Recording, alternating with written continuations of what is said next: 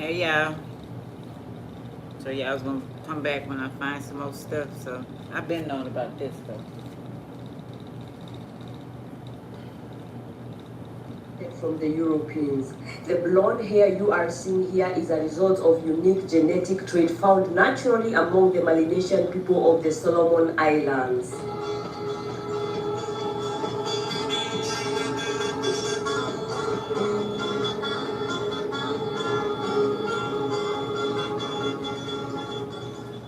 Not colored, original. Natural. They're natural. One like that. Yes. Not die. Like No. You die. No, you die. Yeah, me I die. You don't die. Yeah. So beautiful. So your mother or father like this here? Who here? Father. Your father. Deep in Malaita province in West Kwayo lives a community that has fascinated the world for generations. Can you imagine? These are not tourists, not mixed ancestry, and not died here. They are Solomon Islands with deep roots, strong traditions, and a story that the science still is trying to catch up with. So your family look like this, all of them? Yes. Yes. All your siblings? Only my mother. Although they are spread across the country and even into the neighboring countries like Papua New Guinea, Vanuatu, and Fiji through intermarriages, I decided to trace them back to their roots. But first thing first, this is where my journey began at the Auki Express ferry terminal in Honiara. This is the place now where I'll be picking my own craft. As you can see, the traffic is so less. One thing I was told about this place, first come, first serve. This is the route that operates here. It doesn't matter whether you have the receipt or you don't have. As long as you arrive early, as long as the craft is full, it will leave. It doesn't matter who booked. Are you a president? Are you anything? It doesn't mean work with the status, rather than works with the numbers and someone who is showing up. Basically, the reason I was told these people keep time is because it's not owned by Solomon Islands. It was run by the people who are not Solomon Islands. So many people over here. The craft operates twice in a day from Mondays to Saturdays. It ferries both human beings and cargoes depending on what is available for that day. And also it's a very busy port, I'll say that, being that this is a domestic place. From that end, because we have like two of them, we have Pelican, the other one is Auki. So I was advised Auki is the best that I should take, you know? So you paid tickets for our express, right? Yes, I paid for it. Goes for $250. So many people down here who are going with us. See? After arriving in Malaita, I had to spend one night in town. To reach in village, you need a truck, and for this particular village, there was only one. Unfortunately, I missed it because I was sick, so I had to wait until the next day to continue my journey. Welcome to Malaita, the largest, second largest province here in the Solomon Island, province with the majority blonde people. Yes. The blonde hair did not come from the Europeans or outsiders. In the year 2012, scientists confirmed that this rare trait comes from a unique local genetic mutation developed naturally in this region thousands of the years ago. It was then passed down through generations, hence making them to be the most indigenous Melanesians in the Pacific. Anyways, guys, yeah, see ya another day, guys. Good morning. This is the second day I came. This is where I was sleeping. This is my beautiful girl who was hosting me, together with the other queens. And now I'm not alone. He came to pick me up, connecting with them. And this is the track. This is the best journey. Bye-bye. Yes, this is the best part of the journey. We'll be going the village with a track. Something that I've never seen over in my life. So guys, are you ready for me? Yes, let's go. Hello. So guys, we are on the road. I decided to take myself a food because I'm sick and I need to take medicine. But this is the truck, my driver, for the next few hours. And this is Hensi, the largest musician here in the Solomon Islands. Like I said, we met in Fiji. And this is how the road looks like. So I'll be showing you around end of the road until we arrive to my village where I'll be spending the next 2 nights, right? Yes. Yeah, we are going to spend the next 2 nights there. So brace yourself and fasten up. We are eating all of us. Messi has his food. Yes, I have my food as well, but He got himself, and the break also has his. But you cannot drive and I cannot feed you. Fine. So I have to behave.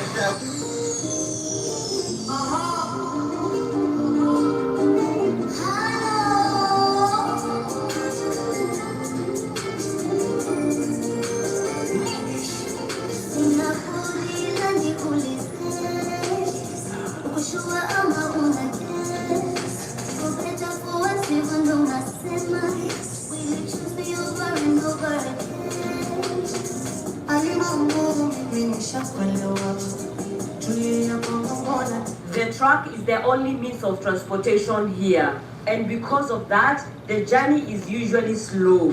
It stops along the way, dropping off goods for the shopkeepers. The driver. Yes, the driver. So it's also a good transportation car that it comes dropping goods from the city, right? They give money to the driver and pay money.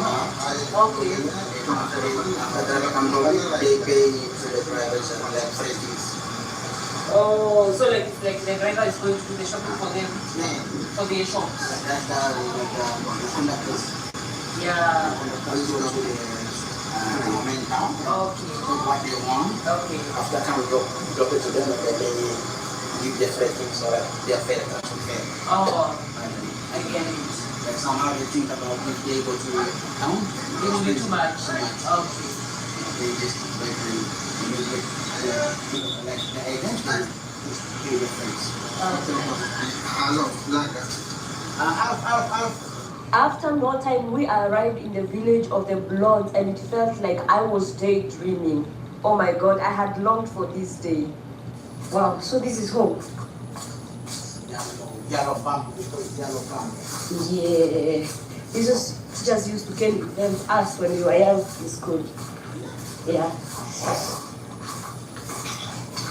Too much water here and thorough. Meaning at night you have mosquitoes, right? This is giant, like, we used to eat that as well, but it's like giant taro. It's so big. It means the roots are very big.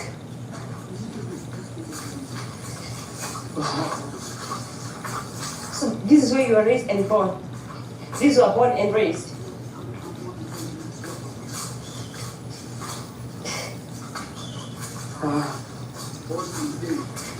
See guys, this is home. Come sweet home.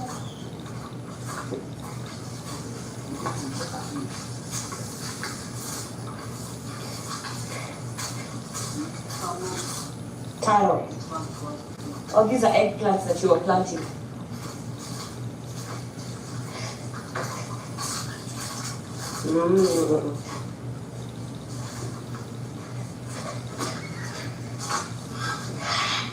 Hello.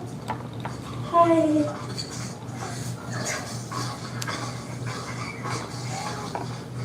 We just arrived. One of the many unanswered questions that I had with myself is, do these blonde people feel affected by the sun rays?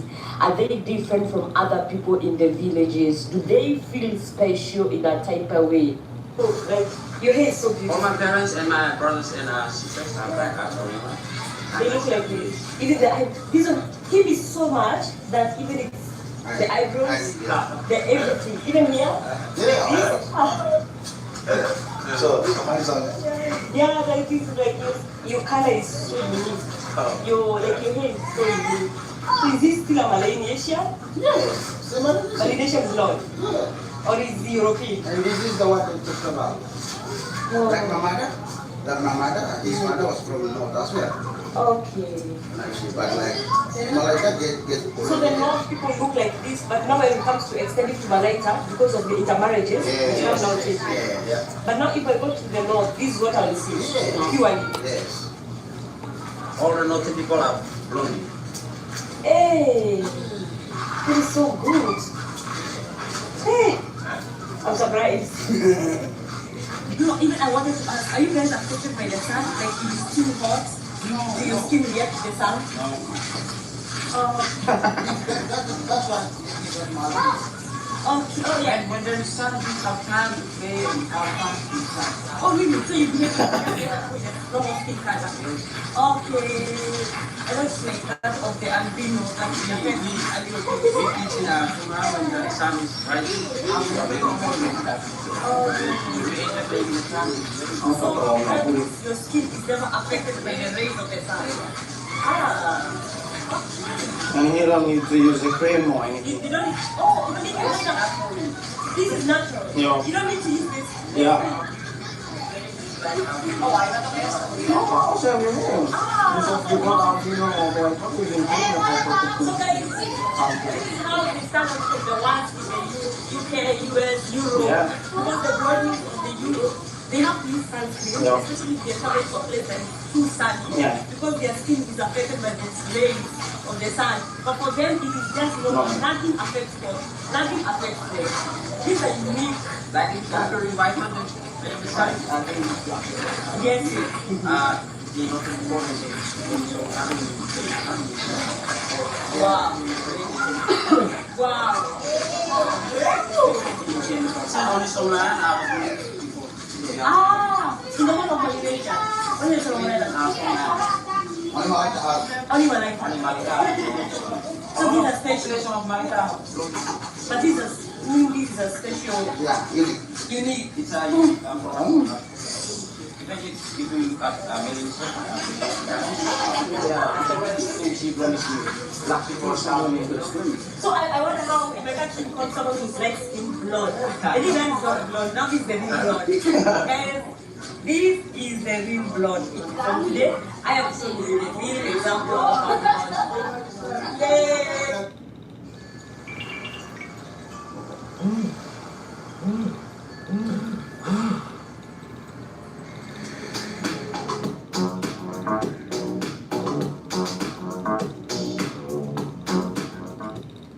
SafeLight can do it all. Repair, replace, and recalibrate anywhere you want. Go to SafeLight.com.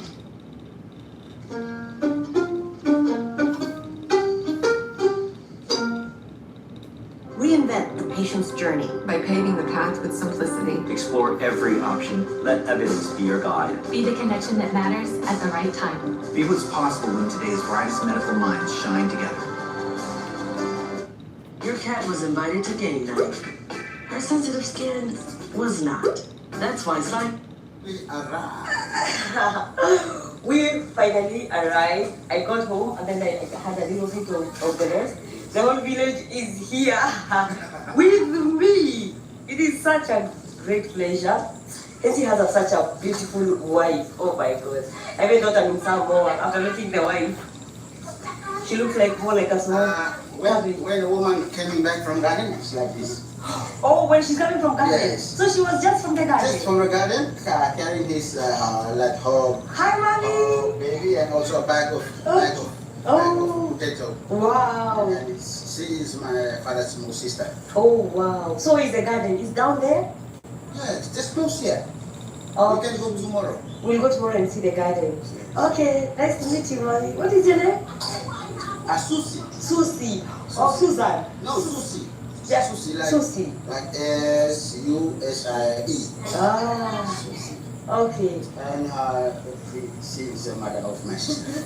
Ah, mother-in-law. No, real mother. Real mother. Yes. Okay. Thank you, Susie. Nice meeting you, Mom Susie. Yeah.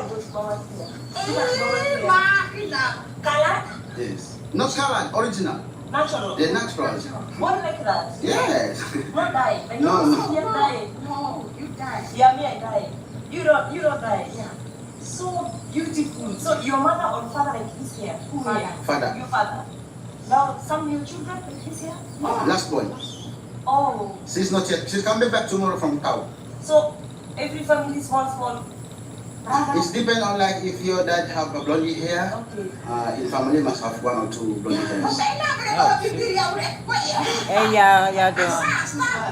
Make a beautiful mouth. Hey Baba. This is Katie's mother. Hey Sean. She's very young. Meow. Can you meow? Very young. I really like that. Let me ask a question. Do these people with this blonde hair feel like so special from others? was in a different country, I see, but maybe it's a normal. It's a normal one. So like, most of it's always different because they're color. Okay. So it's normal for someone to be given bad looking like this. It doesn't surprise you anymore, right? Like when a child woman gets a white hair, Oh, so it's like a sign of joy in the family. Okay, I see now. And at least in every family, there must be one. just now I've read about the Europe and just now I know that this is only Yeah, because commonly these blonde hair, they are found in the Europe. Yes, yes. Okay, now I see, guys. I really wanted to know whether they feel special. How do these people? So when even they go to school, they interact like other kids. So there is no discrimination or something. I know that I pay attention to some students. Okay, now I get it. Yeah, yeah. Now I get it. So guys, let me show you where I am currently. This, I've never seen such a green stone. You know, I've never seen a green stone. I've never seen a brown stone, chocolate stone. And this one also, I've never seen it. A white, you don't understand, these are minerals, all full here. And even for her, she has, okay, this is one. So say hi. Hi. It's so beautiful, you know? Yeah. Yeah, and the stones here, look at these stones. There's some red. So, meaning where I am standing, I am walking on minerals, guys. So if you know to identify rocks and stones, and you know the ones who make rings, the ones who make jewelry, this is the place to be. So guys, I'm being told that Highlands, it rains so much. That's why we have this river. Let me show you. It's so full, you know? Yes. And it's ending to the Pacific, right?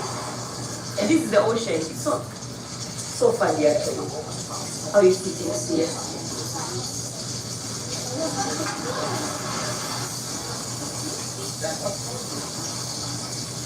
This is gray, right? Or blue? I don't know. What color is that? Oh my god, we have so many stones with me. I wanna, the customs will tell me, oh, but I need to carry like the three of them. I don't know. You see guys, the wealth of this country.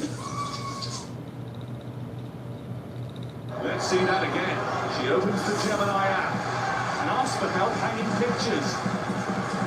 Oh my, they're up against it here. Oh, what a lineup from Gemini. A true work of art if ever I've seen it. Oh, Saturday. Today, HR against marketing at the office tournament. So time to get your geek. This is what a day in the life looks like for the world's shortest humans. I went to 3 different countries to meet them and see how they survive. This is Jyoti. She's the world's shortest woman at 24 inches tall. But what you don't know is that she lives the life of a Hollywood celebrity. I came all the way to her house to see what it's actually like to spend a day in her shoes.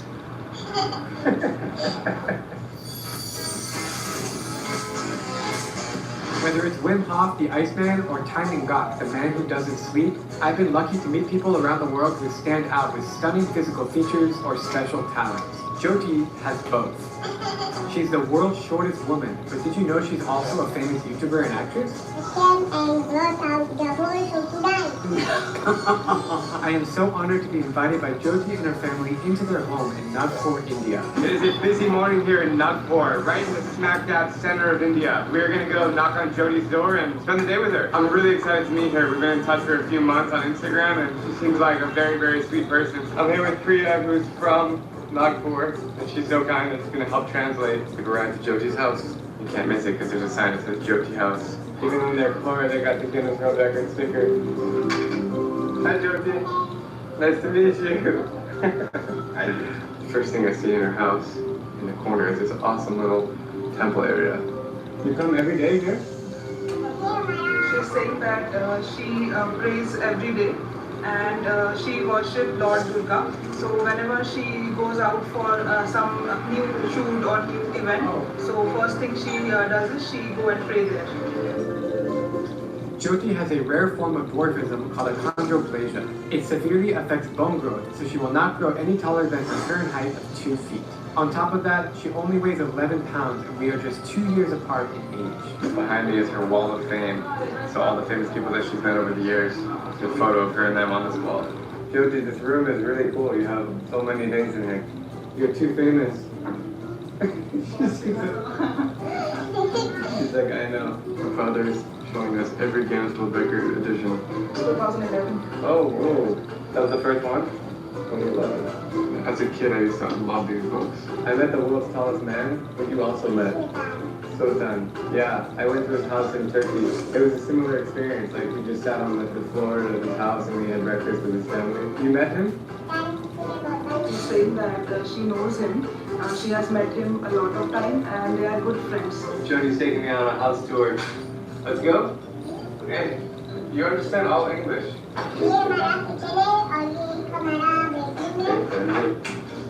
Milk tea. Black tea? No, milk tea. No. Milk tea, milk tea, milk tea. Very nice. You like sugar? You want me to help you?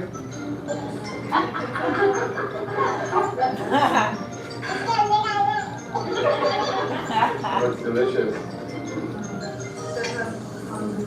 Cheers. Too hot? That's delicious. Yeah, it's really good, yeah. I could drink this all day long. It's so good you could open up a tea shop. We're going upstairs. She's showing me her bedroom. Cool house, Jyoti. Wow. This is cool. Everything is pink in here. You like pink? Her room is really pink and really cute. She has like all of her memorabilia here, photos. Whoa, that's her closet. So she's very capable of getting dressed, everything by herself. She can manage everything on her own in this room because everything is like made, intentionally they have made it smaller so that she can access. Hey Jyoti, congratulations on 1 million followers. That's pretty awesome. She has 1 million subscribers on YouTube and they have celebrated that year in this room. That's the makeup. You makeup yourself? Yeah, she does it herself. Every finger has a ring. Your jewelry is amazing. That's so cool. The heart one goes in the middle. You're very stylish. How long does it take you to get ready every morning? She's saying that it takes almost a couple of hours to get ready. I see that you have many Guinness World Records. How did the Guinness World Records change your life? She's saying like her life has changed a lot after that because she has become a famous personality and she is like very thankful to them. Jyoti, tell me about your childhood. She couldn't play like other kids because she used to get hurt very easily. She has made good friends in school. They used to carry her everywhere. They never made fun of her. They didn't make her feel like she's different from other kids or like that. They were really nice to her. While Jyoti is very independent for her size, she does need help with basic things like taking the stairs, opening doors, and getting off of chairs. However, she doesn't dwell on the negatives and prefers to look at life optimistically. We're TikToking. That's a lesson for a lot of people. It's the greatest video of all time. What are your goals in life? Hollywood and Bollywood or 1.1 million. You like Facebook? Facebook, Instagram, or social media. Snapchat. We're both millennials.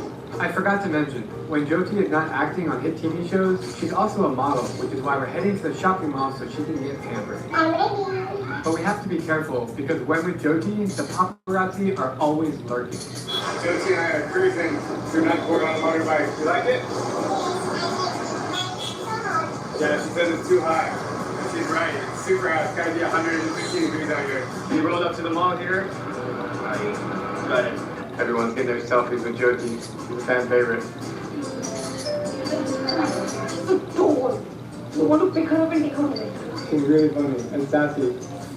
See, tell me about it. She's cute in person. She's so sweet in person. She's cute. Cutest in person. Jyoti is shopping for some new lipstick, and they have put her up on the table here so she can converse with the people selling it. You're a fast shopper. She knows what she wants. Like 2 seconds in, she kicks her lipstick. Next. ये compact खरीदा, lipstick, Oh, shopping spree. This is fun. Shopping with Jyoti. She draws attention everywhere she goes. Everybody loves her. Jyoti, you having fun? We're heading to the toddler section here. She can get some clothes. It's cool to see all the Indian attire here. The saris and different dresses. We're going shoe shopping, but this one's too big. Too big for me too. Oh, maybe that one fit me actually. We need smaller shoes. What do you think about Jyoti? She's so cute. She's very popular here. Yeah, it's very popular. Obviously, she looks Guinness World Record holder. That's a big thing in itself. So try it on. She knows what she wants. She is now shopping for some new clothes. You want pink? Pink, orange, blue, purple. That's cute. I like that one. She's really funny because she knows exactly what she wants. And when I bring her a dress that she doesn't like, she goes, you know like. She likes pinks and purples. Let's see if I can find one that she wants. How about this one? This one. You don't like it? Jyoti, this one. You like it? It's time for a little fashion show to see which dresses she likes best.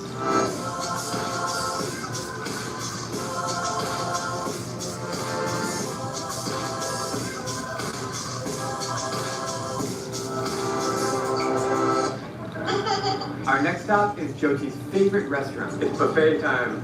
Oh wow. Tell me what you like. Rice? This one? Small? Like that?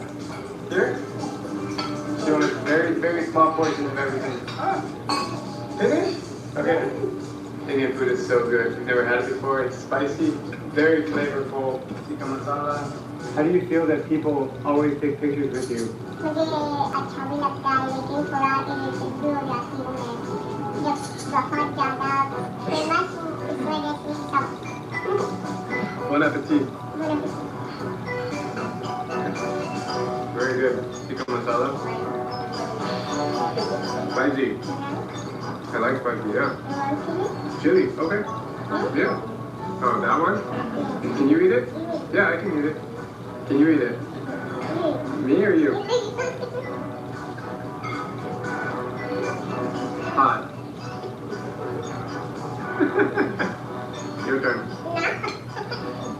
We're looking at our photos that we took together. As we are both YouTubers, we're always thinking about thumbnails for packaging our videos. We just took these ones a few hours ago and I'm already getting roasted.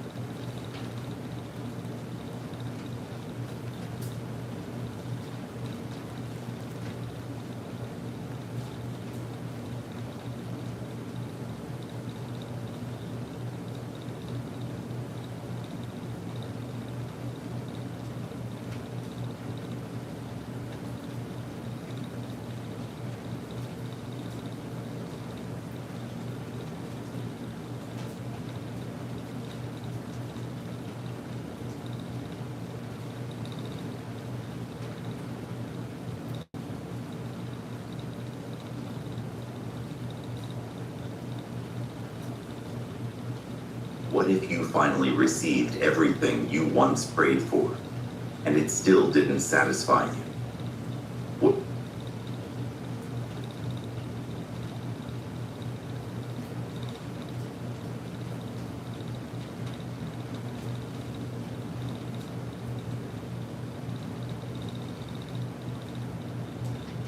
Great taste, made right for generations. Crafted and layout, the heart of every table.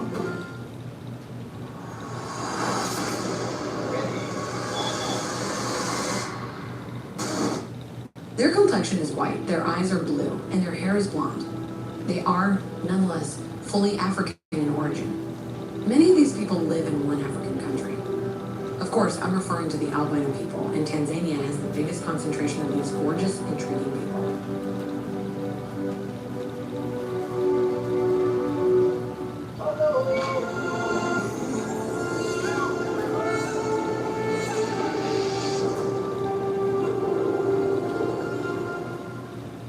Albinism is a genetic condition where the skin lacks melanin pigment. This results in very pale skin, eyes, and hair. People with albinism also have varying degrees of visual impairment. As a result, many albinos are legally blind and extremely light sensitive. Albinism affects people of all ethnic backgrounds. Its frequency worldwide is estimated to be approximately 1 in 17,000. The prevalence of the different forms of albinism varies considerably by population and is highest overall in people of sub-Saharan African descent.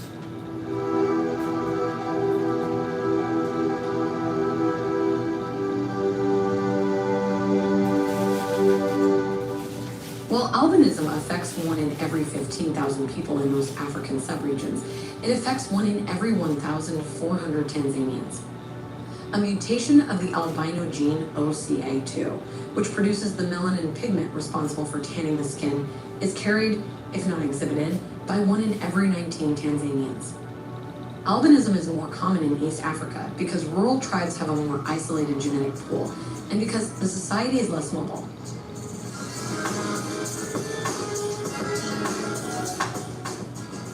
Albinos are socially alienated and stigmatized. They are often called derogatory terms like ghosts and white goats, says Fundikila Wazambi of the Legal and Human Rights Center in Tanzania. Stigmatization means that they aren't able to fully participate in socioeconomic activities or access essential social services, and that their freedom of movement is limited. They are blamed for natural disasters like famine, drought, or locust invasions by those who believe that albinos are cursed.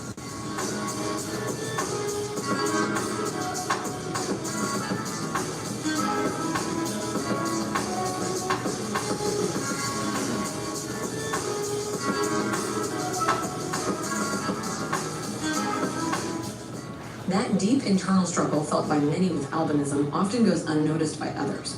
Because they often don't look like the people within the racial group, the question is, where do they fit? People with albinism in Tanzania have a price on their heads, whether dead or alive, adults or children. Albino trafficking isn't reported enough in Tanzania and other East and Southern African countries where their body parts are in high demand.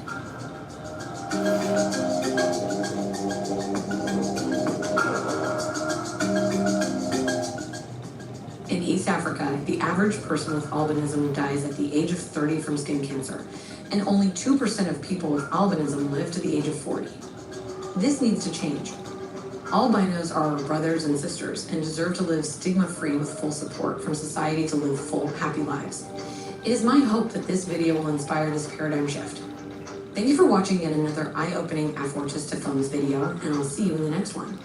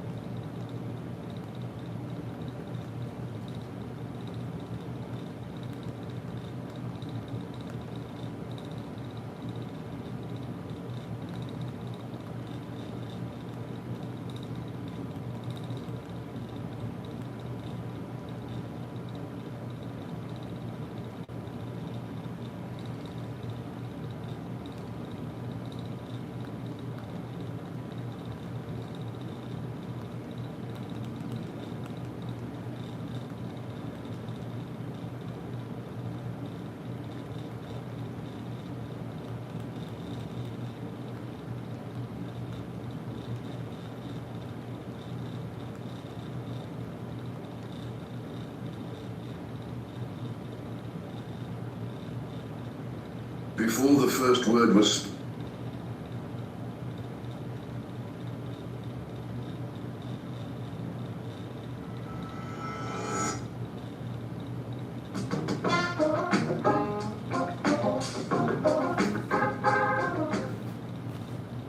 We the people, in honor of America's birthday, are chasing 15 games on a Saturday with 15 more on Sunday.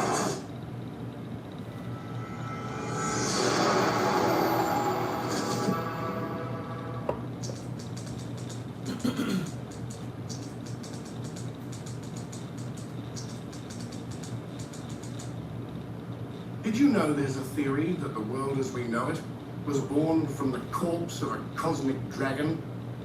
Today we delve into the story of Tiamat, the dragon mother of chaos, a central figure in Babylonian mythology who embodies primordial chaos.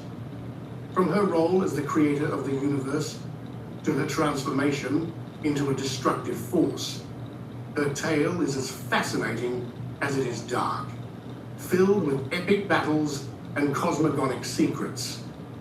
Stay until the end to uncover how Tiamat not only shaped the world, but also left behind a symbolic legacy that continues to resonate in our modern culture.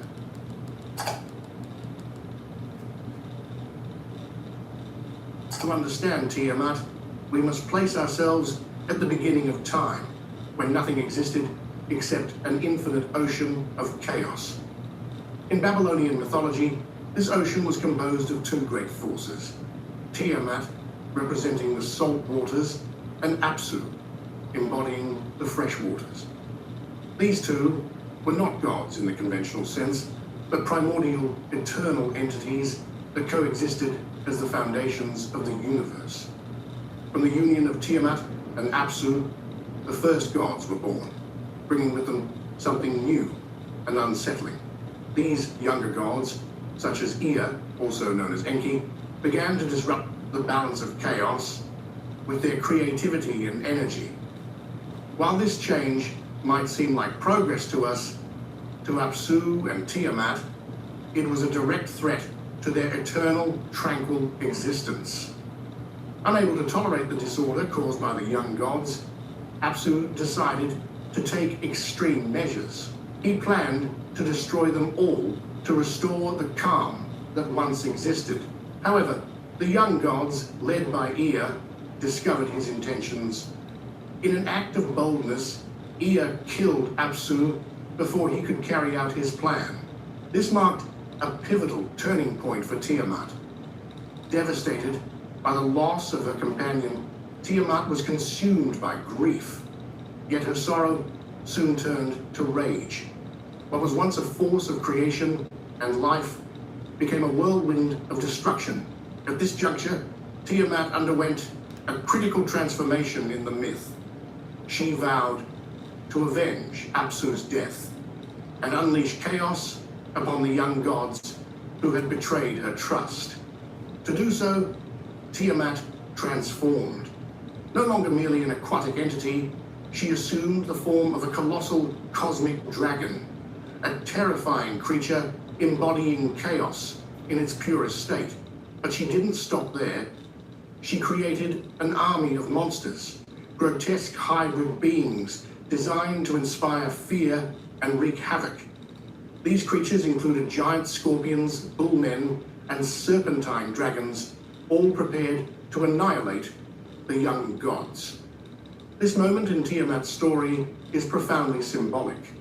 She represents not just literal chaos, but also the natural cycle of destruction and renewal. Her transformation into a dragon is not an act of malevolence, but a response to betrayal and the disruption of primordial balance.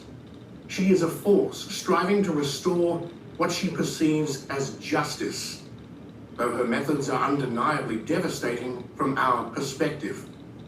In Babylonian mythology, Tiamat is not simply the villain. She is an ambiguous entity, both mother and destroyer. Her story invites us to reflect on how chaos and conflict are necessary for change, for something new to arise.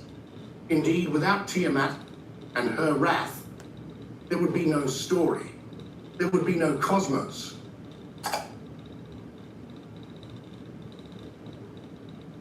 When Tiamat learns of Apsu's death at the hands of the younger gods, something within her changes forever. The primordial force that was once a creator now becomes a destroyer. This marks a turning point in her story. The mother of the gods, who once gave them life, now sees them as traitors and enemies. Her rage is not merely emotional, it is cosmic, and her vengeance will determine the fate of the universe. In her transformation, Tiamat takes on the form of an immense, terrifying dragon. In Babylonian mythology, the dragon is not merely a monstrous creature, it is a symbol of absolute chaos, a force that refuses to be controlled. Her form is meant to intimidate, to declare that she is the embodiment of primordial power. This metamorphosis reflects not only her wrath, but also her intent to return the universe to a state of pure chaos, eradicating everything she perceives as corrupt. Yet Tiamat does not face the younger gods alone. She assembles an army of hybrid, monstrous creatures designed to spread chaos and destroy her enemies. These beings, created by Tiamat, are as fearsome as she is. Bullmen, giant serpents, dragons and creatures that blend human and animal traits. Each of them represents the breakdown of natural order, the triumph of chaos over structure. Among her creations, one stands out, Kingu, whom Tiamat appoints as her commander-in-chief. Kingu is more than a military leader. Tiamat entrusts him with the Tablets of Destiny, artifacts that, according to mythology, grant absolute control over the cosmos. With these tablets in his possession, Kingu and Tiamat's army become an unparalleled threat to the younger gods. This moment in the story illustrates the magnitude of the conflict. It is not merely a battle between gods and monsters. It is a cosmic war between two opposing forces, primordial chaos, embodied by Tiamat, and emerging order, represented by the younger gods. At stake is not just the control of the cosmos, but the very existence of a structured world. Tiamat's transformation into the Dragon of Chaos is not merely physical, but deeply symbolic. It represents the resistance of chaos against order, an eternal struggle that transcends Babylonian myth and resonates in many other cultures. By becoming the dragon, Tiamat does more than challenge the younger gods. She defies the very notion of an organized, predictable universe.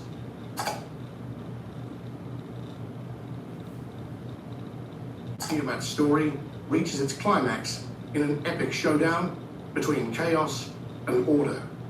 Faced with the looming threat of Tiamat and her monstrous army, the younger gods find themselves in a state of despair. They needed someone strong and courageous enough to confront the Dragon Mother of Chaos. It was then that Marduk, the god of justice and order, stepped forward with one condition. If he succeeded in defeating Tiamat, he would become the supreme leader of the Babylonian pantheon. With no other choice, the gods accepted his proposal. Marduk prepared for the battle in a unique way, armed with a net to trap Tiamat, a divine bow and arrow, and a mighty mace. He also brought with him the winds, symbolic and literal tools that would prove pivotal in the fight. His strategy relied not only on brute strength, but also on intelligence and cunning, both essential when facing such a formidable foe. When Marduk confronted Tiamat, the clash was titanic. The cosmic dragon rose with all her ferocity, unleashing storms of venom and fire, while her army of monsters attacked mercilessly. However, Marduk cleverly used the winds to his advantage, deploying them to trap Tiamat and force her to open her massive mouth. At that moment, he launched an arrow that pierced her throat, ending her life decisively. Tiamat's death not only marked the end of the battle, but also the beginning of creation. Marduk split Tiamat's body into two halves. From one, he formed the heavens, from the other, the earth. Her eyes spilled tears that became the Tigris and Euphrates rivers, and her blood was used to create the first humans. Thus, the world as we know it was born, quite literally, from the corpse of a cosmic dragon.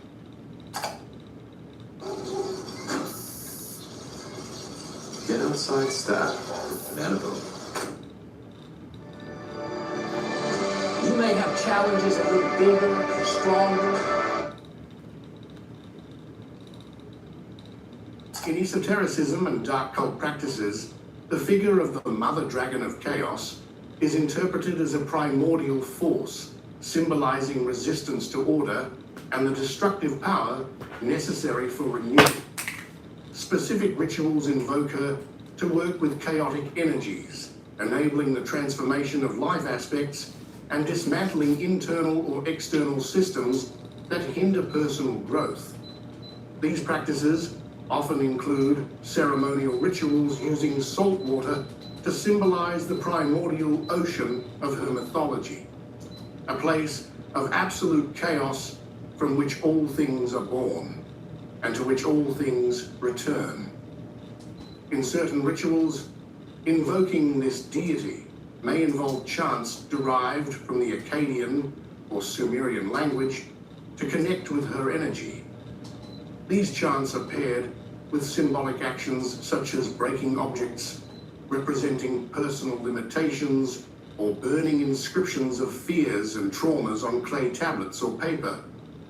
The remnants are typically offered to water as a return to the primordial chaos, echoing the mythological narrative of her body being divided to create the universe.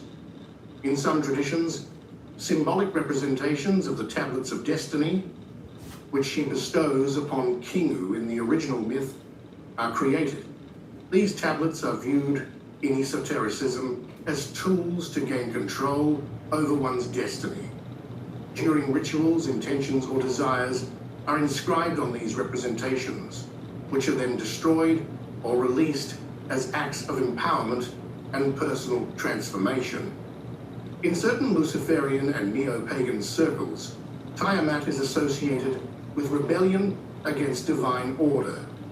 Her battle with the younger gods is reinterpreted as an allegory of resistance against oppressive structures, be they social, religious, or mental.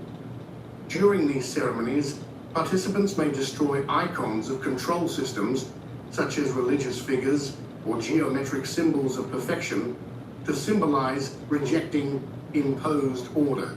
These practices do not seek chaos for chaos's sake, but rather aim to harness it as a tool for reclaiming individual power. In chaos magic, Tiamat becomes a central archetype used to alter perceptions of reality. Here, she is not worshipped as a literal deity, but as a symbolic force representing the potential to rewrite life's rules. Practitioners visualize the cosmic dragon as a destructive force, devouring obstacles or rigid patterns, making way for new narratives. These visualizations are often performed in deep trance states, induced through breathing techniques or repetitive chants that mimic her chaotic energy. In neo-pagan circles focused on feminine power, Tiamat is viewed as a representation of feminine creative chaos, linked to fertility and transformation. Ritualists consider her a source of hidden wisdom, accessible only through confronting internal shadows. This inner work often includes guided meditations where her serpentine form is visualized coiling around the individual, symbolically breaking down mental or emotional barriers that impede growth. Tiamat's esoteric significance lies in her duality as both destroyer and creator, offering a profound lens through which to explore chaos, not as disorder, but as a necessary force for transformation and renewal. The story of Tiamat, the mother dragon of chaos, is not just a myth, lost to the sands of time. It is an eternal reminder that chaos is a fundamental part of existence, not as an enemy, but as the very source of creation and transformation. From her destructive fury to her legacy as the foundation of the cosmos, this primordial figure teaches us that change only happens when we have the courage to face disorder, to dismantle the old so that something new can emerge. Chaos is not the end, it is the prelude to something greater. On a philosophical level, we all carry within us a spark of that primordial chaos, a force that drives us to question, to break barriers, and to seek a deeper purpose. Just as in the myth, the challenge is not to avoid chaos, but to learn to walk alongside it, to channel it, and to transform it into a force that shapes our inner and outer worlds. If this tale has sparked your curiosity about esoteric knowledge, and you want to continue exploring the hidden mysteries about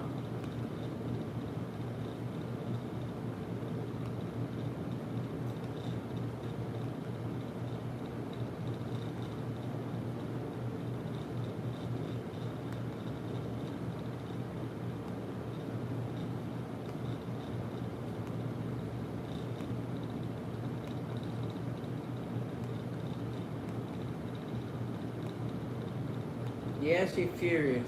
Shit, what the fuck y'all think?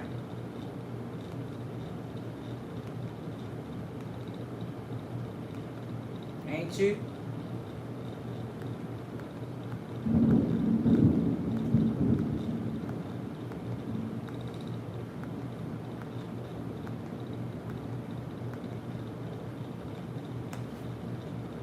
That's what I want to go into. I owe it to myself to start my lectures off because I want to show you some things that we're missing in the religions, and one of it is the black woman is the key, both spiritual and physical.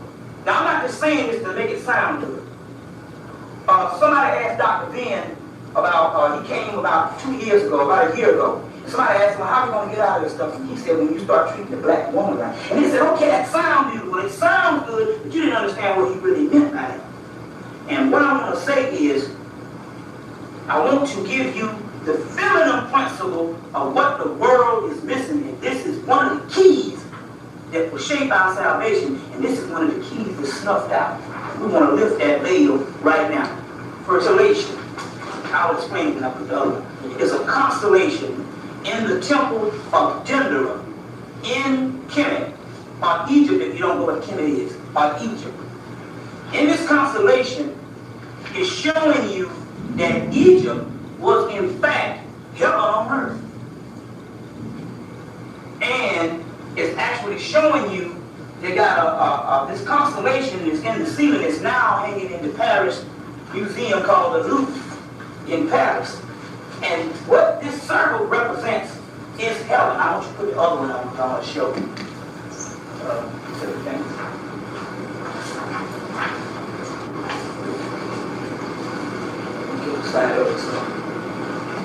This circle represents heaven. I guess you better go back to the other one because, yeah, I'll put some on. And you can't see it, but I'm going to show you another picture of the great mother in a minute.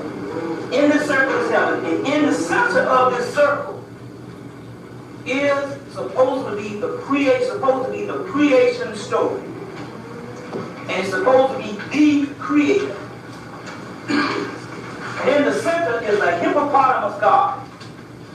It represents a feminine principle. Now we're talking about a spiritual element. Now we haven't gone to the physical manifestation. It's a hippopotamus god. It represents a pregnant woman because the hippopotamus has a big stomach and it has breast. And also it goes in and out of the water. That represents the womb. They used to call that a water cow. And it represents the womb. Now, in here, she's given birth right here, and we'll explain it in a minute, to her son. called Soot or Set.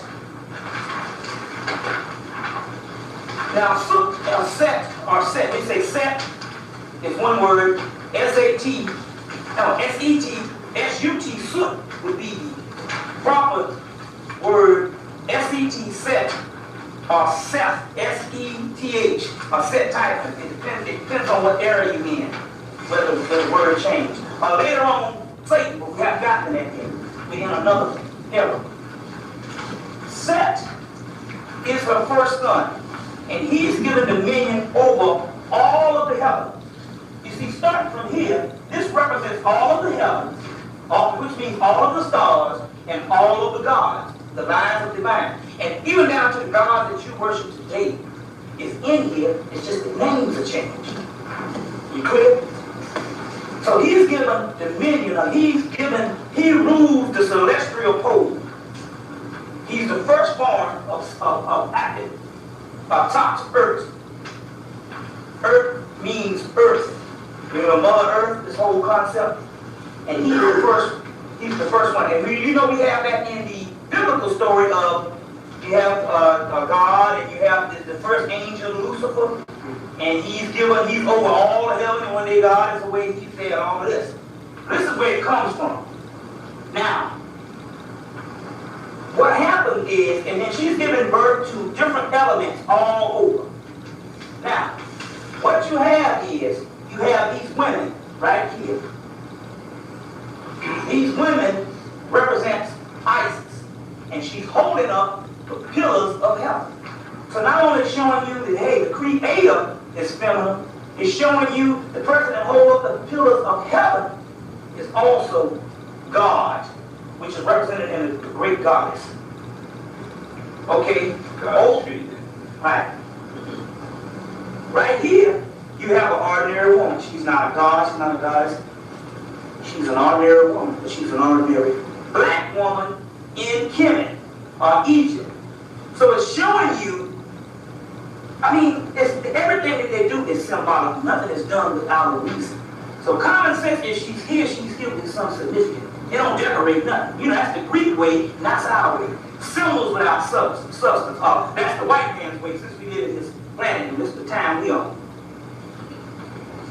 Everything is done for a reason. She's an ordinary woman, and an ordinary woman of that day would probably, and this concept is thousands of years old, even before the white man comes on the planet. So what it's saying is, this is the spiritual manifestation of God. This is the physical manifestation of God, because it can create the same kind of universe right out of that womb. You understand? Now, she's got her son Set, and she's giving him dominion over everything. But one day, he gets jealous because the people, the world at that time, is still worshiping her. And he wants to be worshipped too. You see, but they're still worshiping him, her. And later on, he gets cast out. That's the same Lucifer story, how God gets cast out of hell, how the devil gets cast out of hell. Later on, he gets cast out. Now, what we have here is, he later on comes in another fable, or another mythological story, the Osirian drama, as the evil brother. As the evil brother.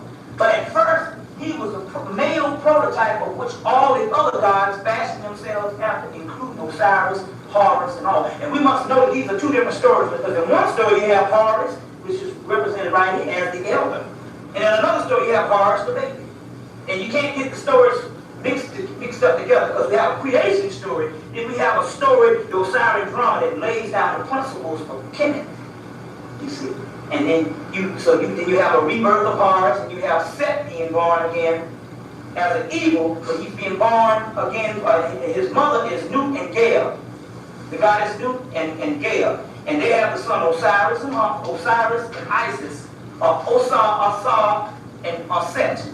The African name, or Heru Horus is Isis and Osiris' son. But they have Osar, Oset, and they have Sut, and they have Nephthys, which is a Greek name also.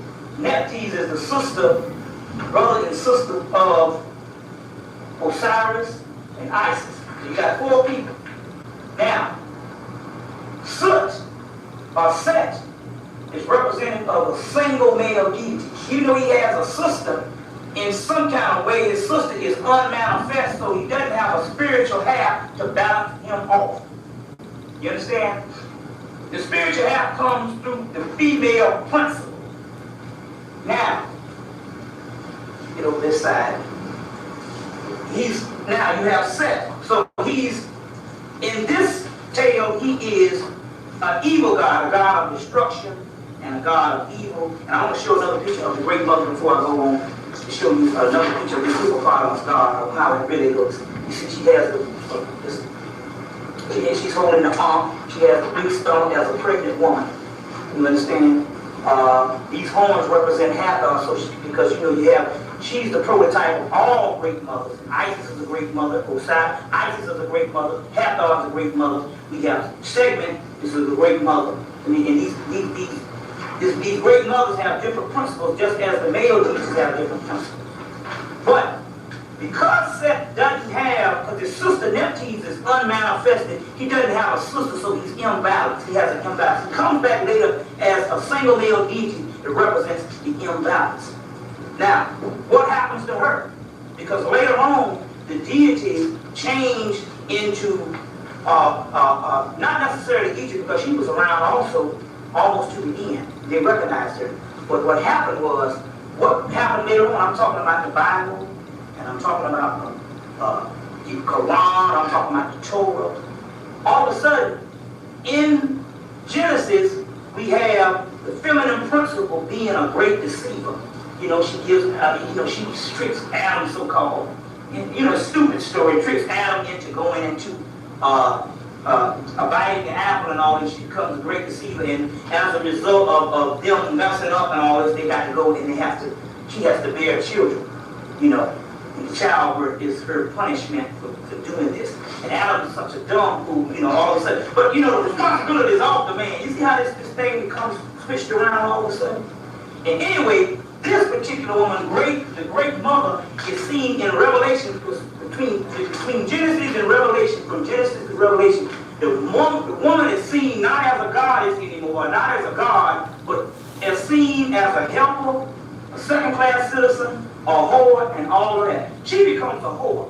She becomes the abomination of the great mother. It's in chapter 17 of Revelation, verse 5 through 6 or 7. She becomes the great whore, the abomination. That's called the harlot. This is the prototype of the scarlet lady in red, and red represents the blood. You see. So now, let's just use common sense here. Everything that governs the universe, and even you go to the animals, everything that creates, and everything that nourishes and takes care of is a feminine principle, or feminine being. And all of a sudden, we got literature, scripts of ancient documents, or new documents, is in direct opposition from what it was in the beginning. And now you can understand how things happen and how we fail. Based upon that. I don't want to go too far in it, but I wanted to show you this because once I get back into what I'm getting into, this is going to come up again, because this is real key. I want you to do some other slides.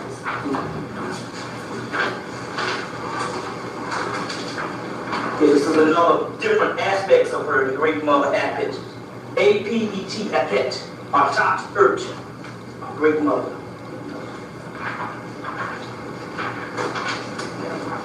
This is another zodiac showing the crocodile figure was also seen as a great mother. And this is, you see the zodiac that you have today, this is certain different elements, the zodiac, and I don't have time to go into it and all. But it's showing you that the birth of the first Egyptian calendar comes from this great mother scene and this creation scene is totally different now. It's known as the Great Bear in Greek now.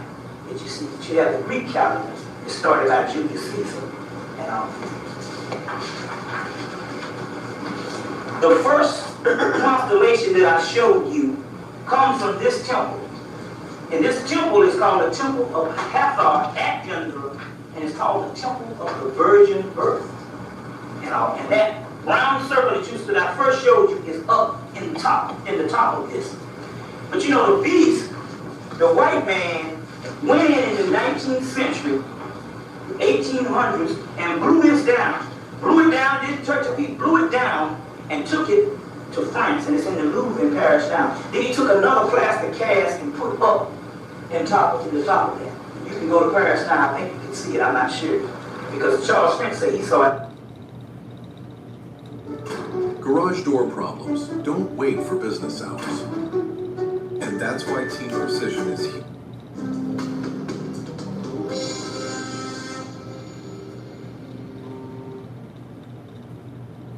Is November 9th, 2002. So this is right after all the spectacular stuff with the news and the sniper and the Iraq and all that stuff. So I guess that's the top of all. So we'll get into it, and I give you my rendition of it and my decoding of it also. So we'll get into that also. I don't know. We got a lot of good stuff here. We got a lot of good information that's come by the last couple of weeks, last couple of months.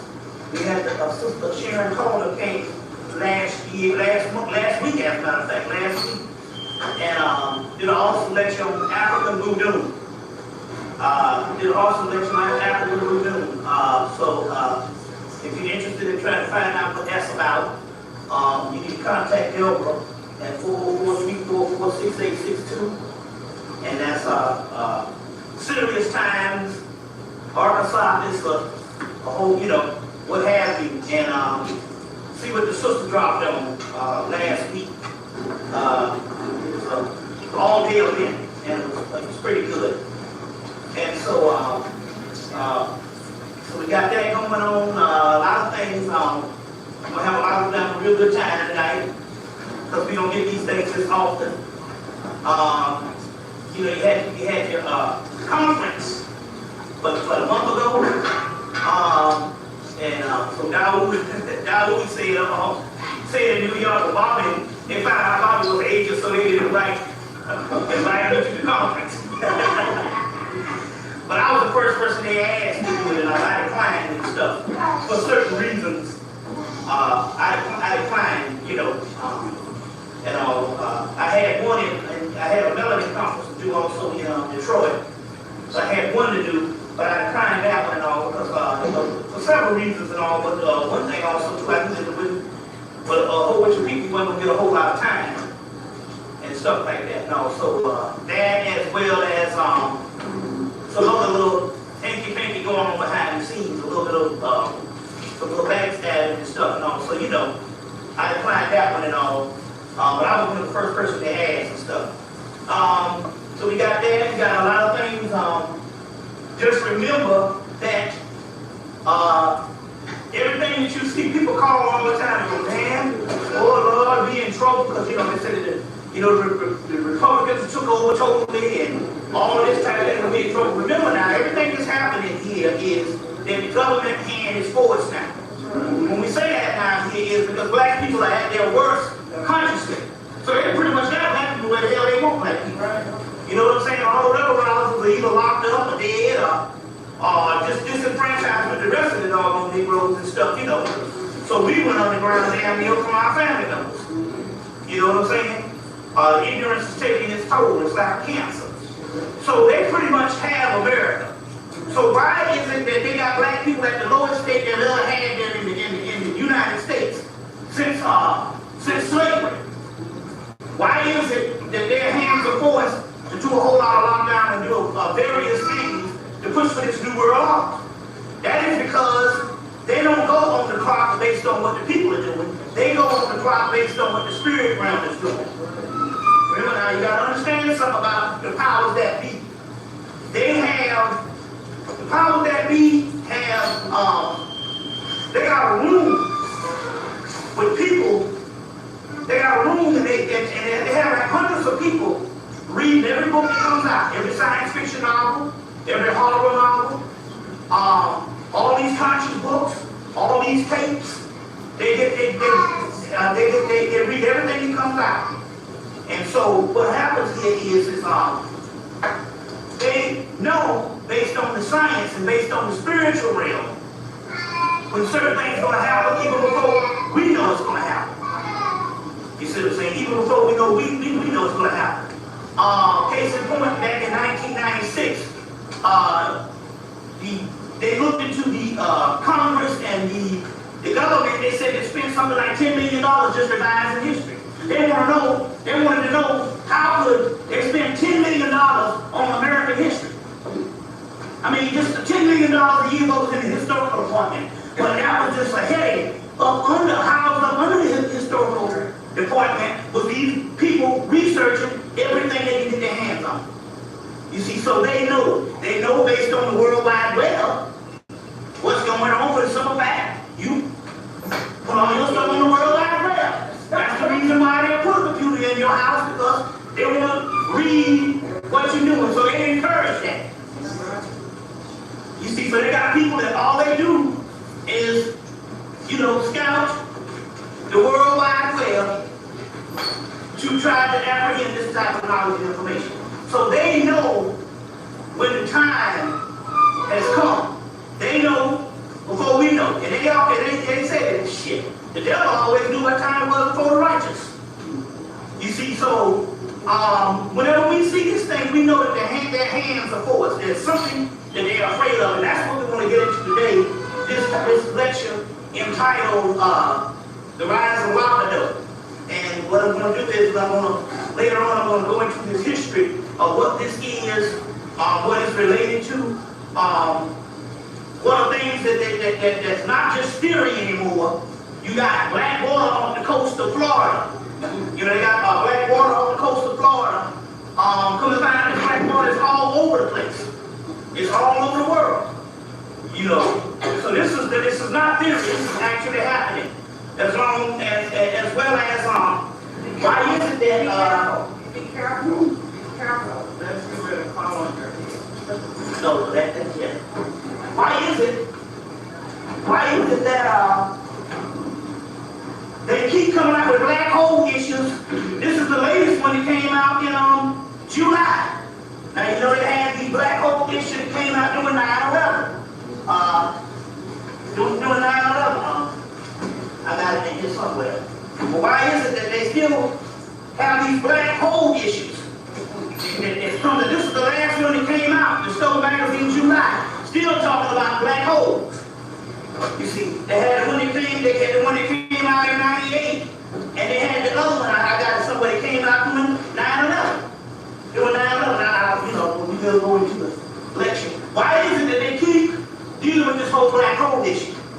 You see, so there's things that they know astronomically, astrologically, physiologically, metaphysically that's happening.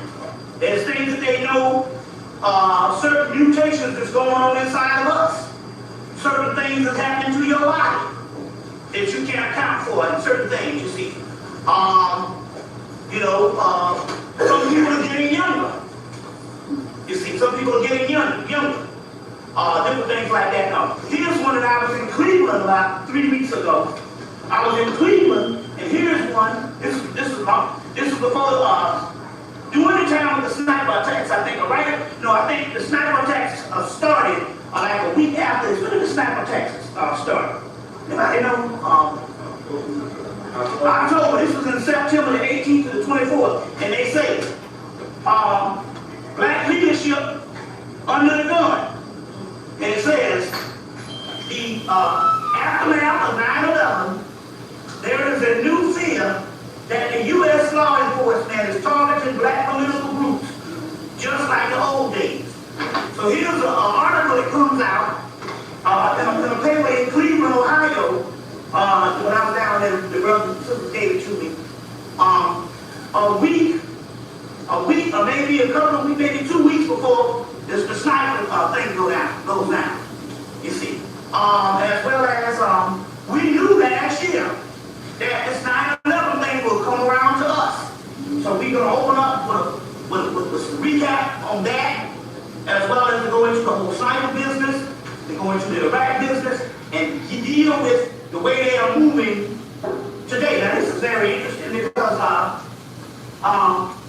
this book here, it's a book I got here, if I can find this damn book.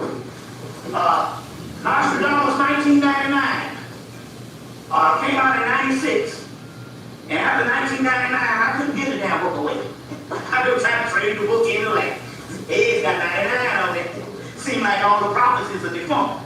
But there's a reason why he would put this particular book, Nostradamus 1999, I think it came out in 1997. So it might still be in print.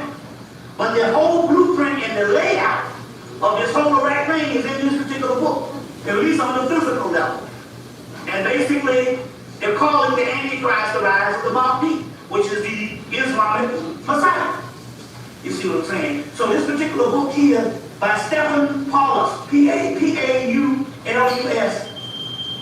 came out in 97. The comet hurtled towards Earth, and they was talking about the Hale-Bopp comet. So I couldn't give this book away. Every time I tried to give it away, even try to give it to people, it always come back in my hands. And I said, for some reason, they want me to keep this particular book. You see, this particular book. This has a lot, the blueprint has a lot to do with what's going down. You see, that as well as a source of other things. Fortunately for us now, when it comes to me and what I've been doing, has now become a reality. So, so many years it's been the accumulation of knowledge, but secretively I was going through my whole magical experiences and initiations, and the accumulation of knowledge. But the last 3 years has been dead on the money as far as my experiences, which has culminated into now a lot of raw power has been unearthed and unleashed. You know, as a matter of fact, I got struck by lightning back in September. But I didn't know it until I went in the house and called somebody. But I realized, but it wasn't lightning from, it was lightning, but what happened was that I conjured up this lava dome entity. And so the motherfucker struck me with lightning a week after conjuring him up. It didn't do anything. And he even said, I just wanted to show you the power that I'm coming with.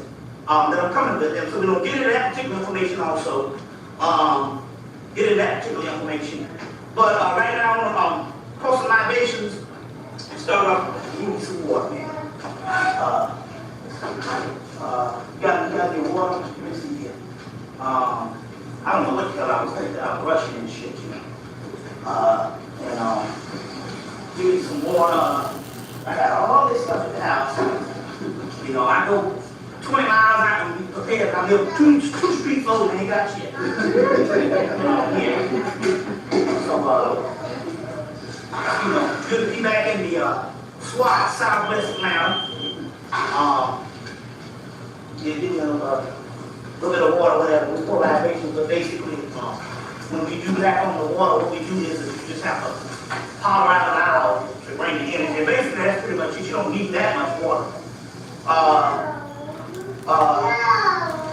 We have some new entities that came forth. Some that started coming forth last year, the first of 2001. And since then, there's been some other. Oh, shit, there's a word right here. Give me a little cup. Let's see here. Did I put it on this? Or is this? I got a plate. Okay, give me a plate.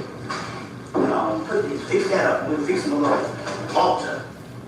And, we want to do this. I got some new entities that came out. Now, this is very key because what I'm going to do here is I want to intricately explain a process that's happening, that's going on, that's happening before our very eyes.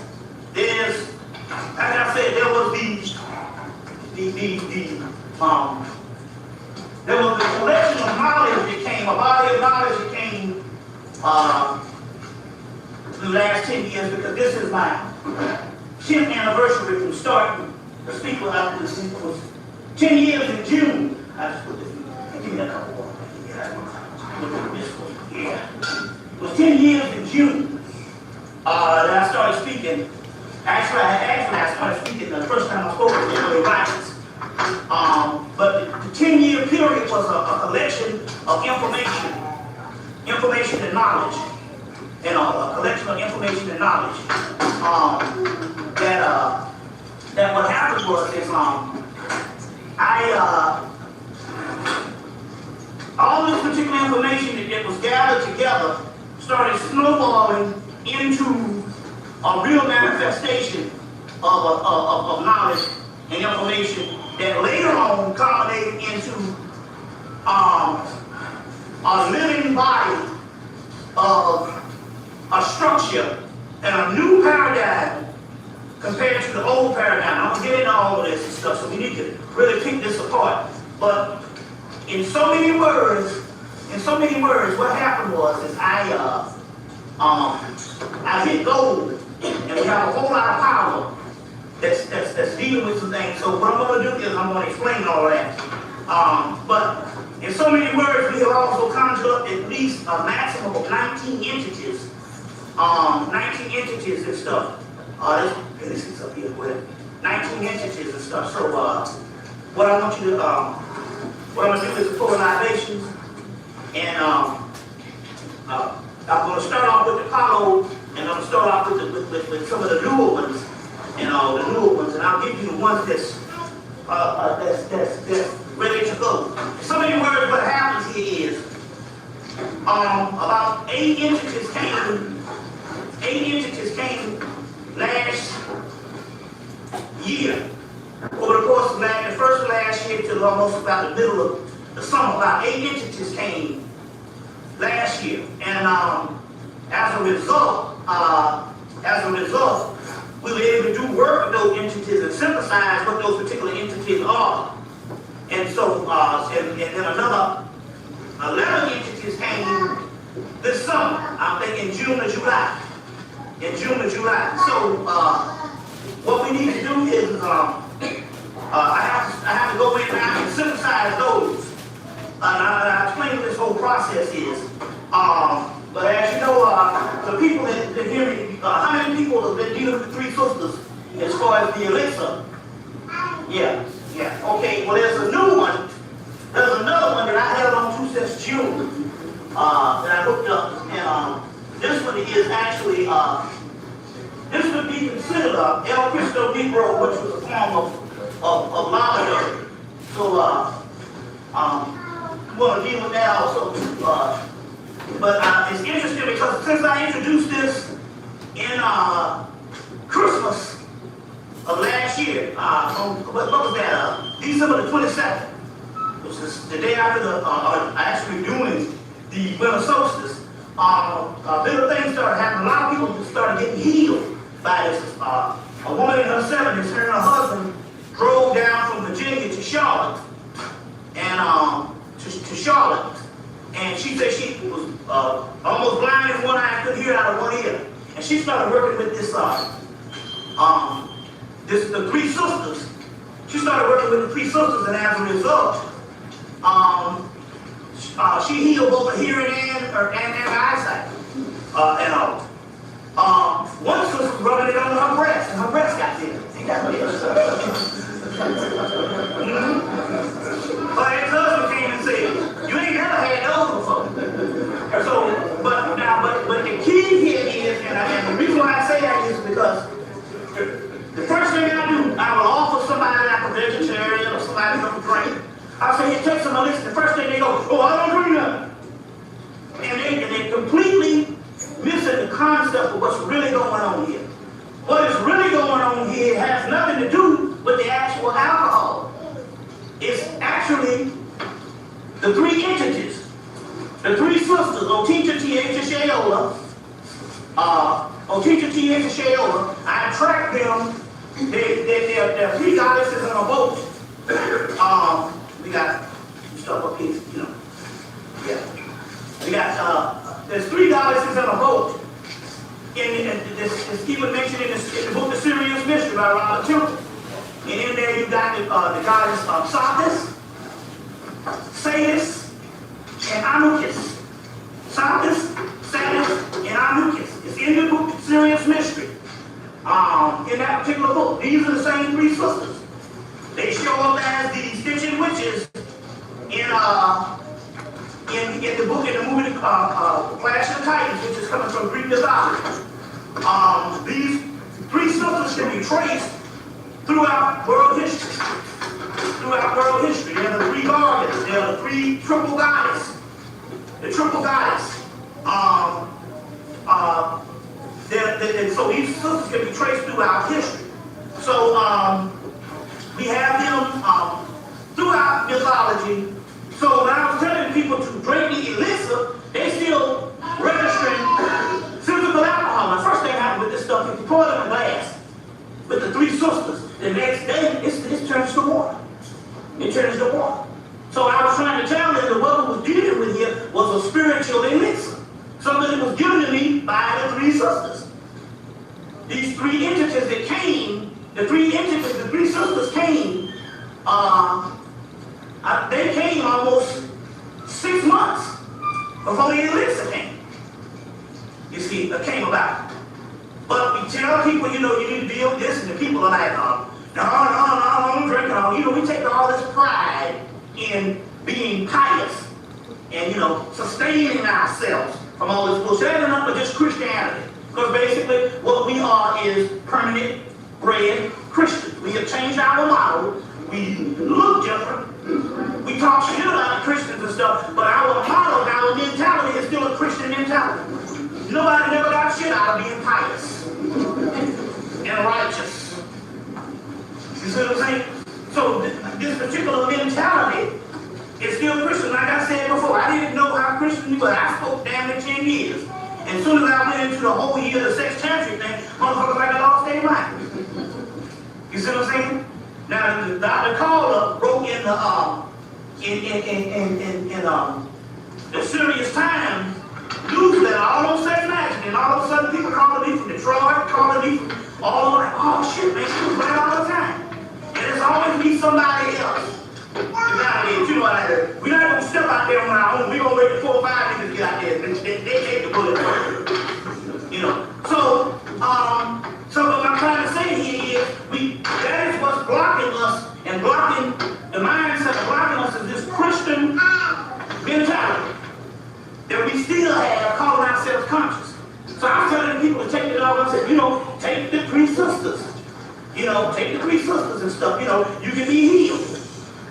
But no, they're looking at it as a bottle of alcohol. Oh no, that's bad. Like be 4 years old.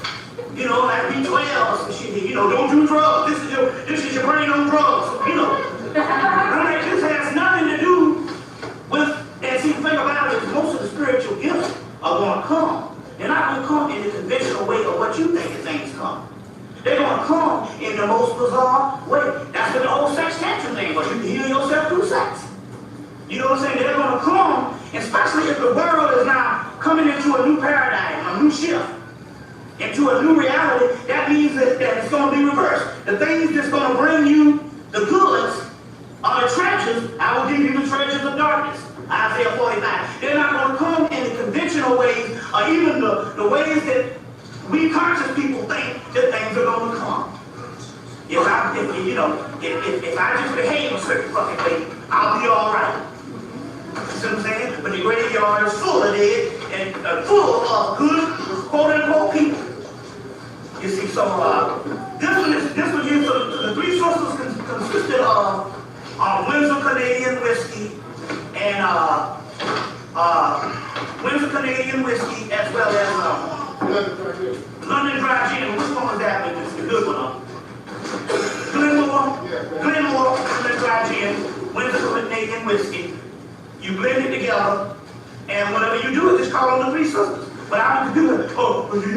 Okay, I want to call on the three sisters, but I want to do it.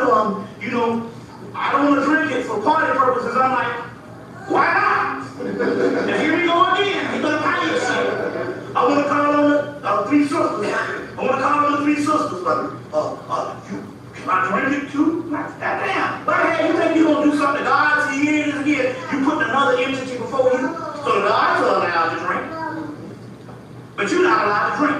And the only difference between you is you got a physical body, but you're a God on the inside. So all of a sudden, so like I said, we started kicking this thing. He started having parties. Me and the real high day, and the sister Stella and a couple of people, they say, I'm gonna drop we're going to come in at 6 o'clock, and we're going to stay for about an hour or so until traffic die down. And they come in at 6 o'clock on Friday evening and leave fucking 2 o'clock Saturday. You know, Saturday afternoon. And somehow, we just started missing time, pumping that music, you know, pumping that their own music, and just, you know. But then again, on the other hand, the spirits come and join in. And I remember I told a story about, I used to live up in Cascade Gardens apartments, which was a beautiful experience because the apartments was either 2 kind of people lived in the apartment: college students, old people, and Section 8. So now when you start partying with some Section 8 motherfuckers, you party. Because they can feel. So they ain't gonna sit around on the wall and all that kind of thing looking important. They only gonna go on what they feel. So they was up there, and it was interesting. They had some music, and they had some nice speakers, and they had a little closing play system.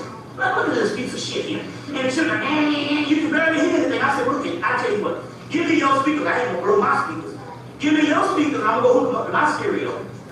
And when we got in there, I hooked them up to my stereo, and we started jamming, and I started going through the music. I mean, I worked like a dog. I was in the house sweating, because I got all these albums, and I started going through the music.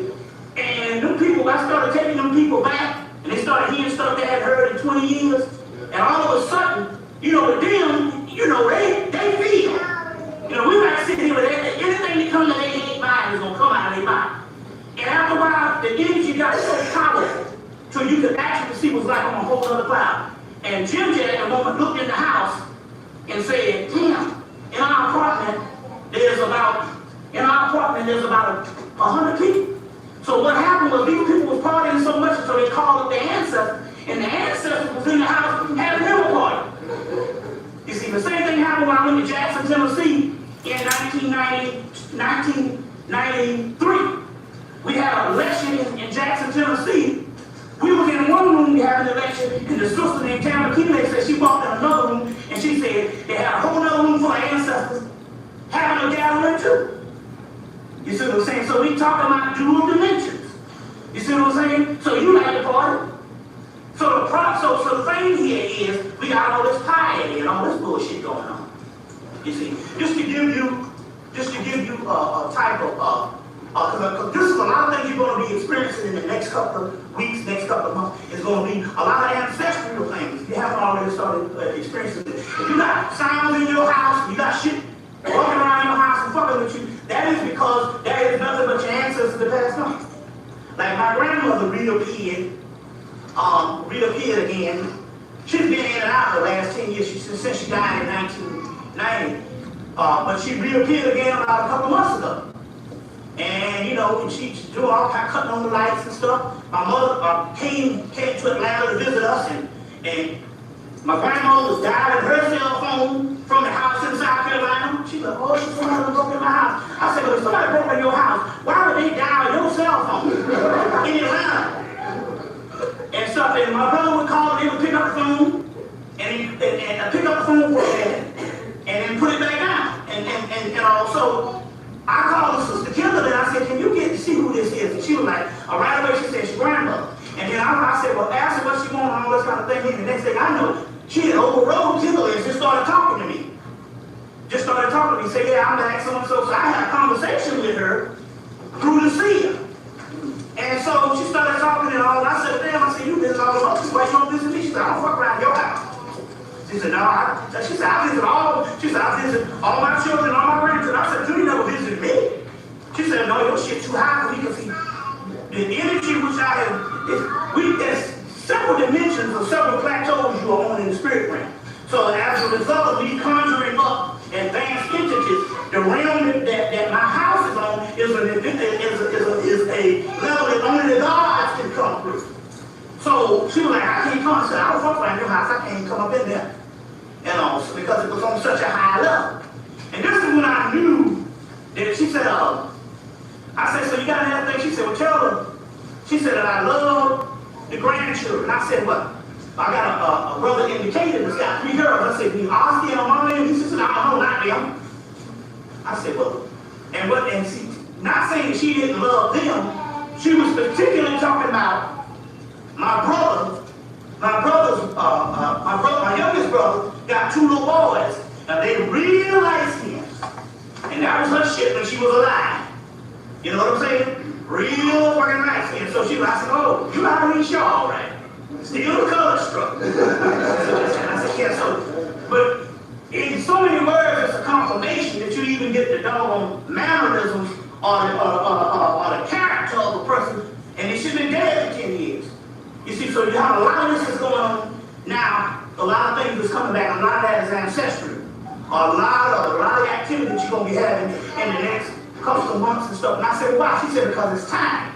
So what she was saying was, they say it's a time of the gathering. There's a time of the gathering. We've had a gathering in the last 10 years. Conscious people have been gathering together. You see what I'm saying? Well, there's a time of gathering that's also happening in the spirit realm where ancestors are coming back because it's time to come back because they know this shit is getting ready to break through to the other way. You see what I'm saying? Meanwhile, the white boy is afraid.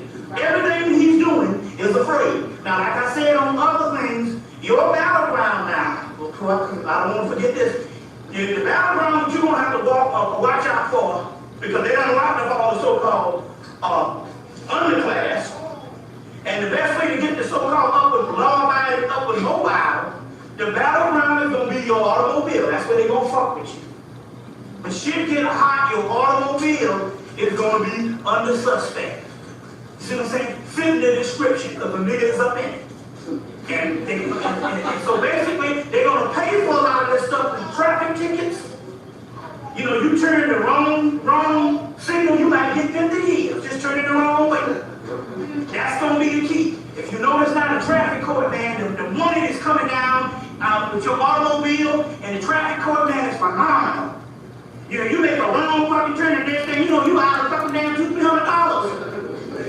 You know what I'm saying? That's the key. That's their road. That's their walking. That's their battlefield now. It's going to be inside your automobile. That's why it's good to get you some 3 sisters and split 4 ways.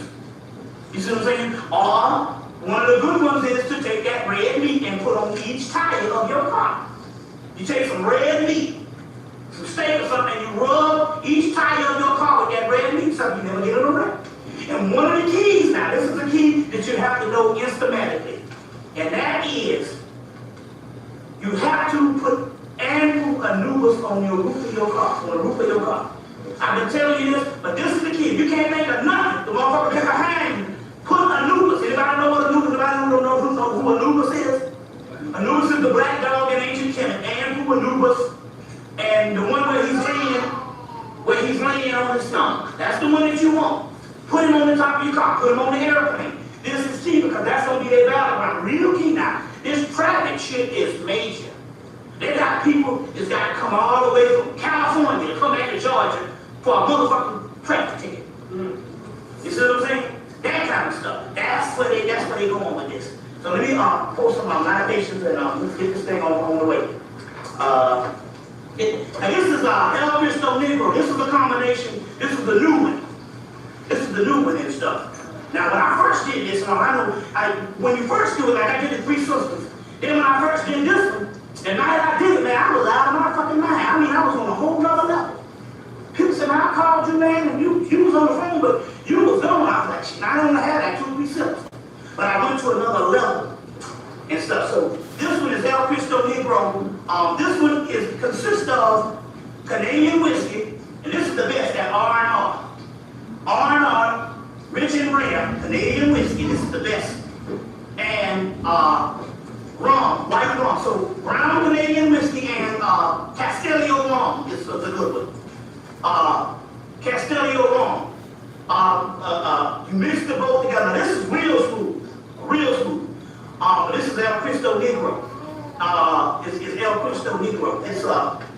It's a real one. And there's one called Lotto, and I don't suggest that one for females, because now that you're an expert. Now I know some sisters can direct people under the table now. You can have it yourself. But I don't, and there's a lavado. Now lavado, this is EMPRESS to Negro. Then there's a lavado one. That one is white rum. White rum.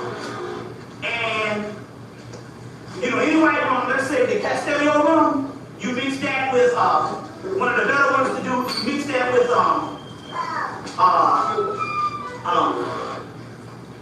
the gin I want is the Barnett's London Dry Gin. Barnett's London Dry Gin. You know, that's the one you mix it with. Now that's the lavender, but that there will put you on your ass if you really want to get to another level.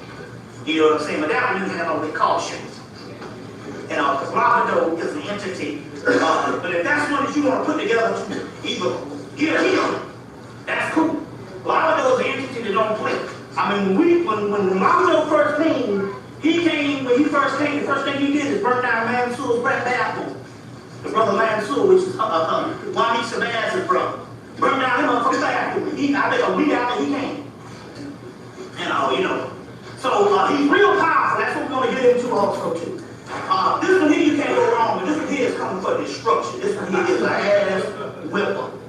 And I mean, when we invoke him, and all kind of hell started happening to us.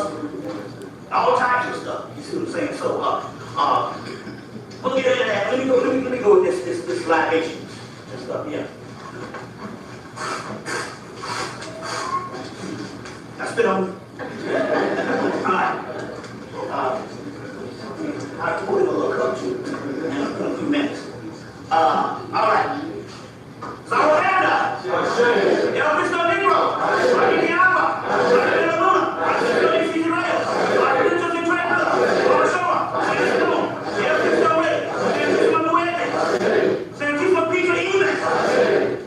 Okay, let me get these back.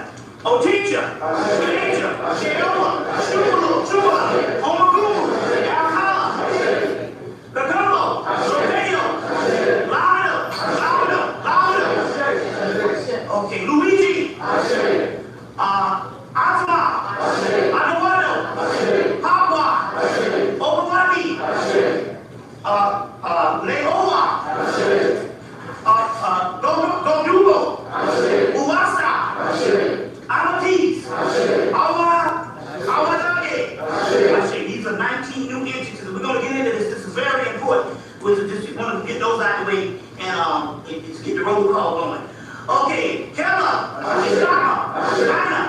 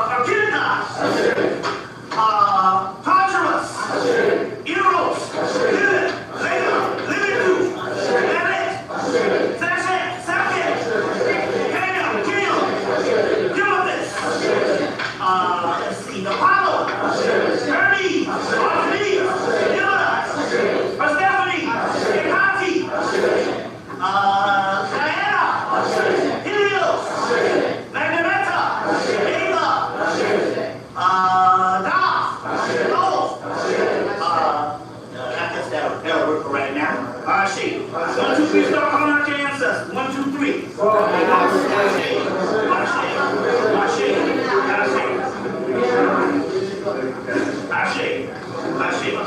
Anybody get a chance, I'm gonna need some water. Whoever can get, some. Anyway, let's go into some things. Hey, First thing we're Marcos.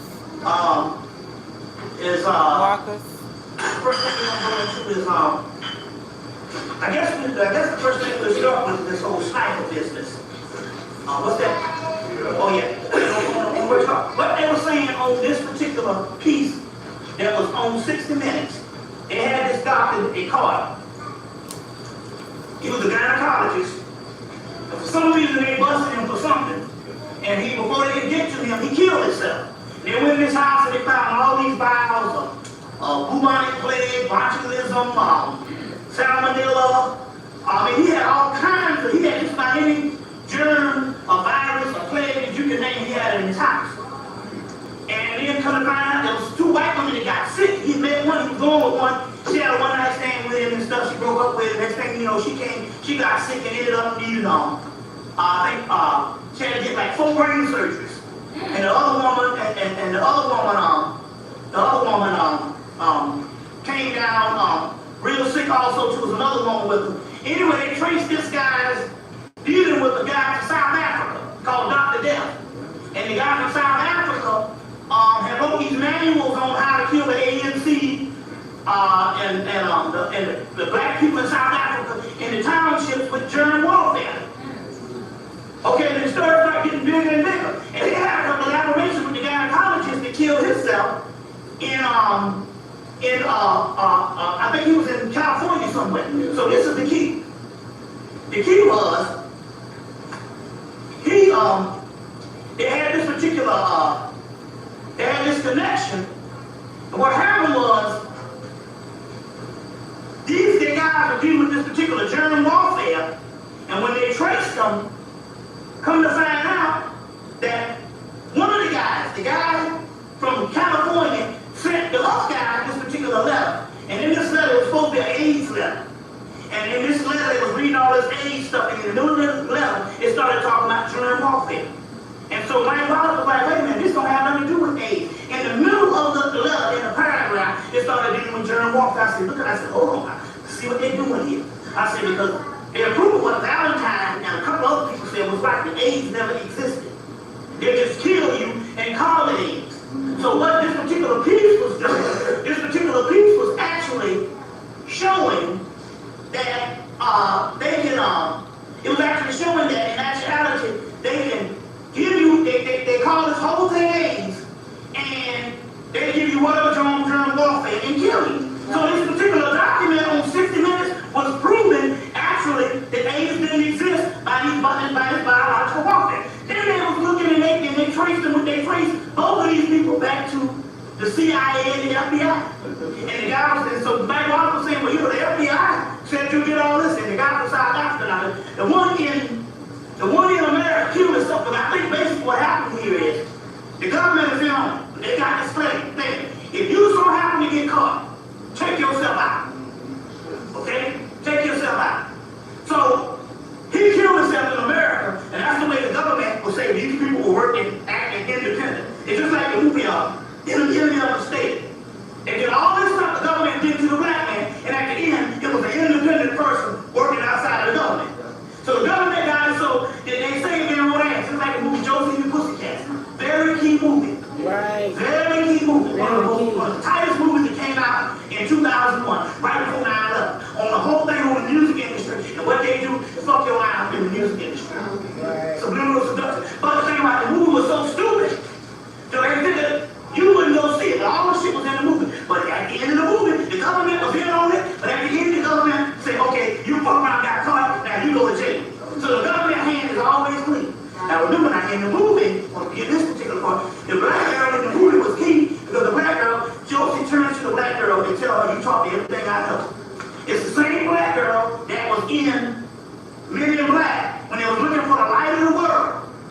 The Men in Black 2. They were looking for the light of the world. What happened? The black girl at the end of the movie became the light of the world. She became the light of the world.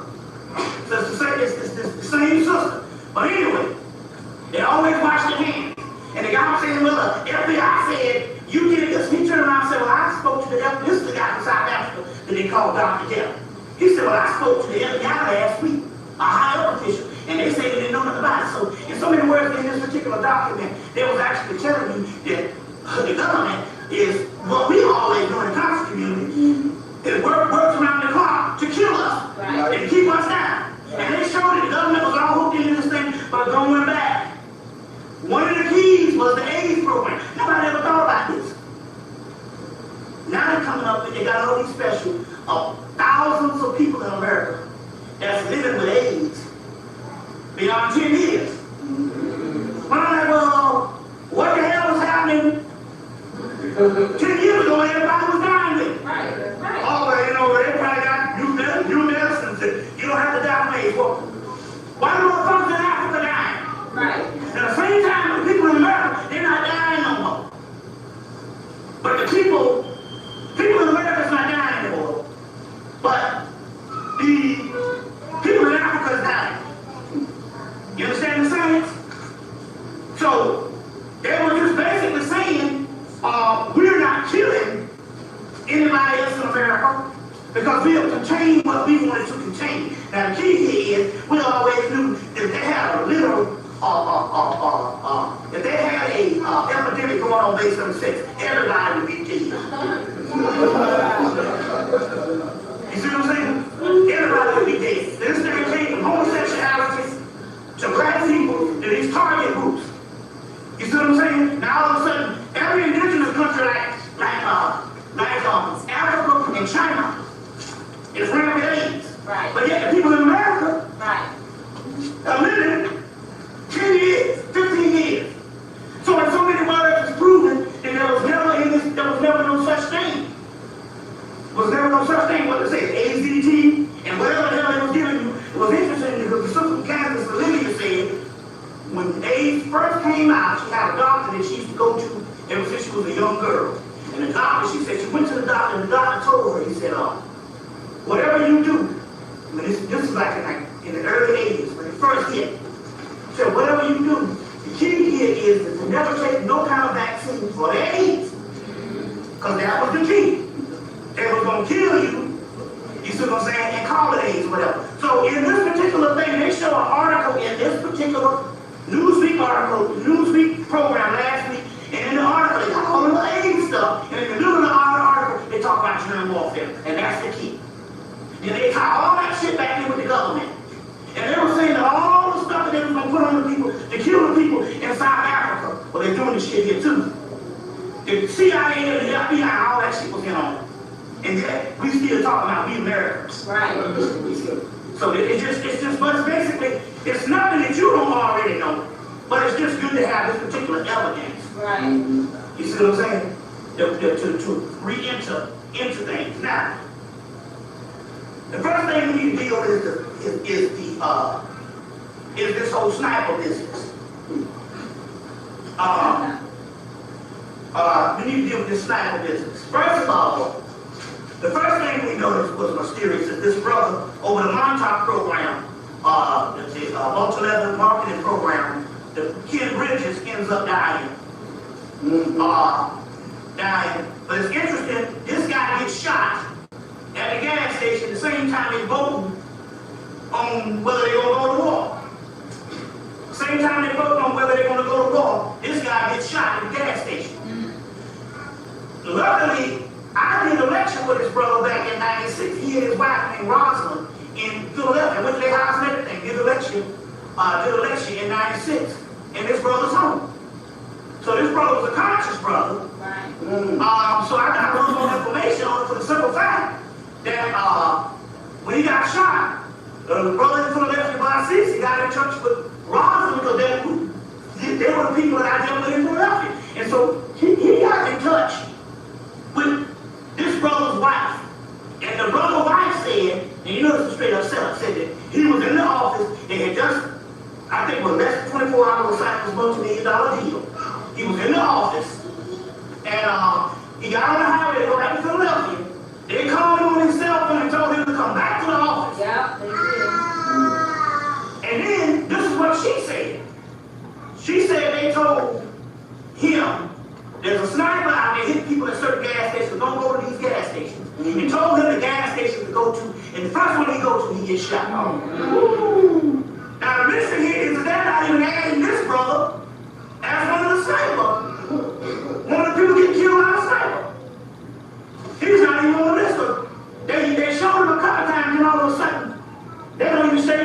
brother. And NBC came on and they gave the background to every single person that got shot. When it came to this brother, Ken Bridges, they didn't even put his name on the TV show.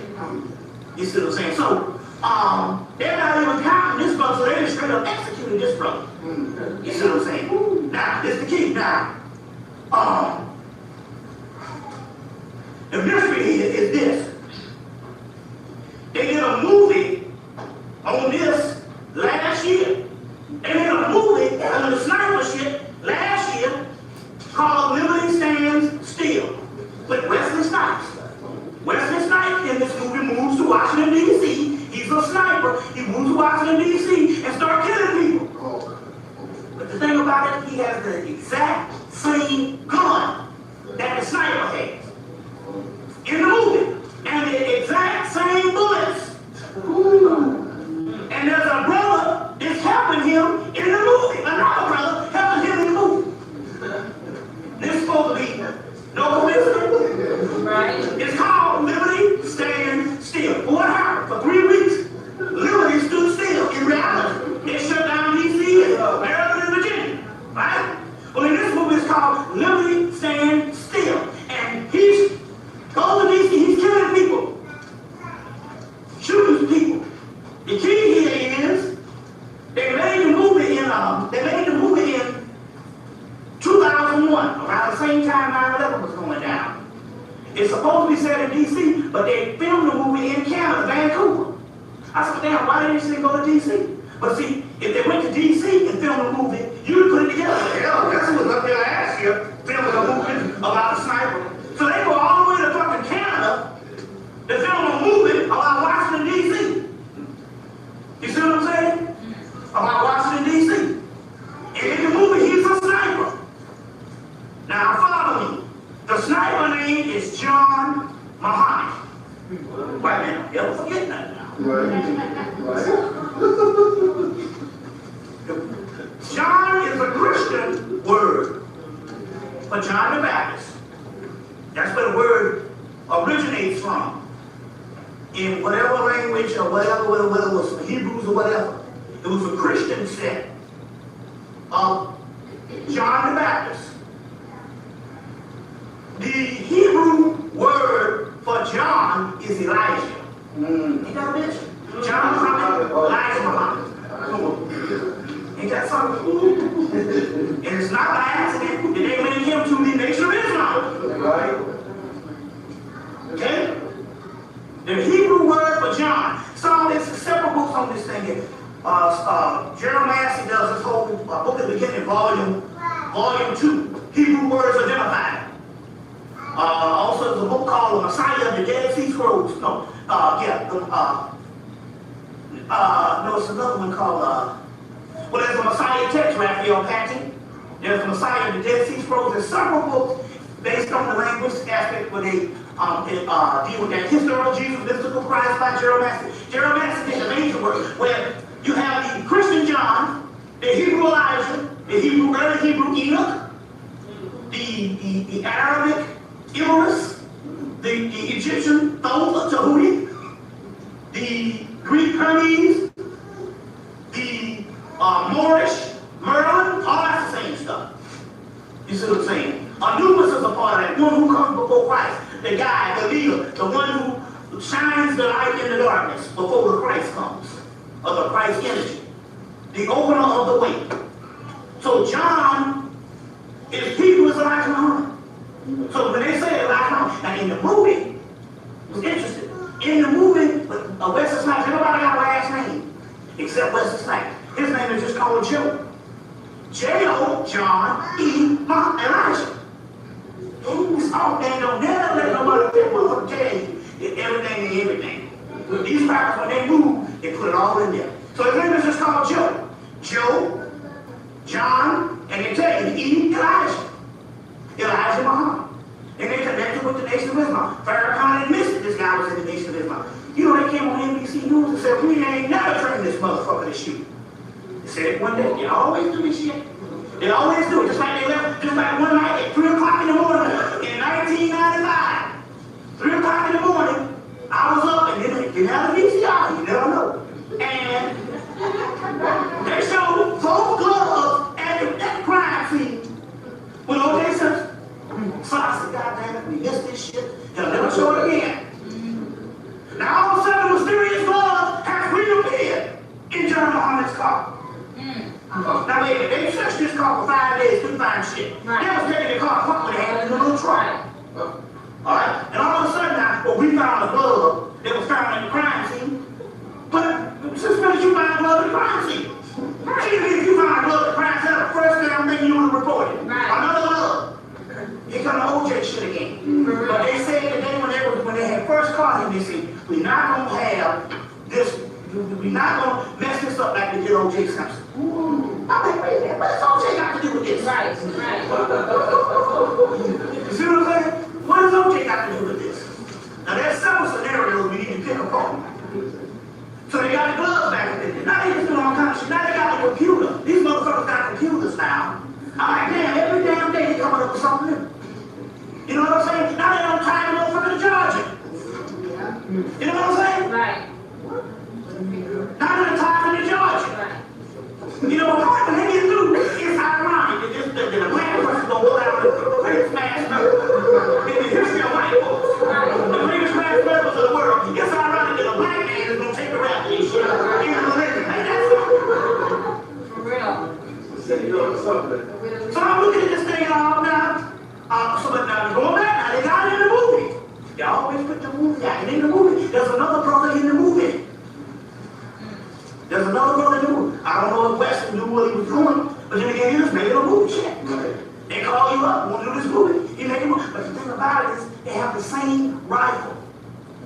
His rifle was what? A military, his rifle was a civilian issued M16. Wesley's is a military issued M16. It's the same rifle. They showed the gun. I'm like, damn. When they showed the gun in the movie, I said, oh, shit, flashback to John Muhammad. Because I saw the movie. That's interesting. This movie, they didn't put it in the movie. It went straight to video and straight to cable. They released it in August. They showed it 4 times in August. They showed it 2 times in September. Yeah, they showed it none in October. Now, wait a minute. What the hell is going on? See, the thing is, it's a coincidence. Somebody will say that. You know, every time you got cable, every time you trip, when they start a movie at the beginning, every damn time you turn on the TV, you can't get rid of this fucking movie. Right. Anybody got cable? Okay, it's one thing if a movie is old. You say, yeah, man. But when they start a movie brand new, every time you turn on that damn TV, you're like, damn. I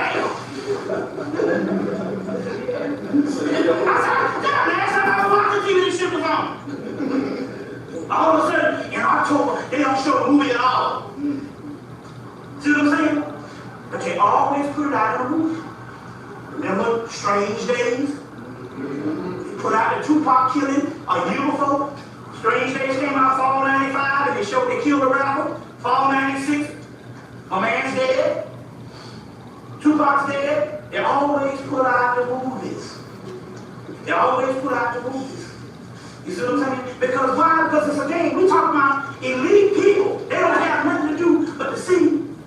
They know they're going to get away with it, but they want to see does anybody catch on. Right. That shit is like trading places when they say, we don't move the motherfucking life for $1. When we trade places, motherfucker ruin it. White man has to raise another person up for $1. That's how they play these games. Right. Just to see where your mind is, when they just be laughing. Well, who caught them? None of these fools. You see, now let's deal with some scenarios here, because it's all, the key here is, they want to make America through with black people. And after John Muhammad, you through. Don't let everybody through it. Let me explain something. The reason why the Republican shit was such a landslide, you understand what I'm saying? These white people feel, well, how do we fight against these? This is for the driven, for those ready to do the thing. Enroll for fall at lonestar.edu/do-the-thing. When the forecast is heating up, your project can't slow down. United... Let me see how this thing is going on. Because they trace this thing from the Taliban. Now this shit is about John Muhammad. Right. The first thing they said was, well, the day they called, they said, well, we know that he was upset, and you know, there's this group, they're in America, and here they real slick motherfucker. Yeah, that's frustrated, they've been putting them in, introducing them into Islam. Everybody knows, first of all, Islam, Muhammad, Muhammad, the Nation of Islam, is different from the Islam of the East as a whole from the moon. As a matter of fact, the East don't even recognize the particular, that particular, everybody knows that history. First, the history of the Nation of Islam, they ain't never killed nobody, no white folks. It's been a peaceful organization. You see what I'm saying? They said, well, you know, there's this new group, trying to make out this is a new phenomenon. First of all, the Nation of Islam has been in operation since November the 22nd, 1931. You see what I'm saying? 1931. So, here it is. They can see they can play this whole thing because they think that most people that don't study and don't know anything, they think it's the same form of Islam. Remember last year they traced the little Taliban white boy back to Malcolm X. You see, back to Malcolm X. So there's a reason why they do these particular things. I take for instance, so they want to say that these particular people, that's all I know, these particular people, they are frustrated and they want to get into this particular Islam. Like, come on now. Nobody's frustrated. And he's worried about what they was doing to the people, to the Taliban. We don't even know what the fuck the Taliban was until somebody told us. You know what I'm saying? You see what I'm saying? So the whole concept, I traced this thing. They said he was in a homeless shelter.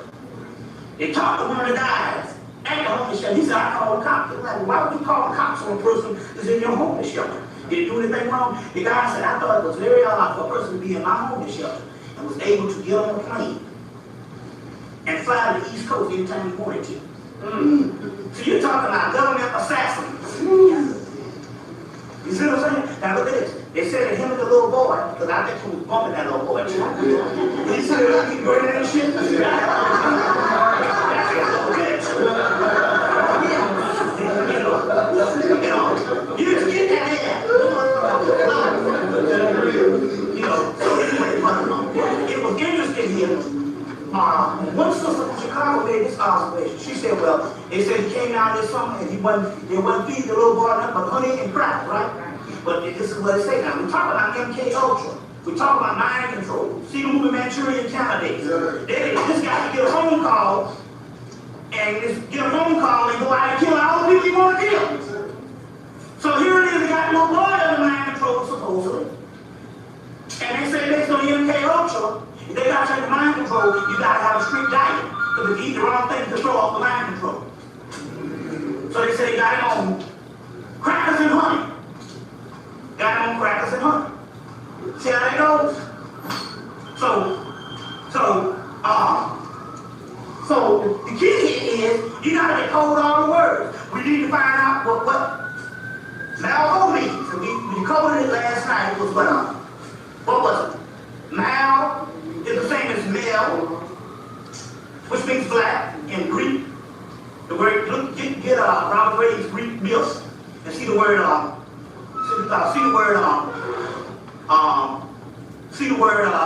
and they have all these words for them, and all of them means black. Then you get the word vogue, which means to go. So that's black, move black, or something like that. No.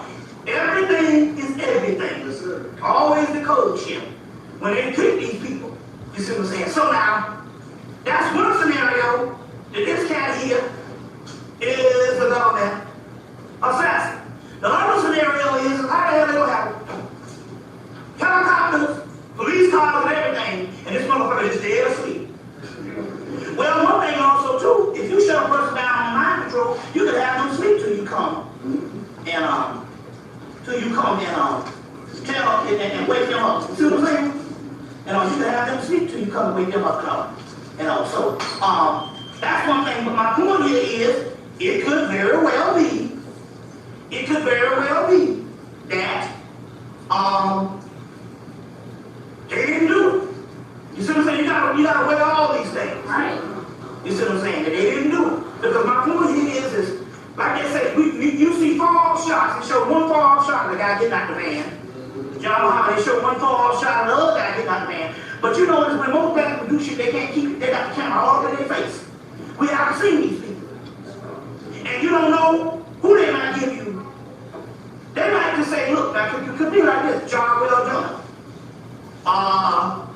And then they can, what they can do here is, they got a lot of people on their board they can trade off and execute. And you just don't know how to do things. But my point here is, they made sure that this thing went on for 3 weeks before they decided to stop it. Now, this is one of the keys. They voted for the war while this was going on. Or we let it sign the act of war while it was also going on. They signed the act of war while it was also going on. You see what I'm saying? They had everything in place on what they wanted to do. Now, and I just find this kind of ironic here. For 3 weeks, you don't know shit. They was thinking this was some Russian, professional, this and that. Then, they say these guys are toying with the cops. They, we don't know who they are and stuff like that. And when you go get the movie, Wesley Snipes was literally toying with the cops. But all of a sudden now, as soon as they catch them, these are the dumbest motherfuckers in the world. Oh, hell, I'm not smart at all. You know what I'm saying? That's just like the whole thing last year when I held up. Before they did it, before they hit the building, nobody knew nothing. All of a sudden, the next day, they know everybody running around look stupid. You see what I'm saying? So it's just the same thing here. All the 3 weeks going on, they don't know. They know this shit is just scripted like Hollywood. They don't know nothing. Oh, it's mysterious. That's the different fear. Right. All right? And as soon as they catch him, this motherfucker killing him. You know what I'm saying? Right. As soon as they catch him, he killing him. This is stupid as hell. You know that this is some stuff I'm trying to tell you. So, the key here is, like we say again,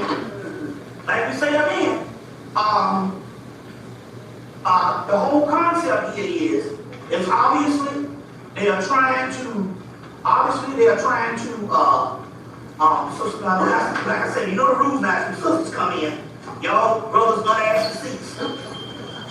We've been doing this for 10 years now, so you know how it goes now. Any brother wanna ask for seats. They got seats, we got 2 seats over here. Okay, so y'all, well, how do you want to do it? Yeah, it's just swag the dollars. Okay. Yeah, so, but this is interesting here. There could become a black person named Elijah Muhammad. The word John is Hebrew or Elijah.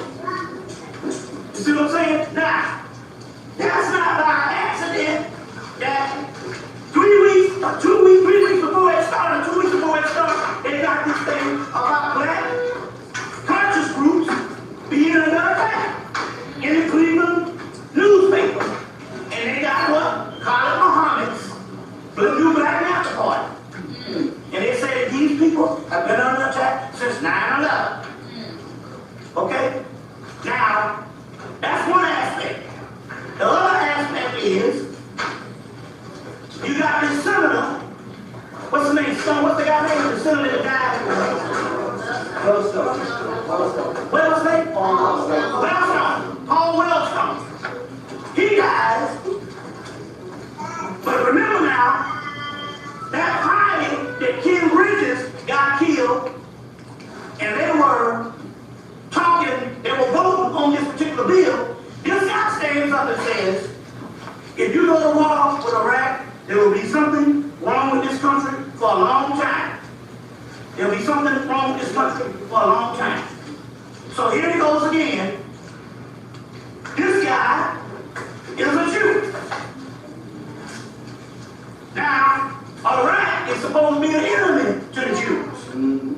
You see what I'm saying? An enemy to Israel, supposedly. Now, this guy is a Jew. So, all of a sudden, he's afraid to see his tongue, did that other shit to a couple of other white folks. He probably would have lived, but he done fucking over them Jews now. You know what I'm saying? And like I said in Richard Pryor told him, boy, don't you go down there and fuck with them Jews, but I want money. You know that? So, next thing we know, they say he's the last liberal, America's last liberal. So what they do, they put him in a twin-engine jet. They say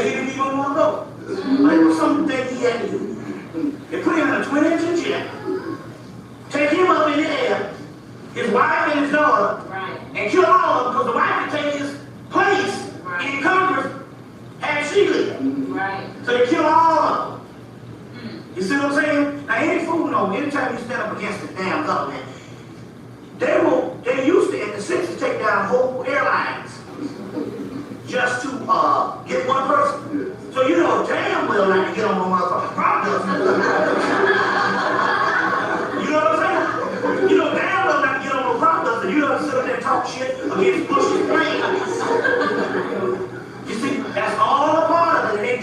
They caught Malvo one day and John Muhammad one day, the next day this guy plane fall right out of the sky. Remember, they've been killing people like that for the longest.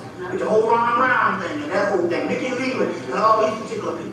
You see, and as a result, they said that the whole tide of the Congress, he was the key man to balance it out, and the whole Congress was based on this one person, and the whole Congress went Republican. You see how that goes? So they took him out doing the whole thing. This is all this stuff is key. Now, check this out. Going right along. You gotta have a good memory to understand what is going down. Next thing we know, your boy Jam Master Jay gets killed from Run DMC. Now, anybody know the history of rap? First one you had is Fatback Band, King Tim III, and that one that came out. It was the first one. A couple months later, the Sugar Hill Gang comes out. But rap up until 1994, 93, 94 was still a fad until it passed the multi-platinum level. And the first person to hit multi-platinum levels was what? Run DMC. And the music genius behind Run DMC was who? Jam Master Jay. You see? And up until that, it set the catalyst for the multi-platinum stage that rap has been on to this day. See what I'm saying? And the man behind that, well, the pioneers behind that was Run DMC. Well, let's say that. One brother of Run DMC, his voice is fucked up, so he can't do nothing no more. The other one's a damn preacher. But then again, the man who put the cuts together, you see what I'm saying, is the man that was still in the studio. So they go in and they kill him because they never forget. Why is this? Now why? So, and from that, they held the stage from 1994 to 98, to 1984 to 1988. So from 1979 to 1983, it was a fad. Then it went multi-platinum with Run DMC. And then right after that, you had LL Cool J, you had the Establishment Spell Def Jam Records, and this thing started just snowballing. By 1990, it had basically eclipsed R&B, but it eclipsed R&B in the spring of 1984 for the first time, not R&B off its pedestal. And it was Run DMC that did it. That also fused in the whole rock and roll thing, was the first people to successfully fuse in the rock and roll thing with Aerosmith in 1986. You see what I'm saying? And it was only dethroned in 88. Right after doing the movie Trouble and Bell or whatever, and the last one, they started declining. But the key here is they were one of the pioneers. They were one of the pioneers. But what does all this mean? Remember I was telling you that the realm that Walter F. Otto talks about in his book Dionysus, that the realm that's supposed to be reestablished is the Bacchanalian realm, which is you throw up all forms of moralism. And basically, you go through a new form of revolution and liberation based on ecstasy. And a new thought process where you don't deal with these moral laws that keep you in bondage to this particular society or any other society. So there'll be a new race of people that will come that will throw off the chains of shutting down their godhood based on, they will enter into the new Bacchanalian realm, or they call it the realm of madness, which is a metaphysical realm. This is all metaphysical. Now, if you don't understand it, the government understands it. Well, if we look at basically us now, we're basically more Christian than we are ever. Because they work around the clock from 96 on in to make you reestablish you as being Christian with all these crypto dollars and the rest of them shit. And remember your boy did the work on crypto dollar, your boy, what's his name, Azariah, out of New York. They said crypto, which means create a flow of dollars. And that's what he does, he creates a flow of dollars, so crypto dollars. And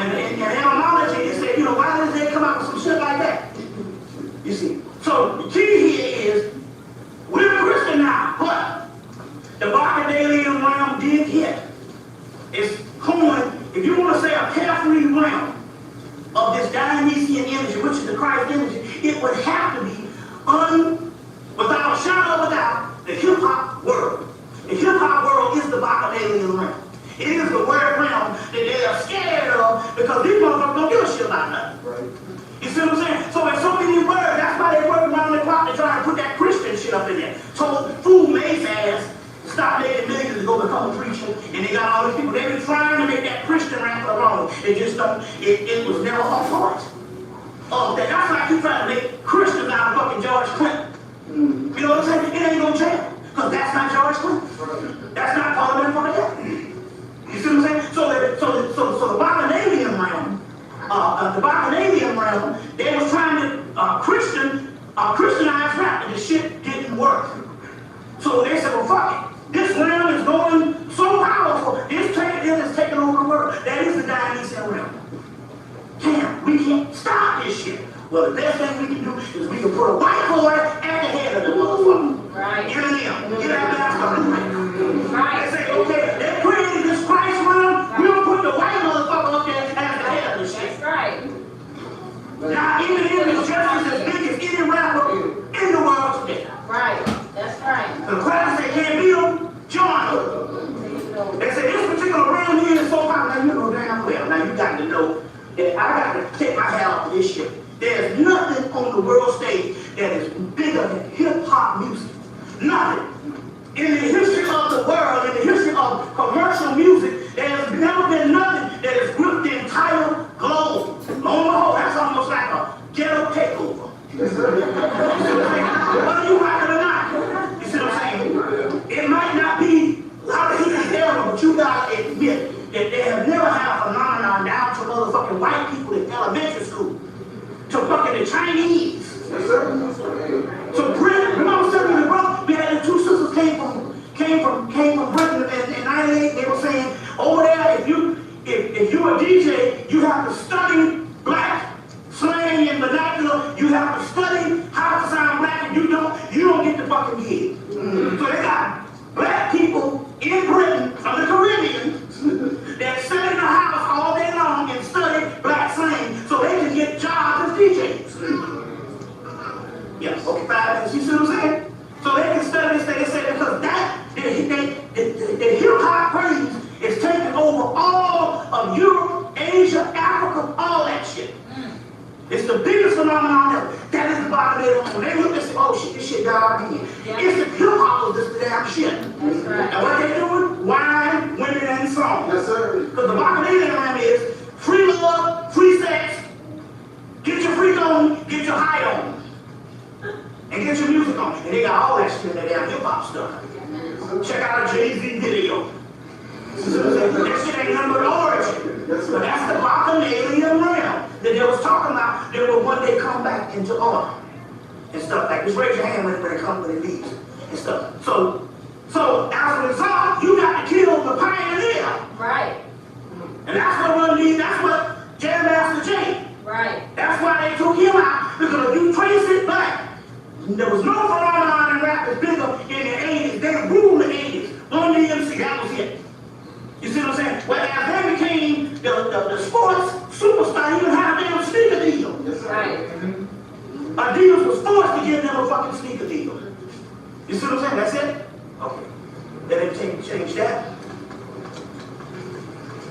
Keep rolling.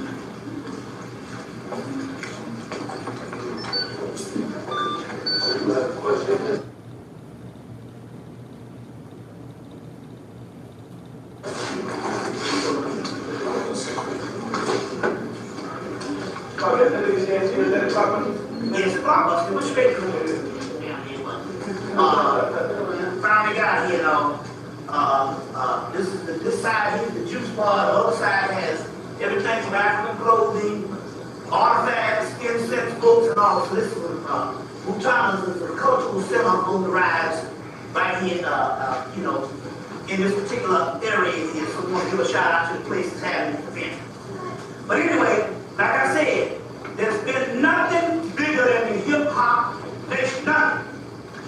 And they have tried to topple this thing for the longest. Now, the brother just made a point that in the movie, in the Matrix, about the white rabbit, they said, well, follow the white rabbit. the movie. And then they said, well, what's the connection with Eminem and the white man? In the movie, his name is Rabbit, Father the White Rabbit. You see what I'm saying? Because lo and behold, we would have thought 10 years ago that a white boy would be the head of their hip hop, painting this shit right on the people's nose. You see what I'm saying? And this stuff is by design. Now all of a sudden he got a movie. You see what I'm saying? He got a movie.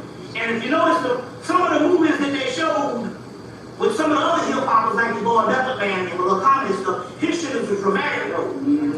But he's trying to climb up. And all of a sudden, the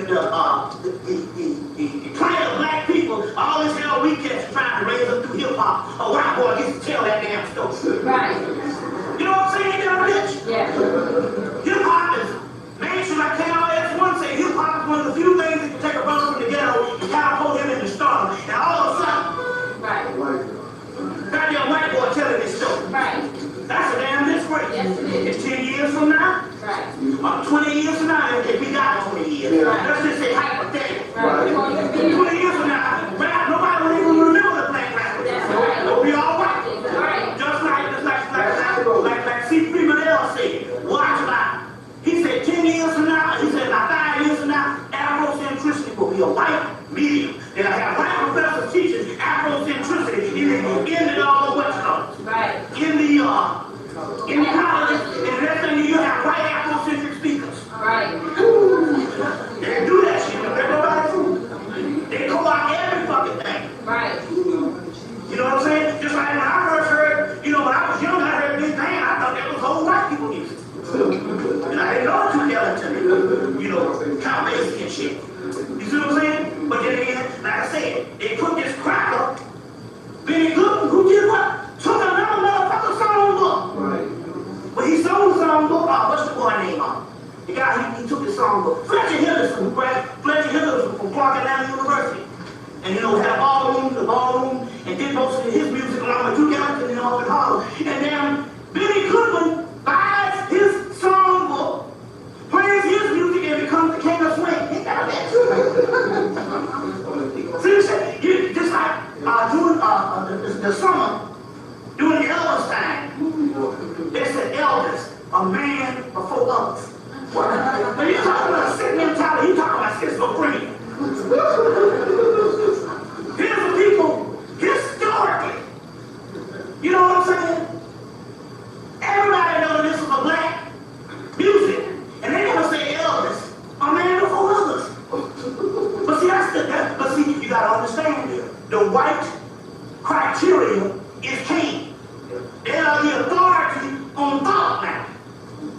That's why you gotta rebel against all white paradigm and criteria. I don't give a damn, be a green motherfucker, be anybody but a white motherfucker. That's the paradigm in which Star is supposed to be. They're in colonized Star. So they say, Elvis a man before others. You see what I'm saying? Elvis a man before others. That's how they do shit. You know what I'm saying? Like now they coming up with half the European fashion, 98% of European fashion was brought in by Moors. You see what I'm saying?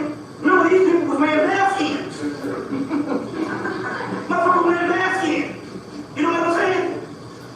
All that shit, they said they taught them how to dress. So now I'm going to say, you dress right, that shit is Moorish. You see what I'm saying? That shit is Moorish. That's interesting, kid.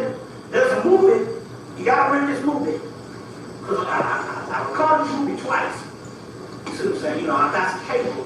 That's the damn cable of other one. I just go in and keep, I don't even watch them. I just go in, put the movies in, and record this shit. I got like 500 movies.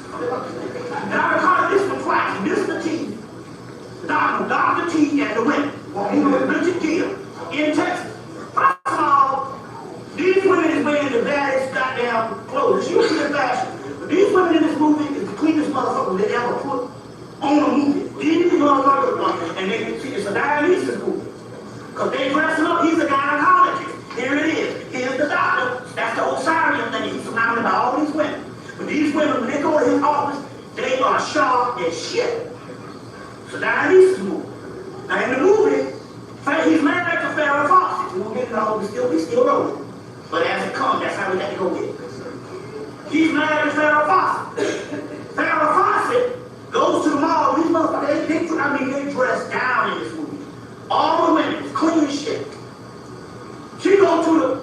to the mall, and she snaps and takes off all her clothes and just rips them off and jumps in this fountain and just jumps around the fountain naked. They go and lock her up. Richard Kid goes to get her out of jail, take her home. She gets in bed. He goes to kiss her, and she said, we can't do that no more. That's not nice. So they take her to the doctor, and they talk about she has Hestia complex. And they say Hestia, and the woman starts going, probably talking about Hestia is the Greek goddess, the goddess of the home fires, and the goddess of the matronly goddess who turns against love. And when she turns against love, and she turns against, and she turns against basically adulthood, when she turns against love, she goes into this perpetual virgin, and she goes back into childhood. So he said that the third faucet is going back into childhood. And I was thinking, I said, well, why did I record it? I said, hold on. That's for the fucking black people. Permanent children. You remember they even said that, like, Francis Crest said that stuff like, we can't deal with certain things in society, so we go back into childhood. He said, well, I'm not a child now. Look at your family now. Let me break it down on the conscious level. On the conscious level. You go home, you try to tell black people about consciousness, which is to be an adult, to accept your Africanness, your Moorishness, your leader of the planet Earth. They be like, oh no, I don't want that. I heard them say, I don't want to hear it. I said, well, why? Because I'm scared. They're children. Hestia complex. I said, wait a minute. I said, they dropped them in this family with Dr. T and the women, Richard Kid. I said, wait a minute, that's fucking black people. Then they went on and said it was middle-aged, mid-class, upper-crust women that go through this shit. I said, no, they dropped it when the woman came out and said, motherfucker, revert back to childhood. I said, that's all our people who didn't get with this shit. They're children. Yes. They said, oh, yeah, oh, I had one girl said she was in the conscious movement and shit. She said, man, I had to get out of that shit. So I said, man, I just, I don't want to hear nothing. I don't want to know nothing. That shit too much for me. I'm not that's a child. That's what they talk. That's the problem with shit in this movie. There has to be a complex of a Greek goddess. I'm like, damn, this is about black people. I said, why did I record this fucking movie twice? And I said, I know people like, oh, I don't want to hear it. They talk about all the shit. They'll talk about John Muhammad being a sniper, but when you go into the shit saying it's the government, no. Oh, no. I refuse to leave the night government. Oh, why don't they come on TV? I said, well, the Spirit said, I recorded this shit twice. And at the end of the movie, he gets swept up in a hurricane, and he ends up in Mexico delivering a baby, and they actually show the baby coming out of the vagina. I said, damn. I said, you see movies and the high school movies, and they might show the PBS every now and then they show the birthing process. They show the damn baby head coming out of the vagina. I said, God damn, this motherfucker's fucking hard in this damn movie. And so the whole time, the shit was centered around Richard Kid with the doctor. And like he had this civilization of women around him. It's a key movie. And I said, okay, this is some amazing stuff. Okay, before we go on, I need to get a little question and answer going right quick on this sniper thing. Before we go on. Anybody got any questions? Yeah. I have a question about Chief Moose and how he was talking about the guts and all that. Well, look, first of all, on your question, this is interesting here.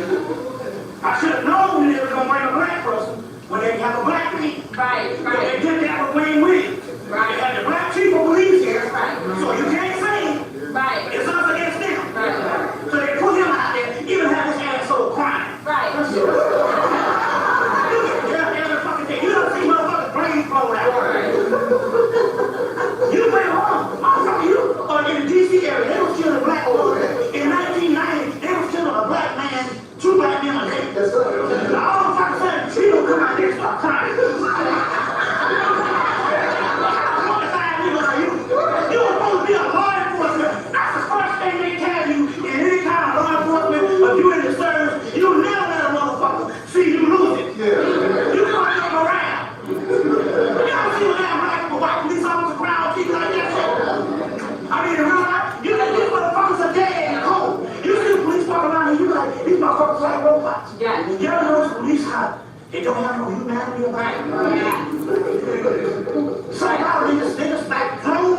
They don't know you now. They're trying to get a twinkle out of you or something. Every now and then you'll get one that'll fall off the way. And he can't tell if he transferred.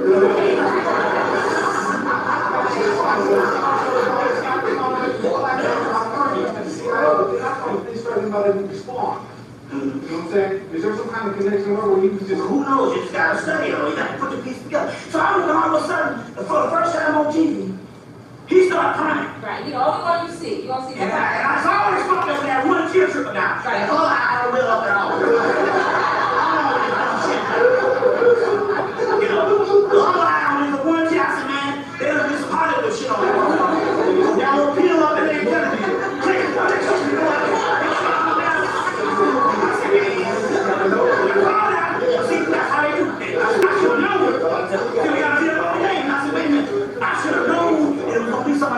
that's why they put the black man out there. Then they start praising him. You know what I'm saying? Right. Then they start, you know, they got rap songs to this nigga. Right. You know what I'm saying? White.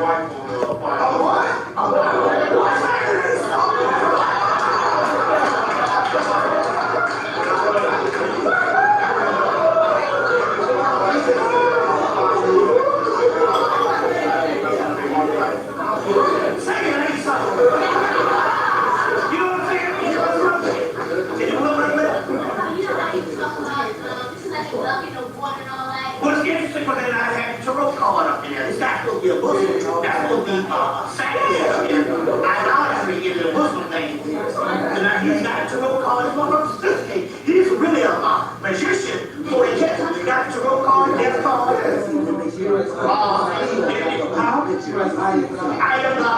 That's basically Islam. The death card.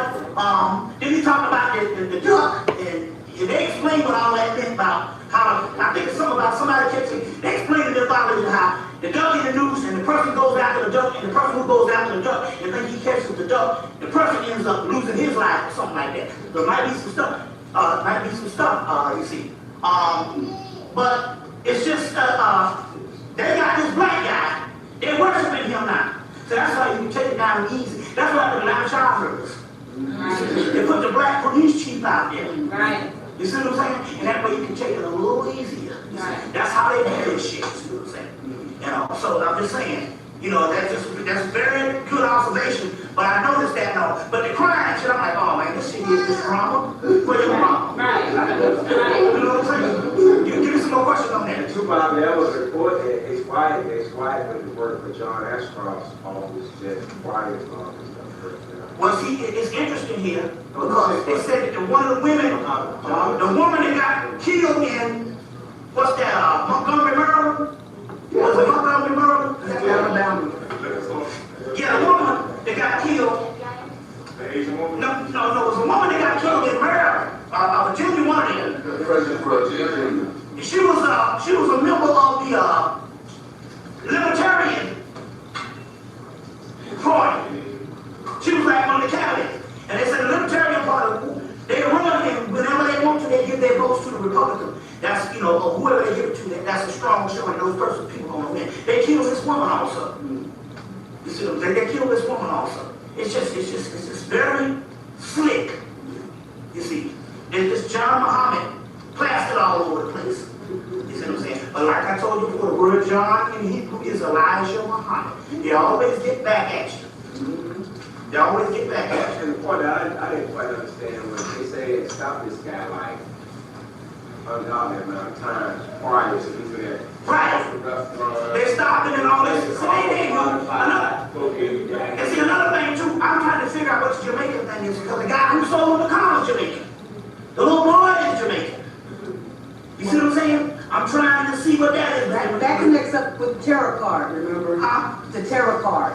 What about Jamaica? And then they started putting Miss Cleo back in the news. She was from Jamaica. She did tarot. See, that's how you gotta put this shit.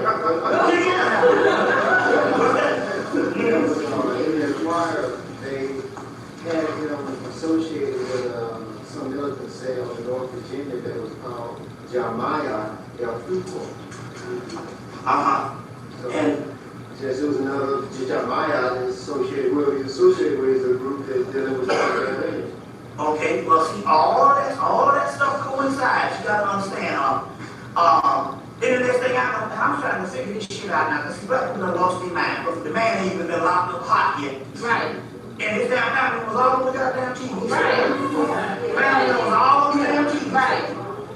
You know what I'm saying? Right. And you know, Moose came out and said that that car that they was in was no of significance. People had spotted, they said, a Caprice, I believe it was. Well, it was amazing when they said, the Army said, we ain't trained. First they said, the Pentagon said. The Pentagon is saying this person, John Muhammad, is an expert marksman. Right. NBC News came on there, they said, we got marksmen, but that motherfucker was nowhere near nobody we trained as marksmen. See what I'm saying? Then this shit hit like the whole cut in the trunk of the car. Then they said, wait a minute. They said, now, then they come back and saying that the hole is the keyhole. You heard shit? That the hole was the keyhole in the back of the trunk of the car. They took the keyhole out and he put the gun right and put that. But I couldn't motherfucker see. I can see your spaceship, man. But it's something else. How you gonna be in the motherfucking trunk shooting anything out? Well, the keyhole was out there, standing in the ghetto. You see the keyhole out.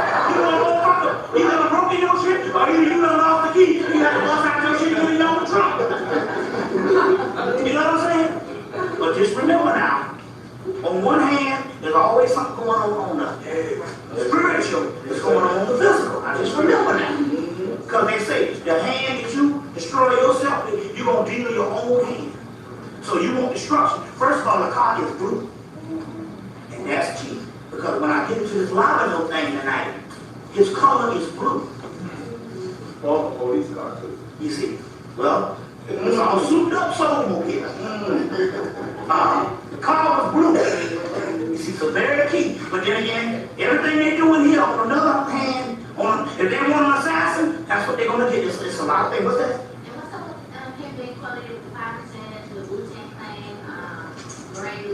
What happened? They said that he had some footage with the 5%. Well, he goes again. Now, they said, first of all, they said that, well, see, first of all, it's key about the 5%. See, they had to bring down the 5%ers because the 5%ers was probably one of the most powerful brand of Islam in a particular aspect was, first of all, they straight up call themselves gods. And number one, you didn't have to be a part of the organization, you could be a part of the street. And be a 5%. And most of them was brothers and sisters. It was criminals in the aspect of they locked up most stuff. Let's put it that way. You see what I'm saying? Which is key because it's all that's the real underworld when you got a religious aspect, the God, and they go to prison. And they said they used to write all kind of spiritual disciplines in prison. And as a matter of fact, they said that the 5%, when they tore down the Nation of Islam, the 5%ers was the one that Farrakhan had to go to get the original teachings back while Muhammad. He had to go to the 5%ers and get that stuff in the 70s because, you know, what's they destroyed all that while Steve Muhammad.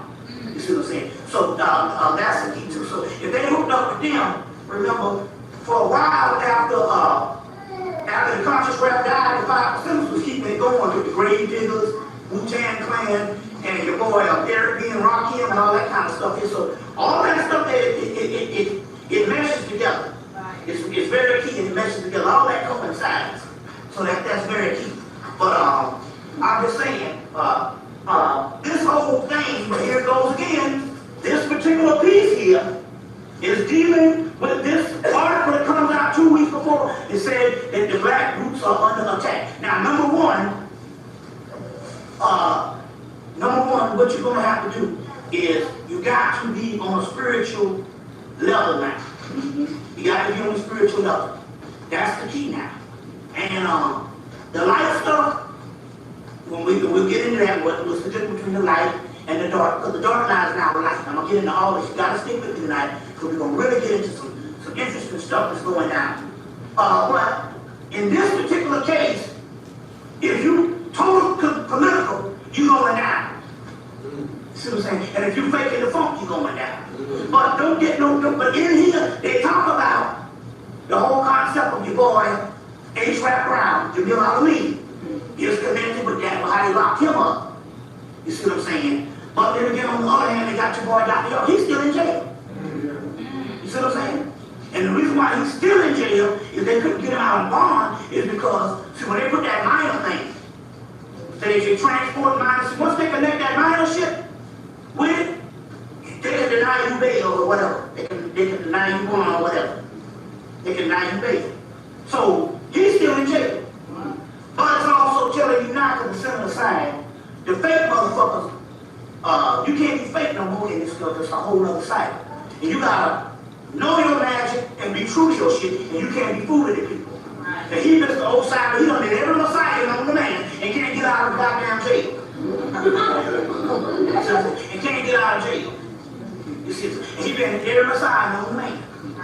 But I'm trying to tell you, but you got to know your signs. Like, they rolling on me, just last week, the motherfuckers said, fuck it, we can't spend all this time.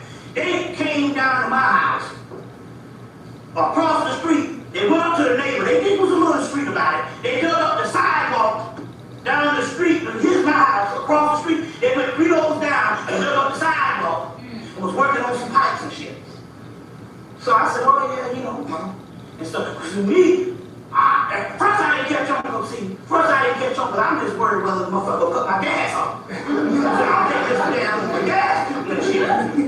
So they rolled on me, cut my shit off in October 3rd. They cut my gas off. So I called my brother, because he got the big ass wrench. He came out there and put down and cut my gas back on. So I'm gonna go to gas. Before I get me a gas can, I'm looking out the window every day, trying to see when the gas motherfucker gonna come put that clamp on my shit. I see it's getting cold. I said, it's getting cold. And I'm like, Mama, don't keep this motherfucker at 75 degrees or 70 degrees. And shit, you know, then it get a little cold, but it always come back up. But I'm like, so I'm looking out there going, oh shit, who the motherfuckers down there? That the gas people? So I'm like, oh shit, the gas people. So I'm scared, you know. So I got my shit straight the other day. And so that one day, the next day, the motherfucker was in the front of my goddamn house on the other side, dug up the sidewalk. And I said, wait a fucking minute, some shit going on. So I called Achilles, he's like, shit, man, they putting a pipe in your house. Just leaving to your house with the water thing so they can kill you through the fucking water. Just had some fucked up shit through here. So they went down the street and they went out there after niggas and stuff. But see, this stuff is spiritual. You got to roll with your spiritual stuff. And you got to be proud of what the Christians tell you. If you're righteous and pious and deal with that praying on your knees bullshit, they can do what they want with you. They're lying on their side. You got to find the deep and dark, all things dark and deadly. You see what I'm saying? Now, all of a sudden, they're running 4 planes. 2 planes in the daytime and 2 planes at night. You see what I'm saying? 2 planes in the daytime and 2 planes at night. Now, what's happening is your cells are now mutating. The only thing can save you now is no kind of shit, is one thing. Water. Lots and lots of water. Lots and lots of water. Because now people have been reporting all around the country, black people coming down with these stomach aches. They're coming down with these stomach aches and these damn about to die. That's because the cells are not mutating. Eye contact is foreplay. Now, Dr. Squatch.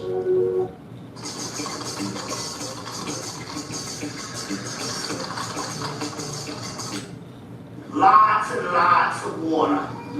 That's the key. That's what will save you now. And we got some other remedies also too.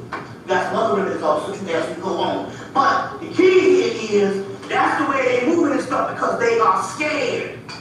Now, we got about balls now. We really got about balls. This is no more theory. Because when this line of motherfucker rose, like I said, the first thing he did is burn down my man's soul bathroom. And stuff like that. And we did a ritual to him in Auckland, and he just came, he just been fucking up shit. But we had to roll with the punches, because that's how this energy is coming through, and they are scared, but it's now showing up in print. Now just stick with me, I'm gonna give you some bibliography and some stuff to deal with also too. So just stick with me as we go on. Just want to give a couple other things also. Going right along, let's see here. So now remember now, the whole concept here is they are still dealing with, they're still dealing with this Iraq war. That's one of the keys. Because the war, and we're going to go into this, because this war, there's a spiritual aspect of why they're going up into Iraq. It has nothing to do with the oil. That's the first thing we think. Oil, those people are oil. You know what I'm saying? All this, they got oil wells capped. They drill oil in the fucking ocean now. This ain't about no oil. But we'll get into that in a few minutes and stuff. In a few minutes. First of all, one of the keys here now is Mount Etna erupted in 2001 in July, and Mount Etna erupted again last week. Now, Mount Etna is very key because the energy, the larger energy that I'm going to get to tonight, is coming in Greek mythology. They trapped the god Typhon under Mount Etna. Then they had, okay, all of a sudden they had this earthquake last week before last, and Mount Etna started erupting again. In Sicily. You see what I'm saying? And this time, it started fucking them crackers up. You see, very key. It started erupting again. Mount Etna. Very key that you understand it. That's not by accident. There's some spiritual things going on. I just want to go through some things before we get into this thing here. Go through some things here. Let's see here. See some other things. Because I had to cover a lot of stuff. I want to get a couple things with the 9/11 thing right quick. Now I knew, I said, they had all this 9/11 shit. First of all, how it is, you know, people, they really got people in mind control, whereas last year everything was fucking Bin Laden. This year they don't even mention the motherfucking name. Everything is, they don't want to Bin Laden, Saddam Hussein. When they mention that he probably dead. Oh, you taking that? Well, wait a minute, hold on. Wait a minute. That ain't never get no excuse for some nigga on the run. Nigga get on the fucking run. Right man, they never say, oh, he probably dead. In that case, my probably just chilling in mama house for about a year. You know, under the floor somewhere, you know. Hey, you not paying the home. We still ain't run enforcement here. Oh, he dead. Never made no home now. Nigga, knock off fucking canvas though. They looking at them. 15 years. You need to tell me a year later? They ain't forget OJ. Fucking 6 years. You know what I'm saying? They still hurt from that shit. But all of a sudden, Bin Laden, he blew up a whole building. He said, well, we ain't worried about it, he dead. You see what I'm saying? In the mind control, people say, wait, hold on now, you going to war again this year, you went to Afghanistan and blew up garrisons that was already bombed out. Right. Pakistan or wherever. And you know, how much was it? $50 billion to blow all that shit last year. No Bin Laden. You know what I'm saying? I thought he was close, he had video VCR tapes of the motherfucker. Video tapes and stuff. Now all of a sudden, his name is forgotten. And now all of a sudden, it's about some doggone, what you call it? It's about some Saddam Hussein. Now I said, they say they're going to do the 9/11. So I said, oh, you had all these little shows on 9/11 the year after. I said, okay then. I said, I'm going to watch the HBO one. Because HBO ain't going to come with some stuff. They don't always come with the real nitty-gritty stuff. HBO is a real sinister, that's the one. You don't get nothing against the HBO out of cable thing, because they're real sinister what they do. They fuck over black people all the time. We get stuff in a few minutes. So I said, watch the HBO. And the first thing I said, watch and see if they have some footage that is pristine clear.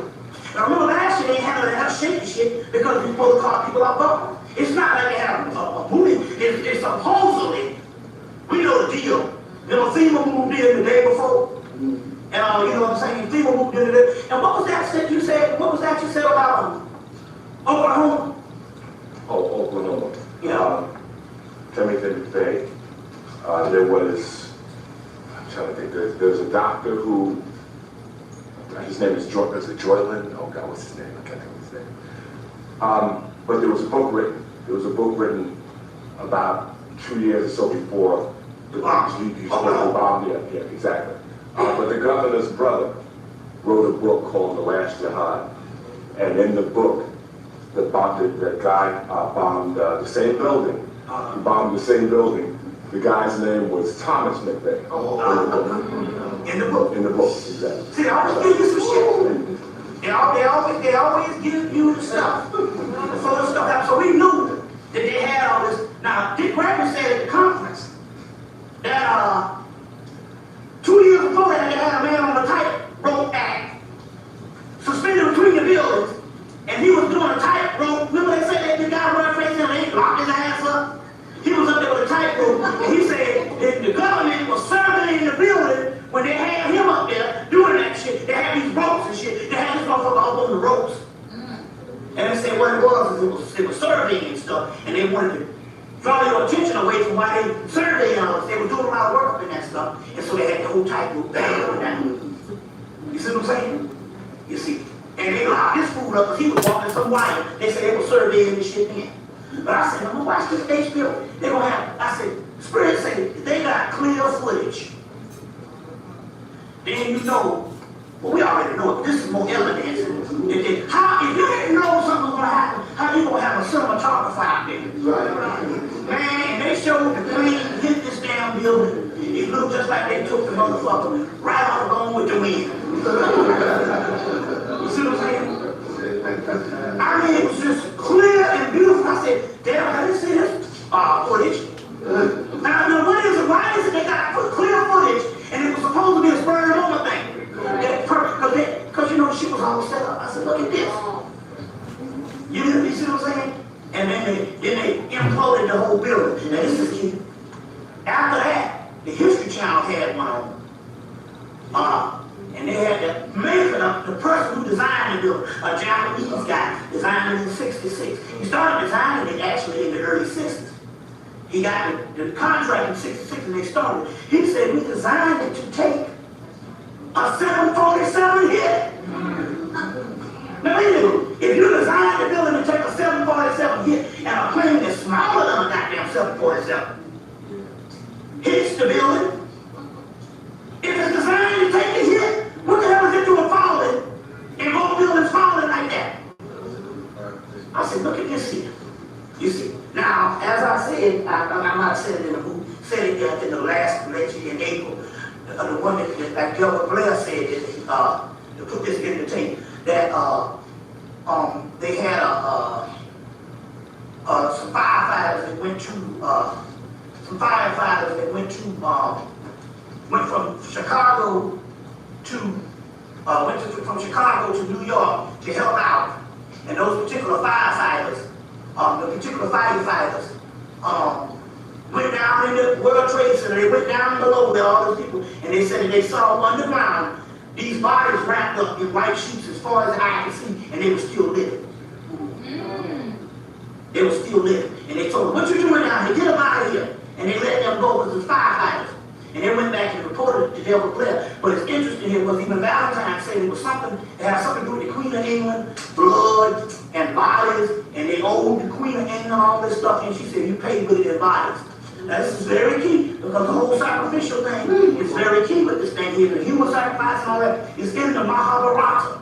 There's wars and stuff, and there's wars, and it has something to do with the gods. Now stick with me with this thing, because it has something to do with a galactic warfare going on also. And it took me a while to really put it together. I heard these reports, because when I heard one with the physical reports, I also was hearing spiritual reports. Now, spiritual reports, and I'll get into that in a few seconds.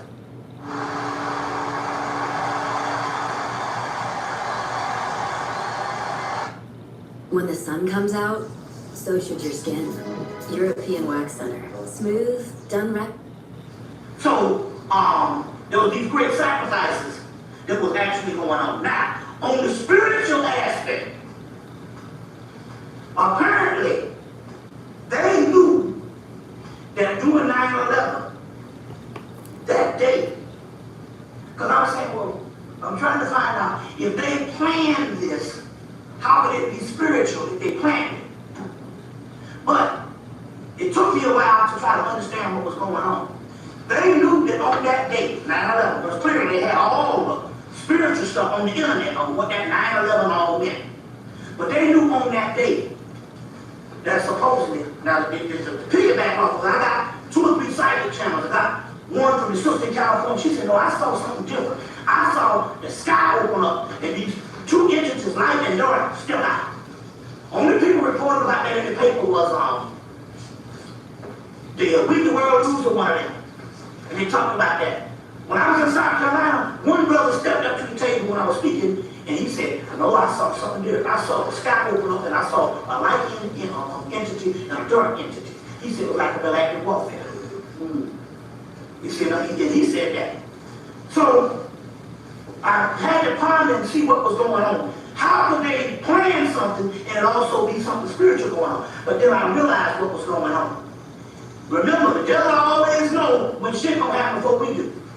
Apparently, they knew that at that particular moment, and that particular day, that 9/11, there was some kind of porthole that was going to open up.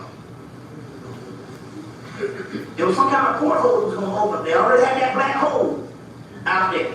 There was some type of porthole that was going to open up, and they knew that they had to, in front of the porthole that was going to open up at those two towers. You see what I'm saying? You get your movie Two Towers that's coming out this year, the second installment from the Lord of the Rings. You see what I'm saying? They knew that at that particular moment, they built it around it, and it was a porthole while they built the two towers. They knew that one day this porthole was going to open up, and they knew when it opened up, they weren't going to be able to explain this thing. They wouldn't be able to explain it away. So as a result, what happened is they staged the plane and all this kind of stuff, the explosion and all that shit, in front of it, so the people wouldn't see it. So let's say it might have been a loud thunder, or some loud sonic boom, and they wouldn't be able to explain this thing away. So what they did was they had the planes to crash, and they put forth their lockdown mechanism, what they was going to do anyway. They were going to do it anyway. They put it forth at that particular time, that particular day and time. You see what I'm saying? Meanwhile, they said also, they got in the motherfucking subversive big mouth speakers in the area, put them all down on it too. And that's when I had to wrestle my way out of New York. You see what I'm saying? So that was about that particular program. That's interesting. They got a movie that came out in 1996 called X, an animated Japanese movie called X. And in this particular Japanese movie, they talk about in Tokyo, the setting is Tokyo, and they got certain buildings.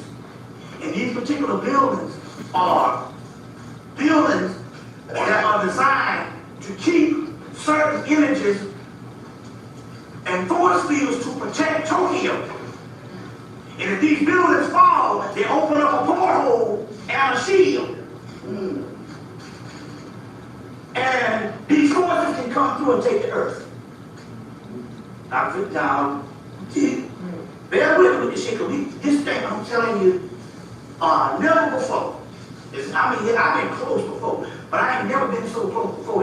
This thing is real now. And ever since 9/11's been coming, I'm telling you, we are close to this shit. We are very close.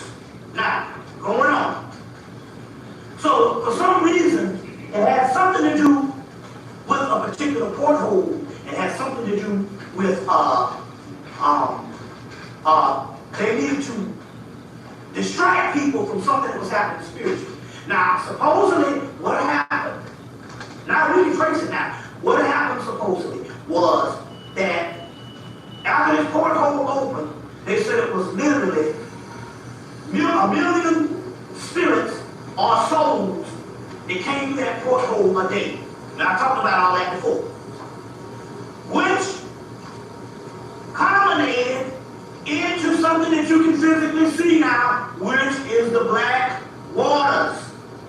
Very key. So we're not talking about something that's a theory. They got the black waters all over the world. They just told the people in Florida. They had a bunch of it on the internet, but they stopped reporting this particular stuff. I got one in this far 2000, they talked about it. They're really giving really skimpy information on it. But we'll try to explain it as we go on what's really going on. And when I was in Cleveland, Ohio, I was telling them about the black waters about 3 weeks ago. They were like, oh, we got black waters. The black waters is in the Cleveland River. So this shit is all over the world.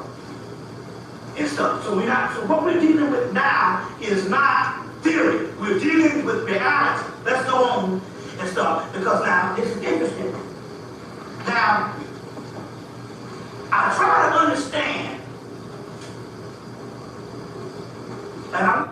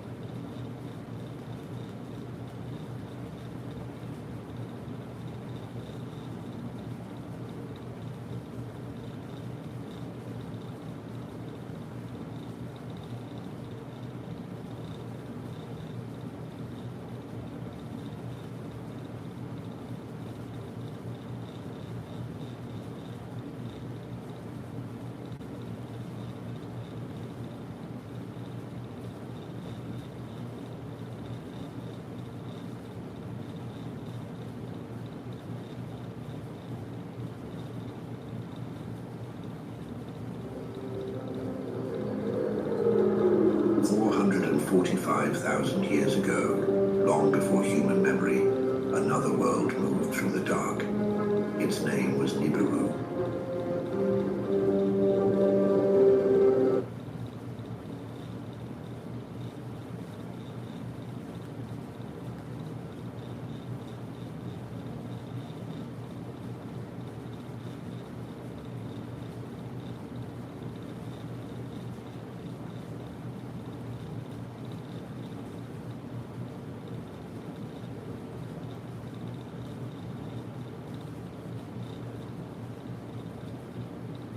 Get rid of scented angel soft chews. The freshness is just.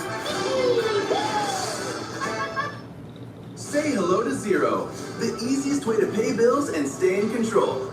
Save an average of 5 hours a week on admin. It's powerful enough for your accountant, simple enough for you. Try Zero today.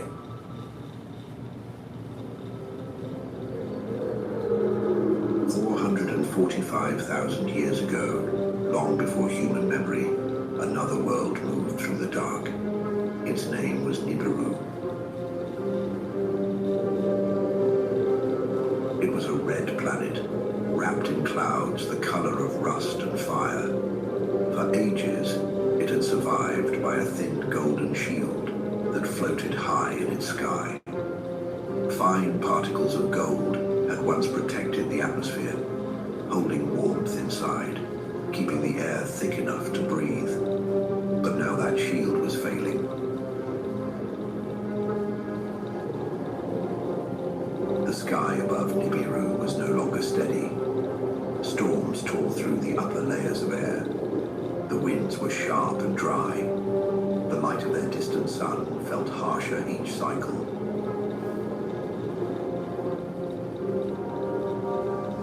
Life on Nibiru was advanced.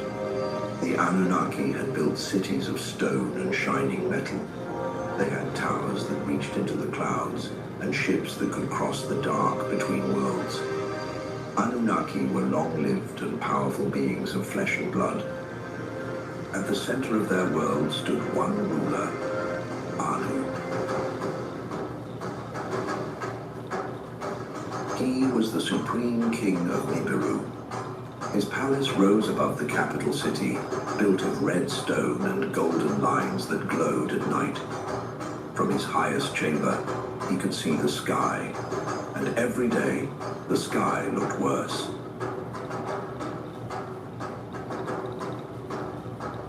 One morning, Anu stood alone before a wide crystal window in silence. Beyond it, storms moved like slow moons across the horizon. He watched the upper atmosphere flicker, thin and unstable, the kind of silence that comes when a world slowly runs out of breath. Behind him, the doors opened, and scholars and scientists entered the chamber. In their hands, they carried glowing tablets filled with measurements and projections. Anu did not turn at once. He kept watching the sky.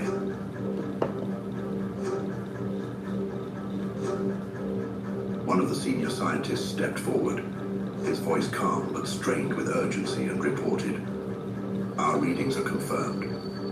The atmospheric layer is collapsing faster than predicted. Within several showers, we may not survive." Anu finally faced them with a heavy voice and asked, "Speak clearly.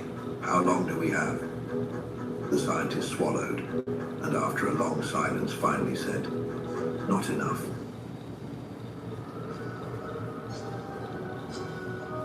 Then another tablet was activated.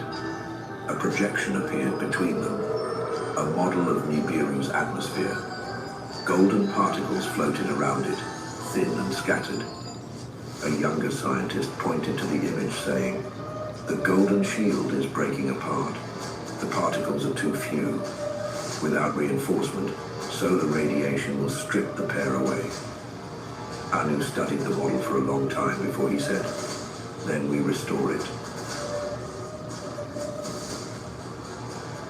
The older scientist stepped closer, his hands trembling slightly as he faced the king, saying, "We cannot restore it from here. Our gold reserves are nearly gone. We need more, a vast amount, enough to grind into fine dust and release into the upper atmosphere." The older scientist paused, knowing the weight of what he was about to reveal, and declared, "There is another world." Anu stepped closer, studying the projection before him, asking, "This world is rich in gold?"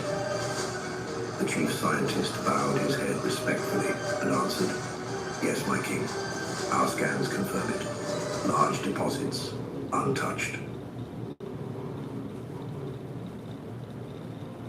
Anu looked again at the image of his own world, its red storms and weakening sky. Then he fixed his eyes on the blue planet and asked, "And it can be reached?" The chief scientist hesitated for a brief moment before answering in a low voice, "With risk, but yes."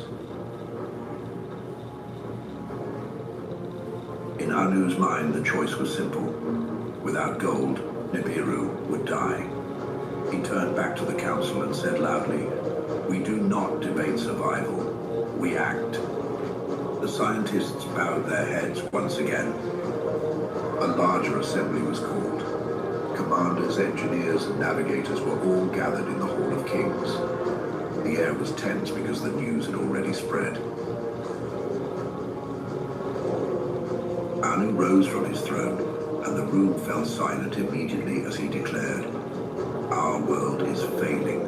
The golden shield that protects our sky is fading. Without it, our atmosphere will collapse. Our children will have no air." He let the words settle before continuing.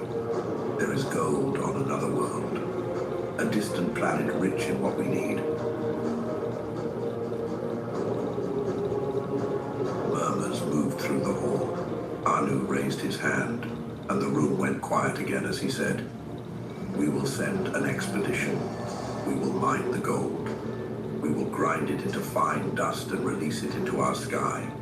We will rebuild the shield." Anu stepped down from the throne, standing closer to his people, and proclaimed, "This is not a conquest. This is survival." Then he lowered his voice and warned, "If we do nothing, Nibiru ends. If we go, we may yet live." But this was not the first time the idea had been spoken of. Before the Great Assembly, Anu had already gathered a smaller council. Only his closest advisors stood with him. Enlil, his heir and master of command, and Enki, his firstborn, known for his sharp mind and calm thinking. Enlil did not wait long, and his voice carried urgency and force as he said, "We are wasting time. Every delay weakens us. If there is gold, we take it. We send ships now, not next cycle. Now." Enki's tone was different, more careful. as he replied calmly, "If we go, we must go prepared. This is not a raid. It is a mission. We must study the planet, land safely, build a base, and secure the mines. If we fail, we lose more than time." Anu listened to both sons, but there was one more truth that few in the hall knew. Alalu had already left. He was once king of Nibiru, but he had lost the throne to Anu in ritual combat. Defeated and stripped of power, he could no longer remain at the center of rule. On Nibiru, a fallen king did not live in peace. Influence faded quickly. So, rather than wait to be forgotten or removed, Alalu chose exile. He took a ship from the royal fleet and left Nibiru behind as a displaced king searching for opportunity in the stars. But what began as political survival would soon become something far greater. Alalu traveled alone through the dark between worlds. His ship crossed fields of stone and ice, moving past broken rock and drifting debris. Ahead of him, a blue sphere slowly grew larger. It was Earth. From space, it looked alive. White clouds moved over deep oceans. Light reflected from its surface. Alalu guided his ship toward the planet and entered its atmosphere. Fire wrapped around the hull as he descended. He landed near vast waters.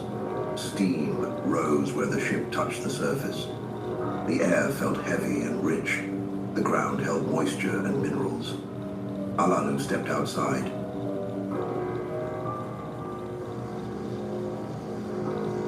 The sky above him shone bright. He walked across wet soil and picked up stones. His scanners began to read the ground beneath him.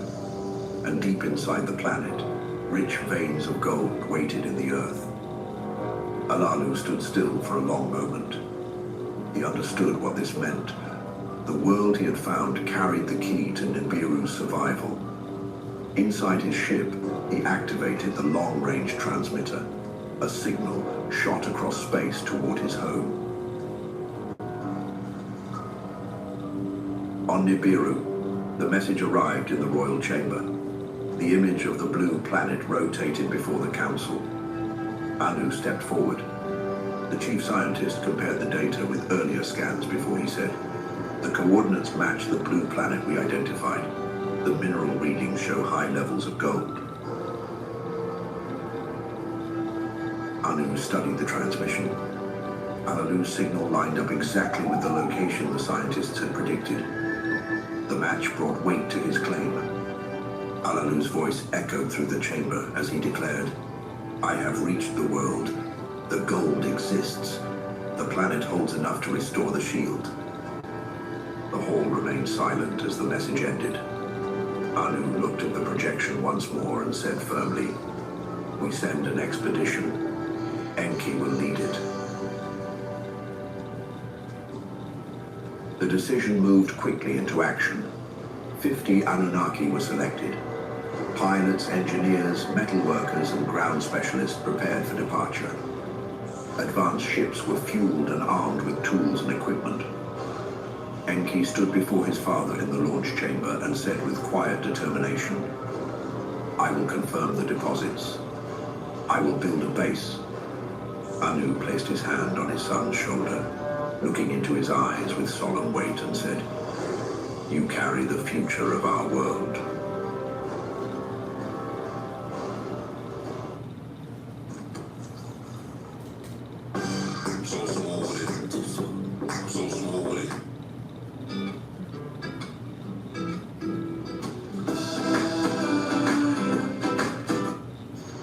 I'm not letting relapsing MS disrupt my life. My treatment choice? Boom. That's Kisemsa. It's proven to reduce relapses and slow disability progression. Plus, The ships launched from Nibiru and crossed the dark path toward Earth. After a long journey, they entered the planet's atmosphere and descended near the waters where Alalu waited. The two leaders met on the shore. Enki studied the land with sharp eyes. His readings confirmed what Alalu had reported. Deep below the surface, gold veins stretched across large areas. He returned to the command ship and activated the transmitter. A beam of light shot into the sky, carrying his message across space to Nibiru, as Enki reported. The deposits are real. The gold runs deep and wide. The planet holds what we need. Give the word, and we will begin digging. In the royal chamber, Anu received the signal and immediately cut Enki off, saying, "Gods were made to rule and to think. They were not made to bend in the dust of another world. You will not dig." Enki held his father's gaze and asked, "Then who will?" Anu's voice carried the weight of command as he answered, "I will send the Igigi. They will mine the gold." The Igigi were Anunnaki, born of the same world and the same blood. But they were not rulers, and they did not sit in the high chambers of Nibiru. Instead, they worked, and they carried out the orders of the throne. When Anu decided that Earth would become the source of salvation, the command passed from the royal hall to them. In the great court beneath the fading sky, the Igigi stood in formation. The red light of Nibiru fell across their armor and bare faces. They knew the air was thinning. They felt it in their lungs with each passing cycle. Anu's voice echoed through the chamber as he told them, "On the distant blue planet, gold lies beneath the soil. You will travel there, and you will bring it home."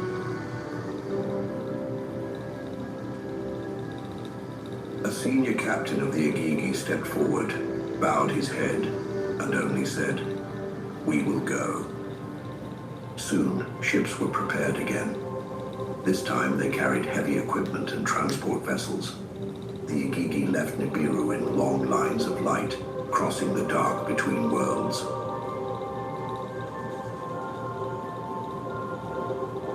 On Earth, Enki had already begun his work. The shoreline stretched wide beneath a bright sky. The sea moved in slow rhythm against the land. Enki walked across the sand and stone, studying the horizon and the water.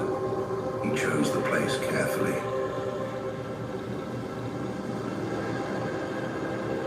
There, near the meeting of river and sea, the first structures began to rise. Metal frames locked together. Panels formed smooth walls that reflected the sun. Towers were raised to transmit signals across the planet and back to Nibiru. They named the settlement Eridu. It stood as the first city of the Anunnaki on Earth. From its central chamber, Enki directed operations and studied the planet's surface. When the Igigi arrived, their vessels filled the sky above Eridu before descending in controlled lines. They stepped onto Earth and stood beneath a sky unlike their own. It felt vast and open. Enki addressed them without ceremony and said, "The richest deposits lie far to the south. You will establish the mining zone there. Eridu will remain the command center." Transport crafts carried them across oceans and land until the terrain changed. The soil darkened. The air grew heavier with heat. Mountains rose in the distance, and beneath them lay the mineral-rich earth. This region became known to them as the Abzu.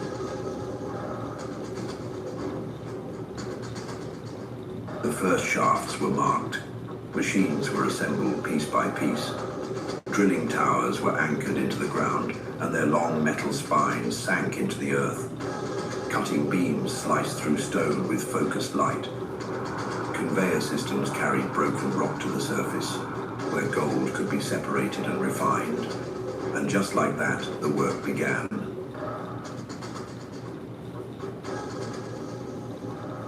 Inside the shafts, the air grew thick. Fine dust filled the tunnels as rock was crushed and moved. The dust clung to skin and armor. It settled into the lungs. The heat pressed against the workers from every side. Protective suits filtered the air, but the strain remained. Refined bars were transported back to Eridu and prepared for the long journey to Nibiru.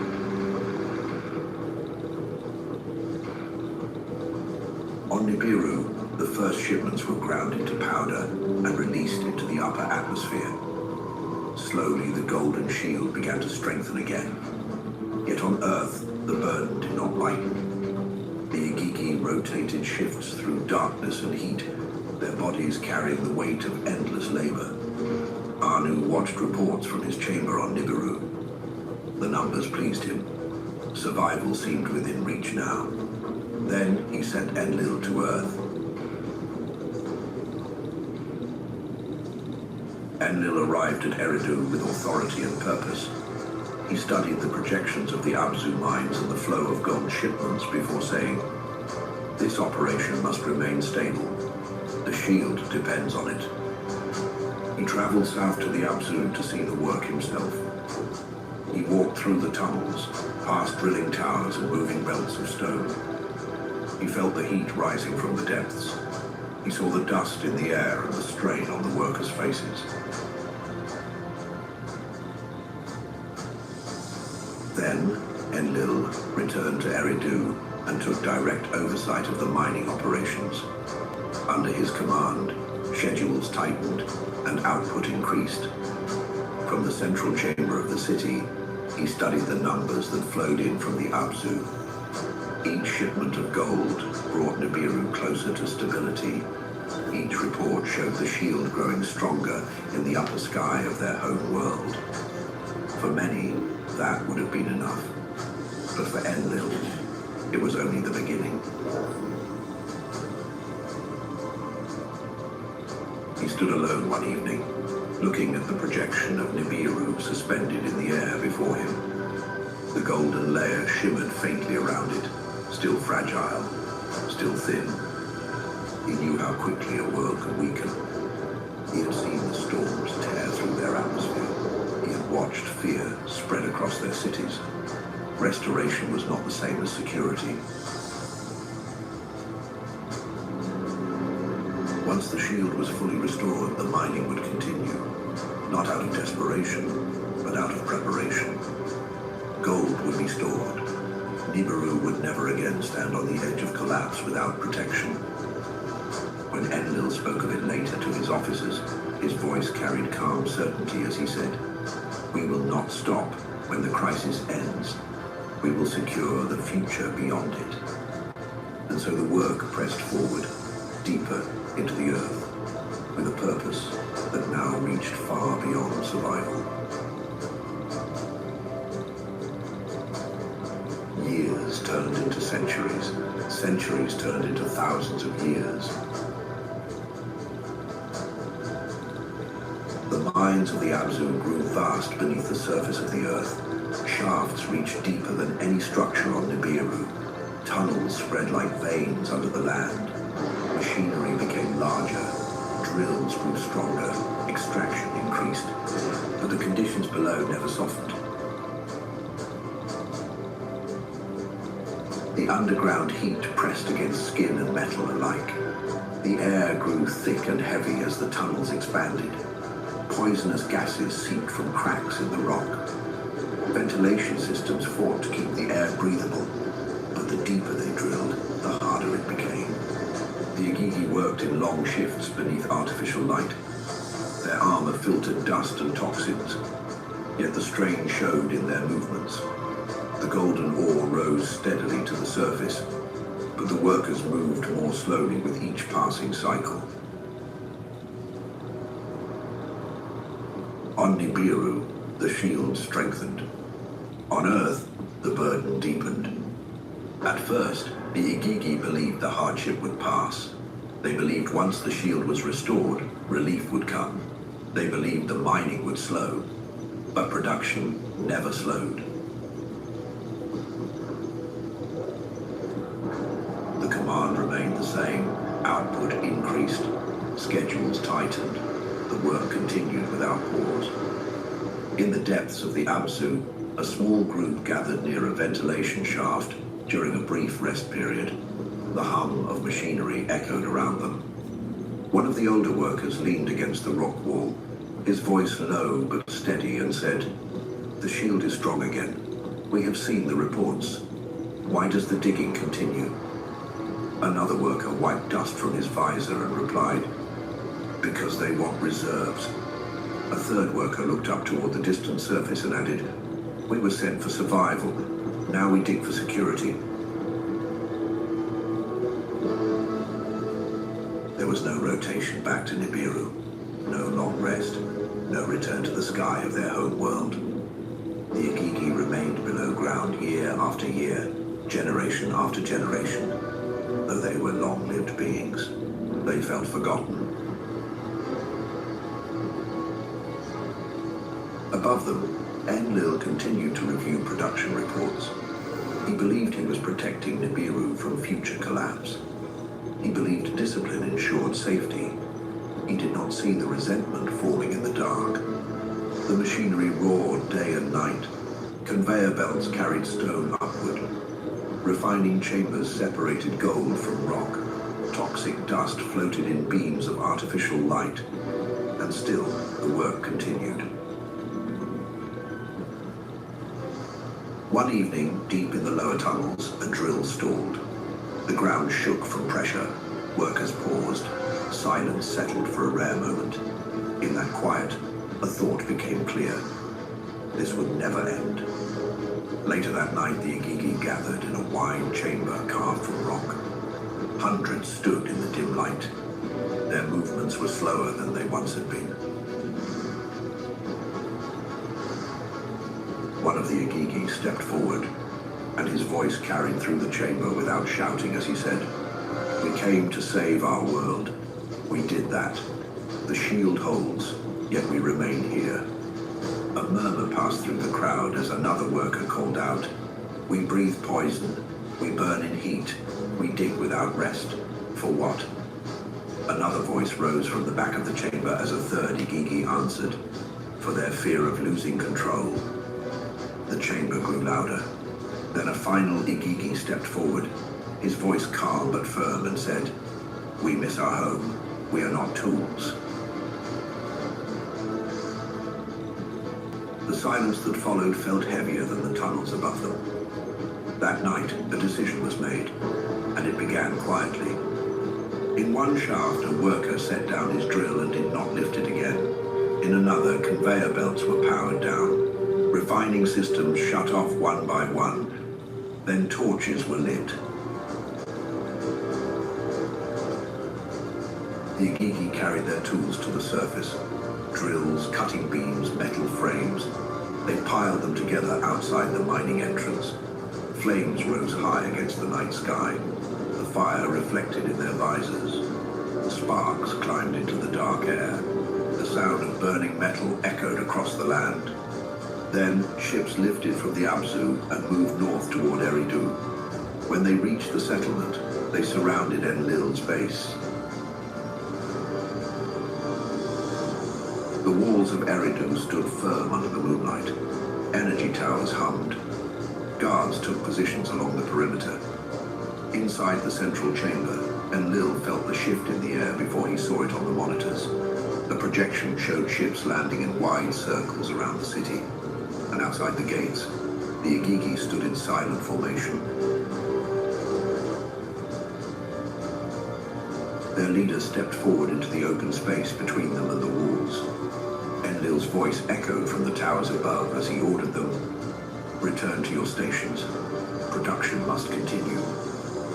The leader lifted his head and said firmly, "We will not return." The words spread through the gathered crowd like a pulse.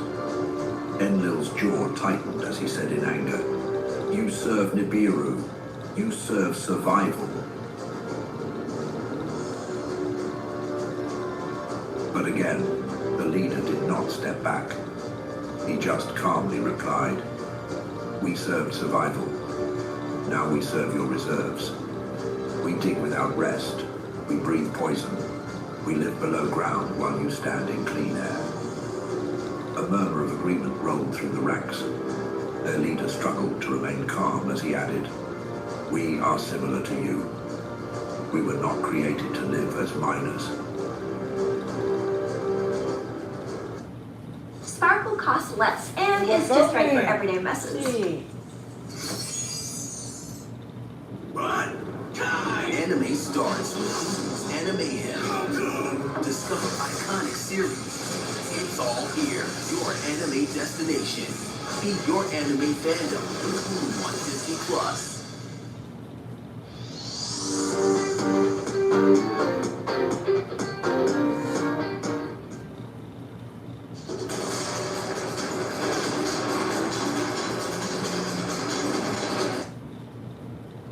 Inside the chamber, silence filled the space. Enlil understood what this meant. This was not a complaint. This was rebellion. The Igigi remained in position through the night. For the first time since the mission began, the gold no longer flowed from the Abzu, and the gods who came to save their world now faced a new threat rising from beneath their own command.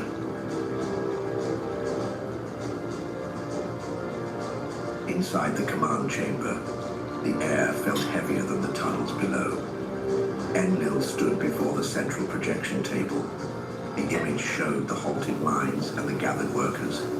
Standing rigid, Enlil said sharply, "This ends now." Across from him, Enki watched the same projection and answered calmly, "They will not return simply because we order it." Enlil turned toward his brother and insisted, "They are soldiers. They follow the command." But again, Enki replied calmly, "They followed the command for thousands of years.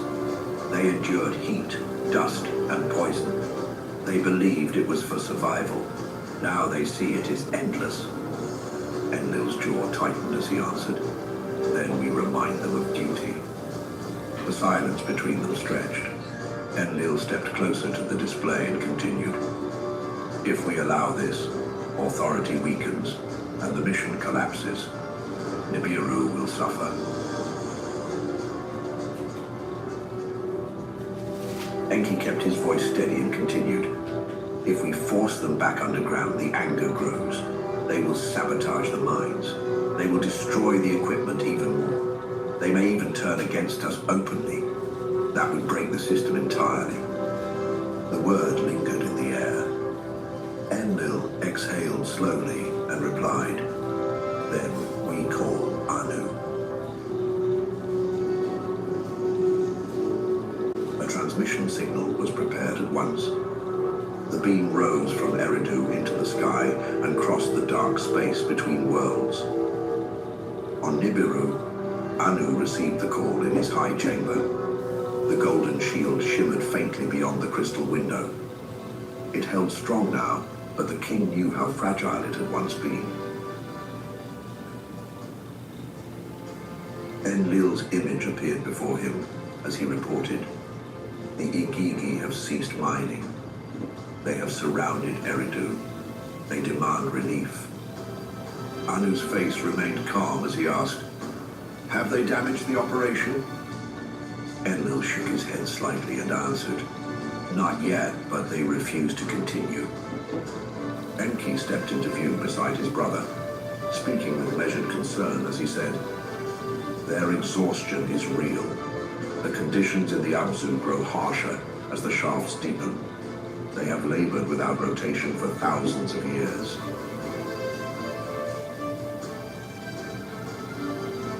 Anu listened without interruption. Enlil spoke first with an anger in his voice. "We must act with strength. If we allow rebellion, authority dissolves. Send reinforcements. We force them back to work." Enki responded carefully. "If we use force, we risk long-term collapse. They are not simple workers. They are Anunnaki. They share our blood. Crushing them will fracture loyalty across the mission." Anu moved away from the window and toward the center of the chamber, his steps slow and deliberate, and thought to himself, "The shield holds for now." Then he turned to both of his sons and asked, "The gold flow has stopped?" "Yes," Enlil confirmed. and Enki just silently nodded. Anu remained silent for several moments. He understood both arguments. Authority must stand, yet the system could not survive constant revolt. Finally, he said, this mission was meant to save our world.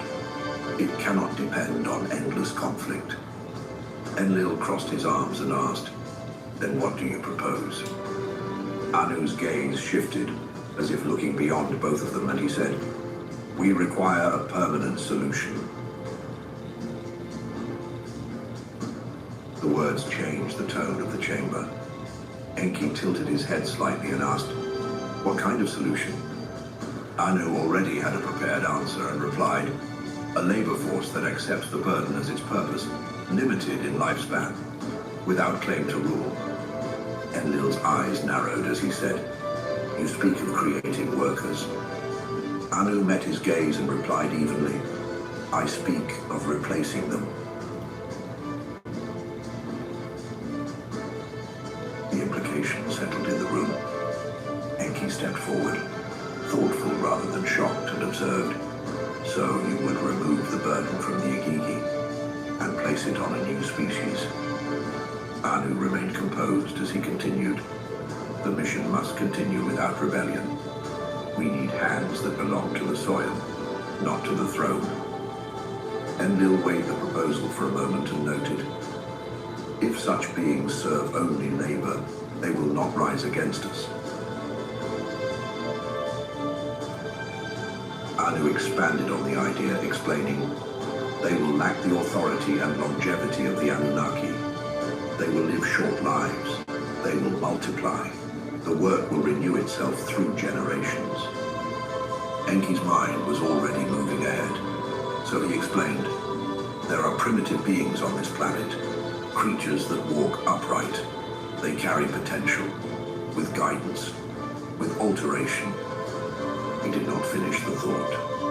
Anu completed it for him when he said, we combine our essence with theirs.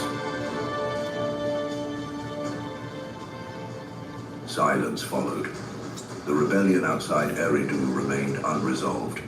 The fires still burned. The mines remained closed. Yet inside the chamber across space, a new direction had formed. This creation would secure the Nibiru for generations. Anu made the decision and said, this mission began with survival. It will continue with design. Enki, you will lead this. Enlil watched without speaking as Anu continued. You understand life. You understand structure. You see patterns where others see chaos. Enki bowed his head slightly and said, I will begin at once. And so the work moved from the mines to a different kind of chamber. The house of Shimti stood within Eridu, separated from the main settlement. Its walls were smooth and sealed. Inside, light panels lined the ceiling. Tables of metal and crystal filled the center of the room. This was a laboratory. Enki entered the chamber in silence. He studied the data already gathered from the planet's surface. There was life on Earth, primitive, but present. So he summoned Ninma. She arrived soon after, her steps calm, but her eyes sharp. She was known across Nibiru for her knowledge of biology and gestation. Where Enki analyzed structure, she understood growth and development. Anu's earlier command returned to Enki's thoughts as he had instructed him. You will not work alone. Ninma will stand beside you. Now they stood together before the main projection. Between them, a model of a terrestrial creature rotated slowly in the air. It was a creature that had already taken its first steps away from the ground. It stood on two legs, though not with full balance. Its spine curved forward, as if the weight of the world still pulled it down. Coarse hair covered its body, and its movements were cautious, uncertain. The skull projection expanded beside it, revealing the shape within. There was space there, room for something more. Enki and Nidma decided to name this species Homo erectus. Enki activated a second projection beside it. A strand of Anunnaki genetic code unfolded in luminous detail as he explained. The native species walks upright. Its hands are capable of gripping tools. Its brain shows potential for expansion. Nidma observed the model carefully before replying. It survives, but it does not learn beyond instinct. Enki nodded and added, they use stones. They respond to fear, but they do not build. They do not plan. On a lower platform, a living specimen of the primitive hominid stood inside a containment field. It moved slowly, observing the room with cautious eyes. Its breathing was uneven. Nidma watched the specimen with a thoughtful expression and said, so it feels, but it does not understand. Enki adjusted the projection, overlaying the Anunnaki genetic structure onto the hominid's form, and began to explain. We do not create from nothing. Life already exists on this world. We can just refine it. We take what is there and give it direction, shaping it into something capable of serving a purpose. Nidma crossed her arms slightly and asked, and what purpose? Enki met her gaze without hesitation and answered, labor, endurance, obedience. The words carried weight in the sterile air of the chamber. Outside the laboratory, the rebellion still stood unresolved. The Igigi waited for an answer. The minds remained silent. Inside the house of Shimti, another answer was forming. Enki activated a series of instruments along the central table. Microscopic images of genetic strands expanded before them. The Anunnaki sequence glowed in bright blue, while the Earth sequence shimmered in pale green. The differences were clear as Enki studied the data and said, the structure is compatible. There are gaps, but we can bridge them. Nidma stepped closer to the display, examining the patterns with quiet concern, and replied, bridging life forms carries risk. Enki moved toward the containment field where the hominid stood. The creature pressed its hand against the transparent barrier, unaware of the decision forming around it. Watching it closely, Enki said, survival carries risk. It cannot rise beyond instinct alone, but with guidance it can serve. Nidma's expression shifted slightly as she responded, once we alter it, it cannot return to what it was. Enki turned back toward the central table and answered quietly, that is the point.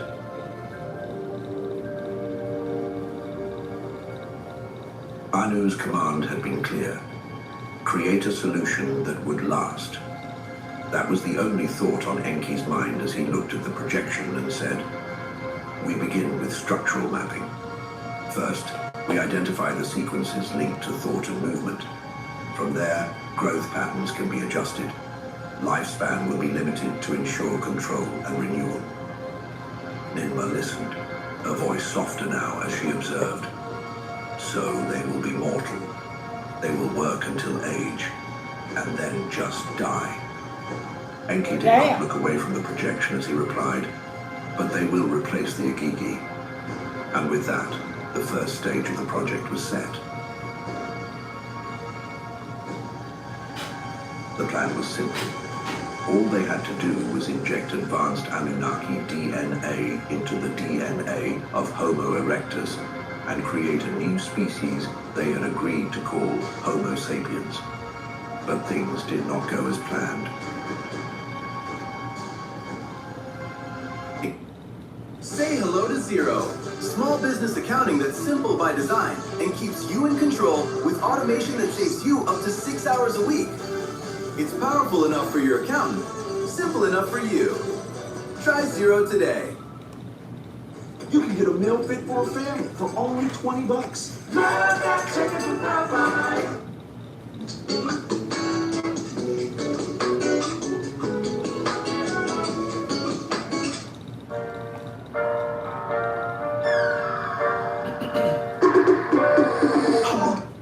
Inside the house of Shinti, the instruments were prepared.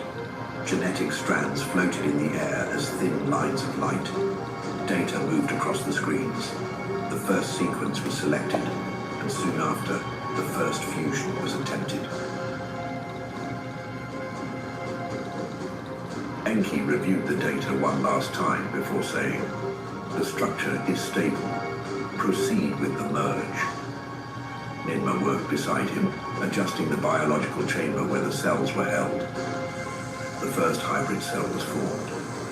It was divided once, and then twice. For a moment, it looked promising. But soon, the pattern began to fail. The structure twisted. The cells stopped growing and collapsed into lifeless tissue. Ninma lowered her hands and noted quietly, the alignment was incomplete. Enki adjusted the code and began again.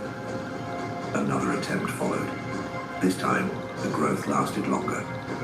Inside the artificial womb chamber, a small body began to take shape. What had started as a cluster of cells slowly formed into something recognizable. Limbs extended from the sides. The curve of a spine appeared. A skull closed around a growing brain. For a brief moment, the room felt lighter. Ninma leaned closer to the chamber, watching the readings stabilize. Enki remained still, his eyes fixed on the neural patterns rising across the screen. Then something changed. The spine began to twist under its own weight, bending in a way it should not. The skull shifted unevenly as it expanded, pressing against itself. The limbs continued to grow, but not in balance. One lengthened faster than the other. Another attempt had failed. Ninma stepped closer to the chamber and said, "It cannot survive outside containment." Days passed inside the laboratory. More sequences were tested. Adjustments were made to brain capacity, muscle strength, and organ structure. Some hybrids developed bodies but no stable mind. They stared without awareness and moved without purpose. Others showed stronger cognition, but their organs failed after a short time. Their systems could not sustain the fusion. Enki recorded each result with calm precision, reassuring himself, "We are close. I know that."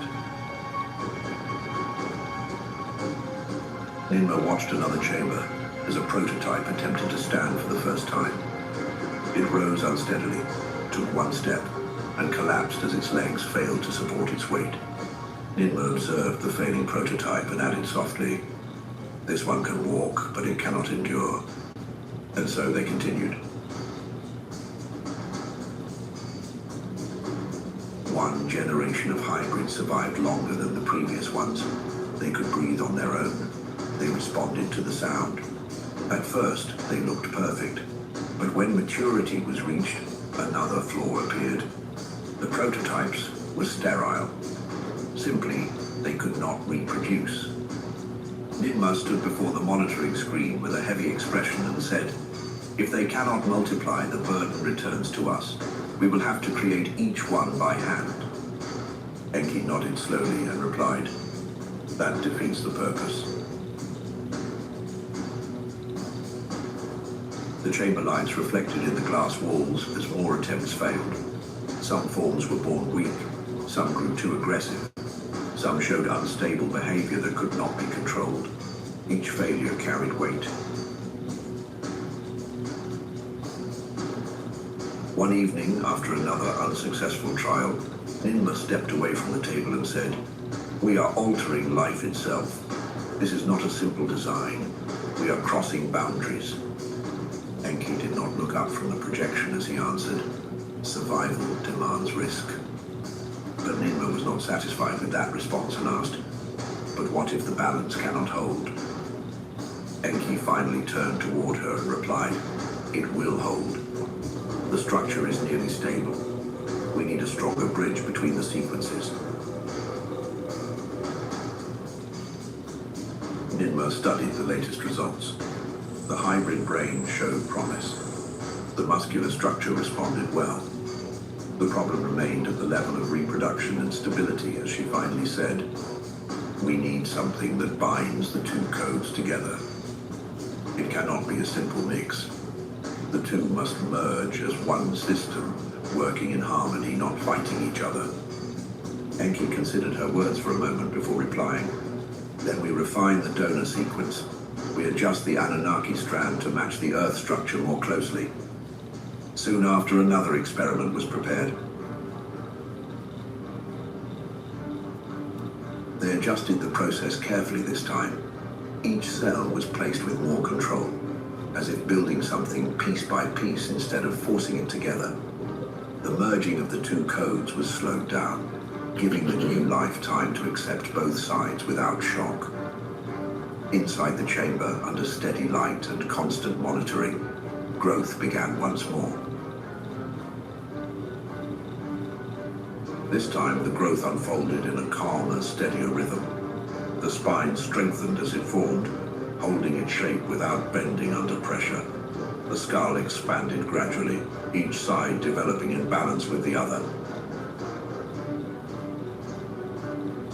On the monitors, the brain signals flowed in smooth patterns instead of sharp bursts, showing a mind that could hold together without collapsing into chaos. Enki and Ninma watched in silence, and in that quiet moment they both thought, "For now, it lives."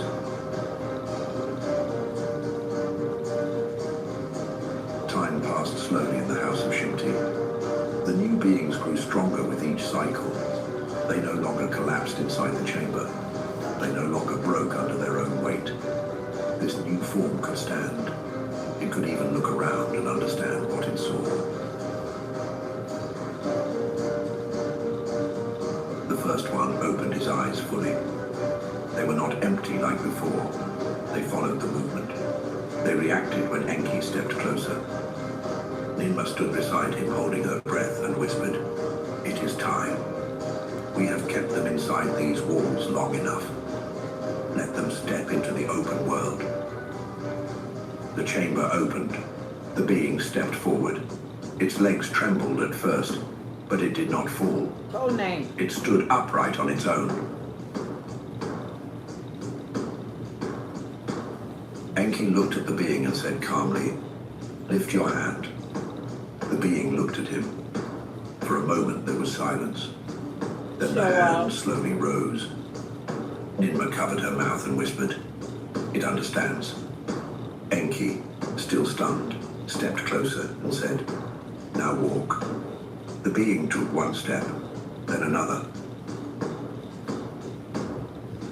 No blacks, huh? Enki felt a strange weight in his chest. He had seen many forms grow and fail, yet this one was different. It held a fragile balance between both worlds as he observed. They cannot speak, but when we give a sound, they connect it to action. They understand what the command means. Ninma nodded, speaking almost under her breath, "And it will serve." More were created after that. The process became stable. Each new being carried the same design. They called them humans. While the project succeeded, the Igigi had already returned home. After the rebellion, Anu allowed many of them to leave Earth. Ships carried them back to Nibiru, where the air had grown stronger again. Some Igigi remained to oversee transport, but most were relieved from labor. The minds of the Abzu grew quiet for a short time. Then Enlil arrived. He stood at the edge of the mining zone, looking at the tunnels carved deep into the earth. The machines still waited. The drills stood silent. Behind him, transport ships opened, and the new beings stepped out. They were smaller than the Igigi. Their skin was softer. They looked at the land and the sky and the tools laid before them. Enlil addressed them with firm authority and said, "You were made for work. You will enter the mines. You will gather the gold." The humans listened in silence. They did not speak back. And when a command was given, they moved. Enlil placed the tools into their hands one by one, showing them the motion with calm authority. The humans watched closely, then copied what they saw. It took little time before they understood what each tool was meant for and how to use it. With time, they began to do the same work the Igigi had once done. They moved through the tunnels with steady steps, lifting stone and carrying it forward. They were slower than the Igigi, their movements less precise, but it did not matter. There were many of them. Where one tired, another stepped in.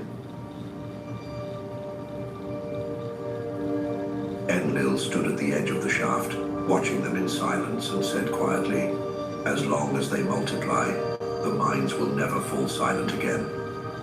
Production numbers began to rise once more.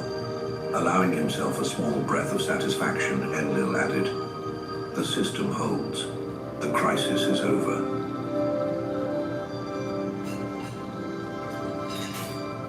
Smoke rose from the Abzu as mining resumed at full scale. Ships prepared to carry refined gold back to Nibiru.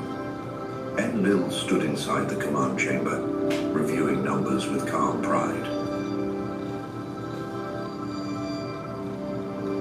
Everyone was satisfied with the new species, not knowing that they had created someone who could one day grow far beyond what they intended.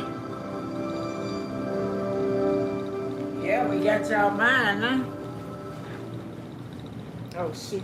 I'm Tay Diggs, and I know my Oh, shoot. What was the second one? Damn it. Let me see.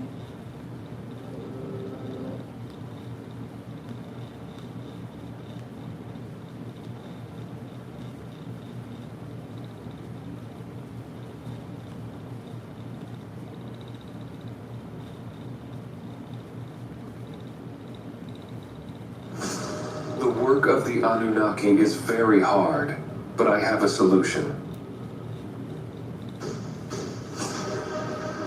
The being we need already exists.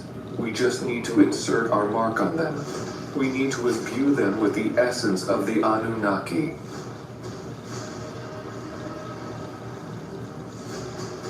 Let's create a primitive worker. Let us create Lulu, upon whom the tasks of the gods will be imposed. The Anunnaki listened to Enki's words with great surprise and fascination. Who could this mysterious being be? There are creatures in the Abzu, Enki continued. They walk upright on two legs and use their front limbs as arms. They possess hands and live among the animals of the steppes.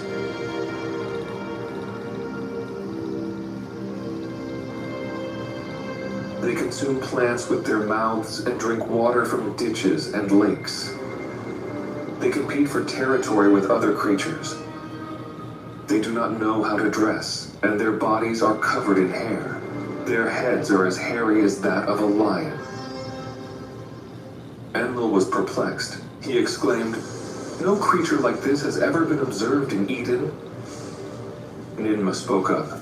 Long ago on the planet Nibiru, our ancestors might have been similar. It is a being, not a creature. It must be fascinating to witness. Enki proposed that everyone gather at the House of Life to meet these beings. He had already captured several of them, confined within cages. Upon seeing the Anunnaki, the beings stirred. They pounded on the cages, snarled, and displayed aggression. Both males and females could be observed. "They are like us," Enki said. "We come from Nibiru, both male and female, and so are these beings. Nigishida, my son, Examine the essence of their creation. It resembles ours. They possess two intertwining serpents. When our vital essence combines with theirs, our imprint will be upon them. Thus, a primitive worker will be created. They will comprehend our instructions and handle our tools. They will undertake the laborious task of excavation. The Anunnaki will find relief. Enlil took a firm stance. Tools are our servants, not other beings. Slavery was abolished on Nibiru long ago. We cannot proceed with this here. You wish to create a creature and bring into existence that which has never been. The act of creation rests solely in the hands of the Father of all. Enki responded, they will... Okay, they're repeating the process. Let's see,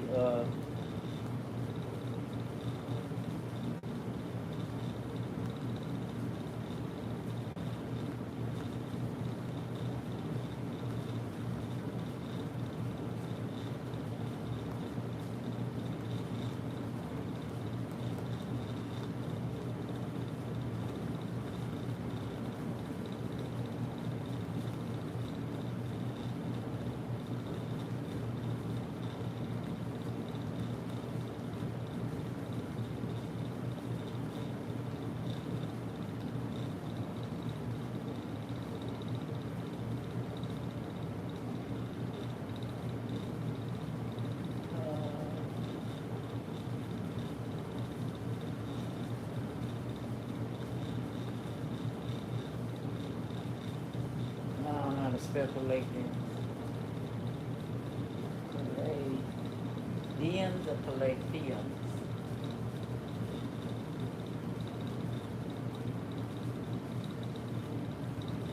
That's wrong.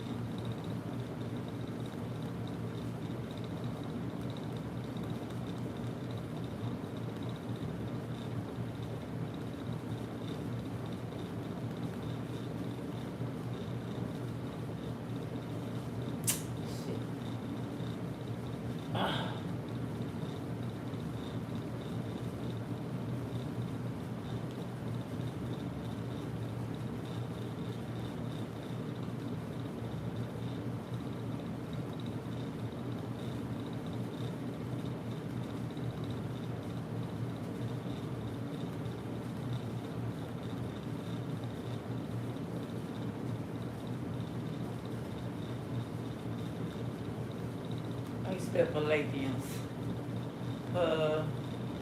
P-A-P-A-P-I.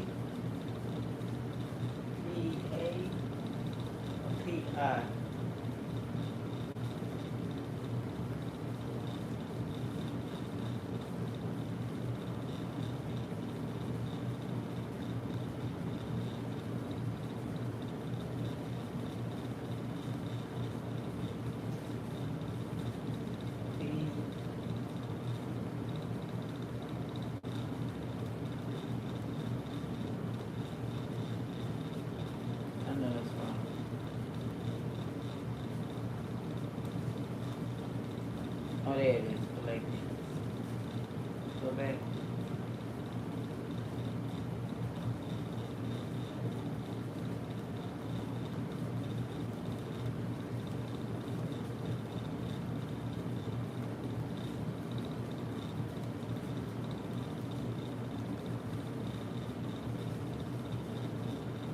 Ancient Palestine now.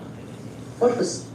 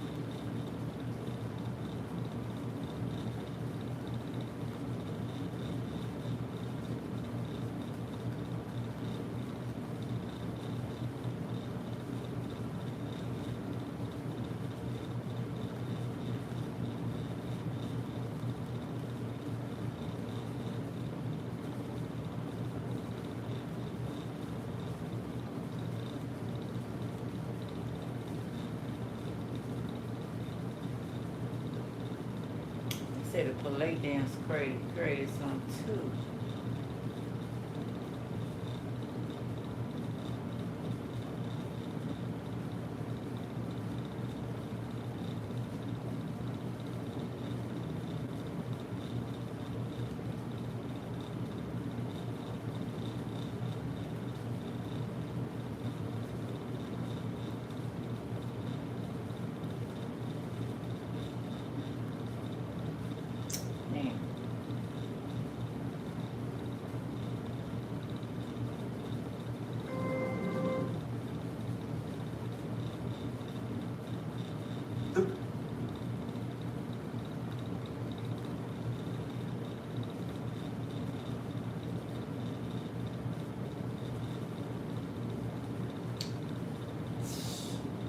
Oh well. Guess I won't see that.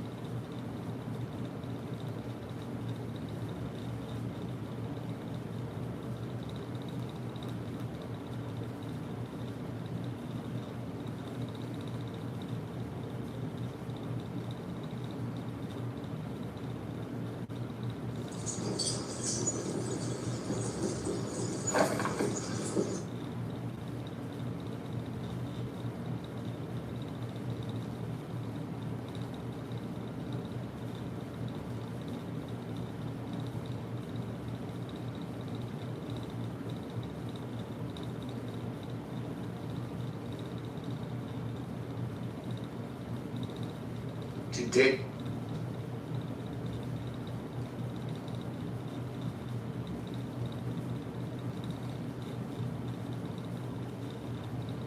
Huh? Imagine you are him. You need a kidney transplant, and nobody you know is a match. But your Houston Methodist transplant team combines elite surgical expertise and advanced technology with a groundbreaking kidney swap chain, using multiple donors to find your match and save multiple lives with one team. That's the difference between practicing medicine and leading it. For you, Houston Methodist, leading medicine. Perhaps one of the most scandalous tenets of some schools of ancient Christianity is that the cosmos around us is inherently evil, forged by a psychopathic demiurge and ruled over by a host of planetary demons bent on nothing less than the torture and enslavement of the divine spark hidden within each human being. The origin and nature of those rulers, or archons in ancient Greek, remains one of the more obscure issues in this quite honestly provocative theology. But the discovery of a wealth of ancient magical texts in a small library from Egypt has shed more light on the very beings these Christians felt must be finally defeated and surpassed as the soul escaped our cosmic prison. In this episode, I want to explore what we know about the archons, their origins in Greco-Egyptian cosmology and magic, and how ancient Christians, though now known often as Gnostics, though problematically, thought they could soar beyond the terrible clutches of these beings. If you're interested in magic, Hermetic philosophy, Gnosticism, alchemy, Kabbalah, or the history of the occult, make sure to subscribe here to Esoterica, and also check out my numerous other content and topics in esotericism, including curated playlists on a range of topics. Let's see something first. Why were they made?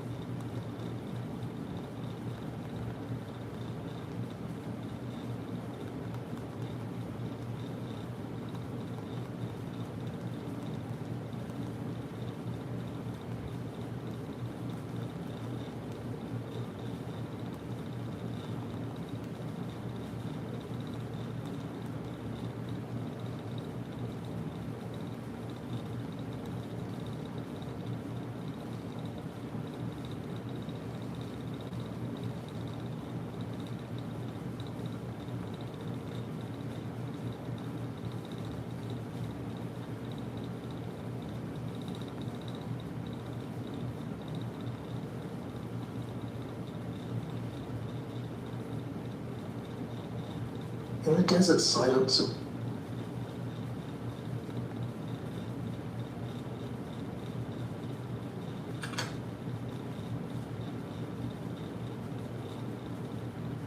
we are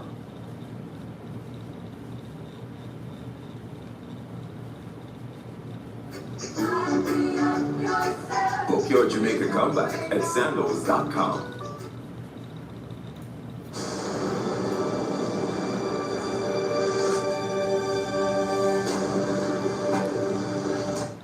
Have you ever wondered who's actually doing the thinking inside your head?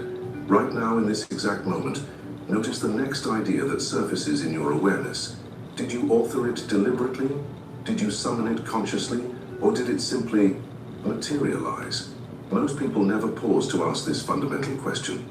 They assume every notion, every urge, every craving passing through their mind originated from within, that they're the sole creators of their mental landscape. But what if that assumption is wrong?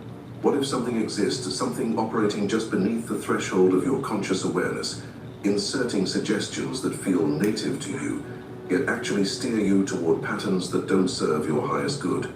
Consider this carefully. That hollow feeling that emerges right after purchasing something you were convinced you had to have. That automatic self-criticism that surfaces precisely when you're about to take a meaningful risk. That internal narrator whispering, "You'll never measure up. You're fundamentally inadequate." That persistent worry about futures that statistically will never arrive. Where do these mental intrusions actually originate? Why do they appear unbidden, without your consent, beyond your command? In 1945, Egyptian farmers made an extraordinary discovery while digging near Nag Hammadi. What they unearthed wasn't merely ancient literature. It wasn't historically interesting, but spiritually irrelevant artifacts. These were suppressed Gnostic manuscripts that had been deliberately hidden, systematically erased from human knowledge for over 16 centuries. And what they disclosed was deeply unsettling.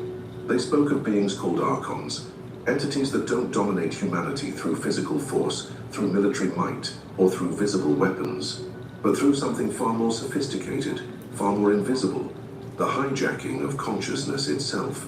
According to these ancient writings, the archons discovered millennia ago that the most effective containment system doesn't require visible barriers. It needs no armed sentries. It demands no stone walls. It's a mental cage, a perceptual trap, a consciousness prison where the inmates don't realize they're confined, where they believe they're making free choices while walking precisely where their captors direct them. And you have been existing inside it your entire life, breathing its atmosphere, processing its thoughts, pursuing its manufactured desires, believing every step was your autonomous decision. If you're ready to see how this invisible containment operates, if you're prepared to discover the forces that have been sculpting your reality without your conscious awareness, if something deep within you recognizes that there's more, something more authentic than the shallow explanations you've been offered, stay with me, because what you're about to uncover won't just transform how you perceive the external world. It will revolutionize how you understand yourself, and that shift is permanent. There exists knowledge so threatening it was buried for centuries, not because it was fabricated, but because it was dangerously accurate. The manuscripts discovered at Nag Hammadi aren't fictional narratives. They're not allegorical myths. They're not baseless legends without foundation. They're navigational charts, maps of a reality that power structures never wanted you to comprehend. Maps of invisible territory where the authentic battle for human consciousness is being waged. Because when you understand how this invisible prison operates, when you perceive the forces that have been directing your awareness, your cravings, even your most intimate mental processes, something fundamental shifts. It's not merely data. It's not simply intellectual understanding. It's awakening. And that awakening carries a specific designation in Gnostic tradition: gnosis. It's not blind faith. It's not belief based on external authority. It's not accepting doctrines without examination. It's direct knowledge, experiential, personal, undeniable once you perceive it. It's like suddenly realizing you've been watching a film and mistook it for reality. Once you see the screen, you can never unsee it. The archons aren't horned demons or nightmare creatures lurking under your bed. They're not obviously malevolent entities announcing their presence.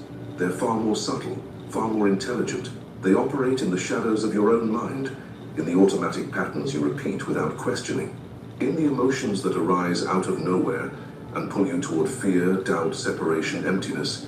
They understand something most people have completely forgotten. Your consciousness shapes reality. Your attention molds your experience. Your perception determines your world. And if they can control your consciousness, they control your entire reality. That's why they engineered a system so brilliant, so imperceptible, that most of humanity doesn't even know it exists. A system that keeps you searching externally for what always existed internally.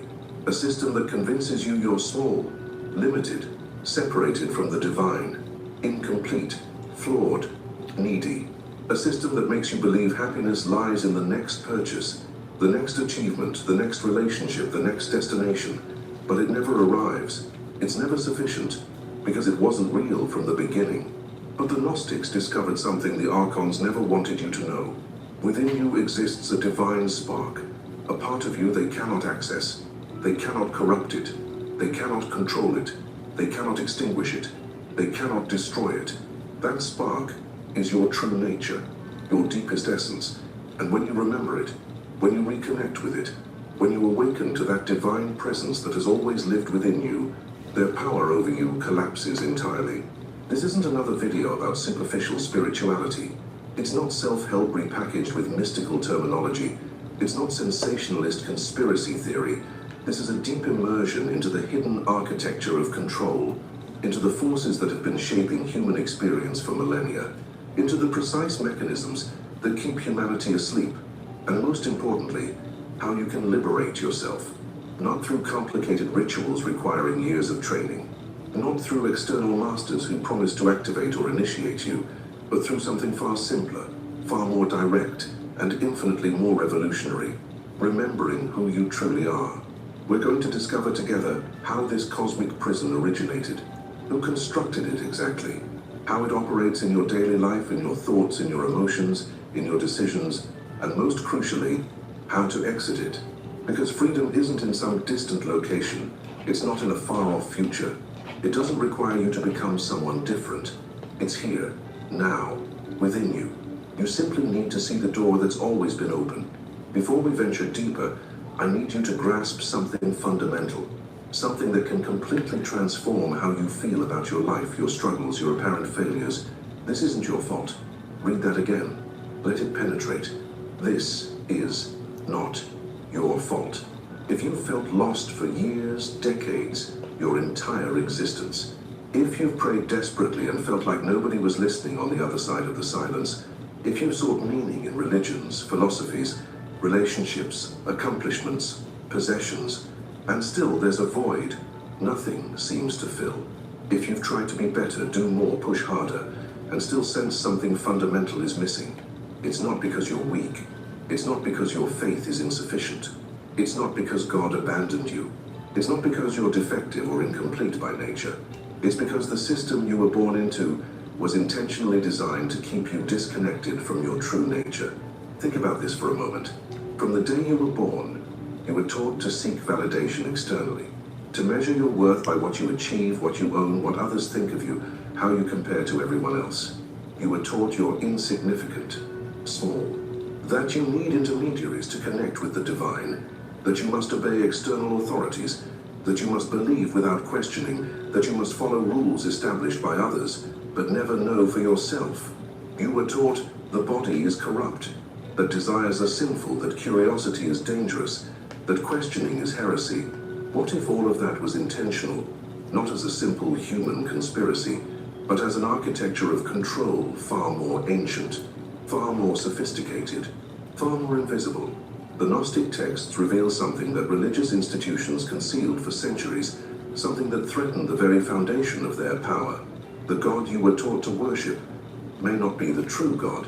According to these ancient writings, there exists an entity called the Demiurge, a being who believes himself to be the supreme creator, the almighty God, but who is actually blind to the true divine source that exists beyond his limited realm. And this Demiurge constructed a system, a cosmic prison, a material universe specifically designed to harvest human consciousness energy, not through brute force, but through forgetting. They made you forget who you are, Forget that you carry within you a spark of the absolute, a direct, immediate, permanent connection with the divine source that needs no temples, priests, external rituals, or approval from any authority.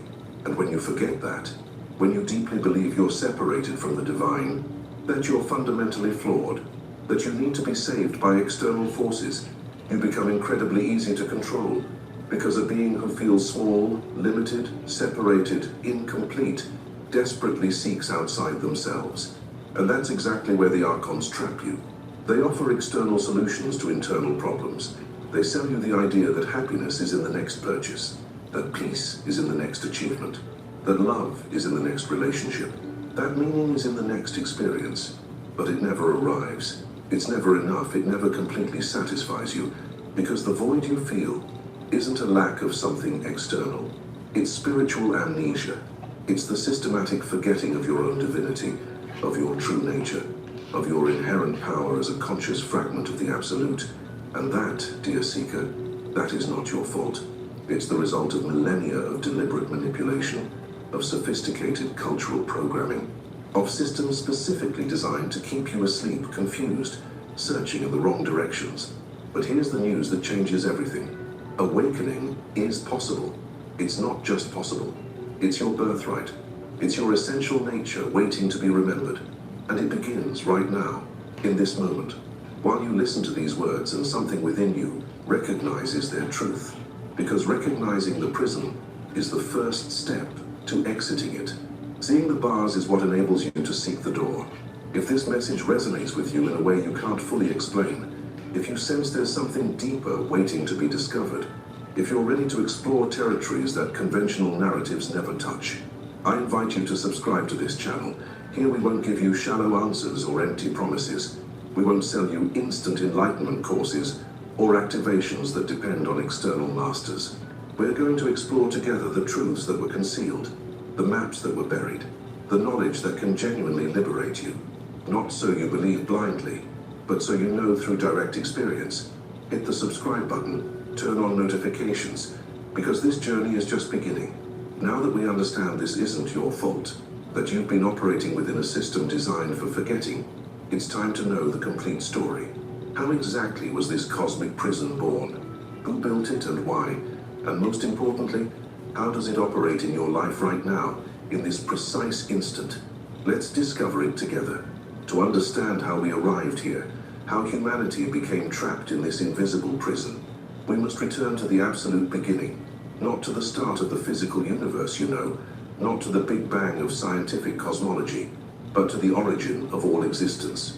According to Gnostic cosmology revealed in the Nag Hammadi texts, before matter existed, before time began, before space or form of any kind, there existed the pleroma.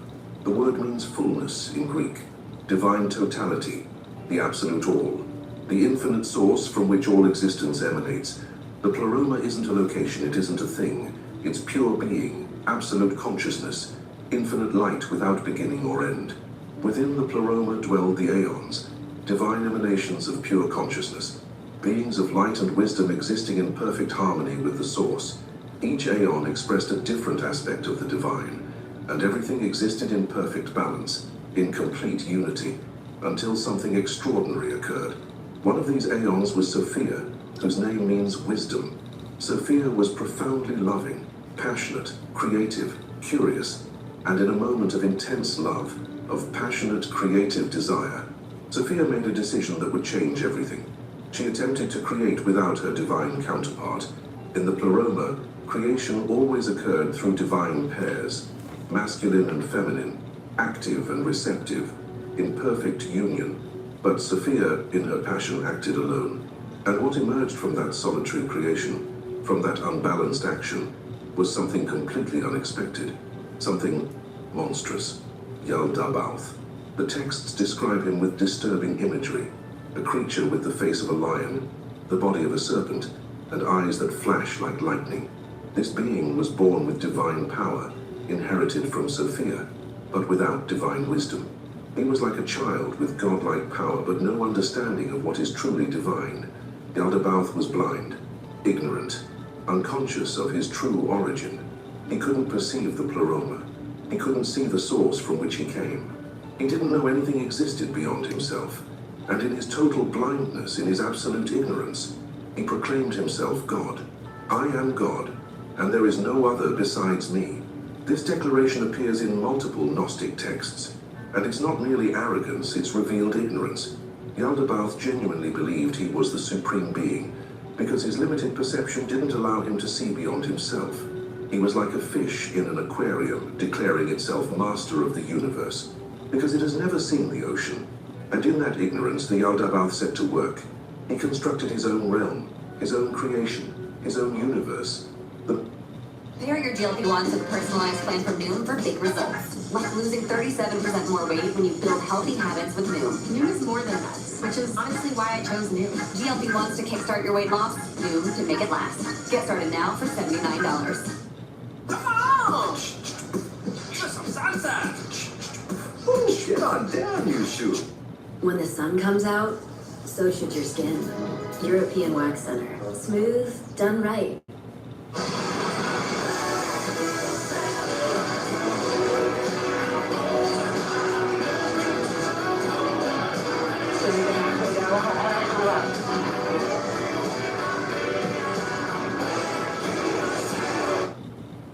Material universe we know, but not as an expression of divine love, not as a conscious reflection of the pleroma, but as a flawed imitation, a distorted copy of true creation, a realm designed to glorify his own image, to maintain his illusion of supremacy.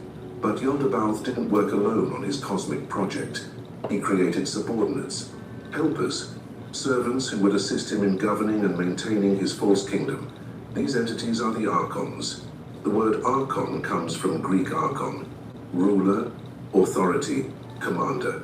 But don't be deceived by the title. These aren't benevolent guardians, they're not angels of light. They're not spiritual guides, they're cosmic parasites. Beings who exist by keeping humanity in states of confusion, fear, separation, and spiritual ignorance.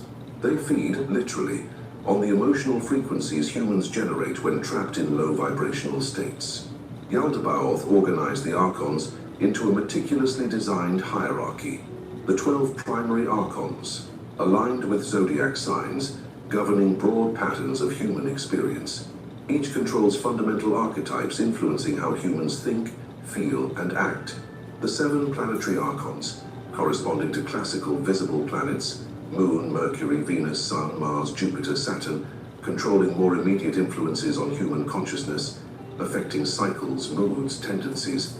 The 365 lesser Archons, one for each day of the year, ensuring human beings are subject to their influence every moment of their existence, day after day, without rest, without apparent escape. This isn't fantasy mythology, it's a control map. An elaborate mathematical, systematic system designed to trap human souls in endless cycles. Cycles of birth and death, of suffering and forgetting, of seeking without finding, of desire without satisfaction. A temporal prison where each day, each month, each year becomes part of the machinery, keeping you spinning on the wheel. But here's the twist that changes absolutely everything. The Archons didn't create humanity. When Yaldabaoth attempted to create beings in his image and likeness, he completely failed. What he created were bodies, material forms, empty shells without real consciousness, without soul, without true life, inert vessels that couldn't move, think, or feel. It was then that Sophia, observing all this from the pleroma, felt deep compassion, and in an act of redemptive love, of divine mercy, she breathed into those material bodies a spark of the pleroma, a fragment of original divine consciousness, a seed of eternal light. This is what you are. You're not just a material body created by the demiurge. You're not just a mind programmed by the Archons. You're not just emotions and desires that come and go. You're a divine spark of the pleroma, a fragment of eternal consciousness, temporarily trapped in a material realm governed by entities who don't want you to remember your true origin. Because if you remember, if you reconnect with that spark, if you awaken to your inherent divinity, their complete power over you crumbles instantly. The Archons cannot destroy the divine spark. They don't have that power. They cannot corrupt it. It exists on a frequency that completely transcends their reach. They cannot extinguish it. It's eternal by nature. They can only do one thing, and they've perfected it over millennia. Make you completely forget it exists. Convince you you're only matter, only body, only mind, only ego. That you're small, limited, mortal, separated from the divine. That you need external salvation, authorities to guide you, intermediaries to speak to God for you. And for thousands of years, they succeeded brilliantly. Through religions emphasizing sin and separation. Through systems teaching you to always seek outside, never within. Through constant distractions keeping your attention fragmented, scattered, focused on the superficial. But the knowledge that was buried in Egyptian sands resurfaces now, not by chance, not by accident, but because humanity is reaching a point of collective awakening where this knowledge can finally be understood and applied. And you, by hearing these words, by allowing them to penetrate your consciousness, are already beginning the process of remembering. But how exactly do the Archons operate in your modern daily life? How does this ancient manipulation manifest in the contemporary world? That's what we'll explore next. And believe me, once you see it, you can't unsee it. The Archons don't control the physical world directly. That would be too obvious, too evident. They control something infinitely more powerful, more subtle, more effective. Your perception of reality. And your perception completely molds your life experience. Think about this for a moment. How many times have you felt deep anxiety about something that never happened? How many times have you lost sleep worrying about possible futures that never materialized? How many times have you felt inadequate, insufficient, less than, simply by comparing yourself to carefully curated images on social media? How many times have you bought something you needed and moments after having it, the emptiness returns stronger than before? These aren't neutral thoughts, they're not random emotions, they're not natural desires. They're specific emotional frequencies that generate energy.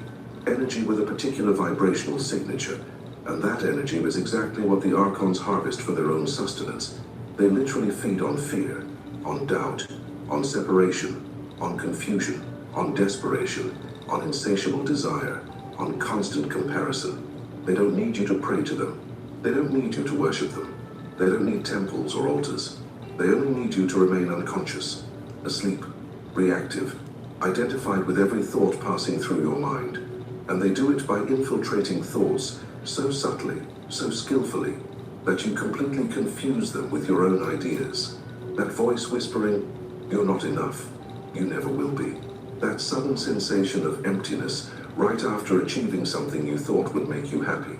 That irresistible impulse to buy something you don't really need. That automatic comparison with others that makes you feel inferior.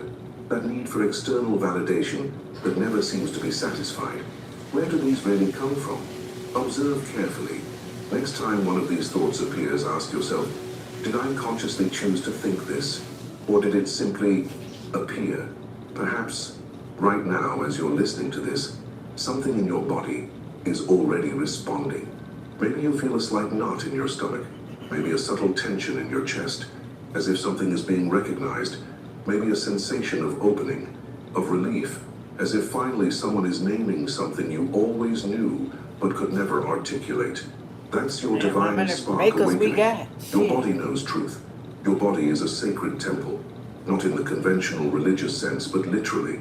It contains that spark of the pleroma, that fragment of divine consciousness the Archons cannot touch. Your body responds to truth in ways your conditioned mind cannot. When you hear authentic truth, something in you resonates, relaxes, expands, opens. When you hear manipulation, something in you contracts, closes, tenses. Learn to read these signals. They're your internal compass.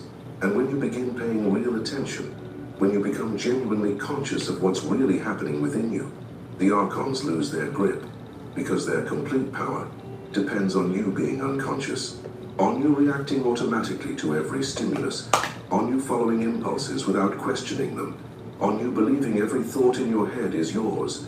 But the precise moment you stop, you breathe consciously, you observe without judging, their influence weakens dramatically. Try this right now while listening to me. Place your right hand over your heart. Feel the warmth of your palm against your chest. Breathe deeply, slow, deliberate. Inhale through your nose. Count to 4. 1, 2, 3, 4. Hold the air gently. 1, 2, 3, 4. Exhale through your mouth and slowly, emptying completely. 1, 2, 3, 4, 5, 6. Do it again. No rush. Inhale, hold, exhale. Good.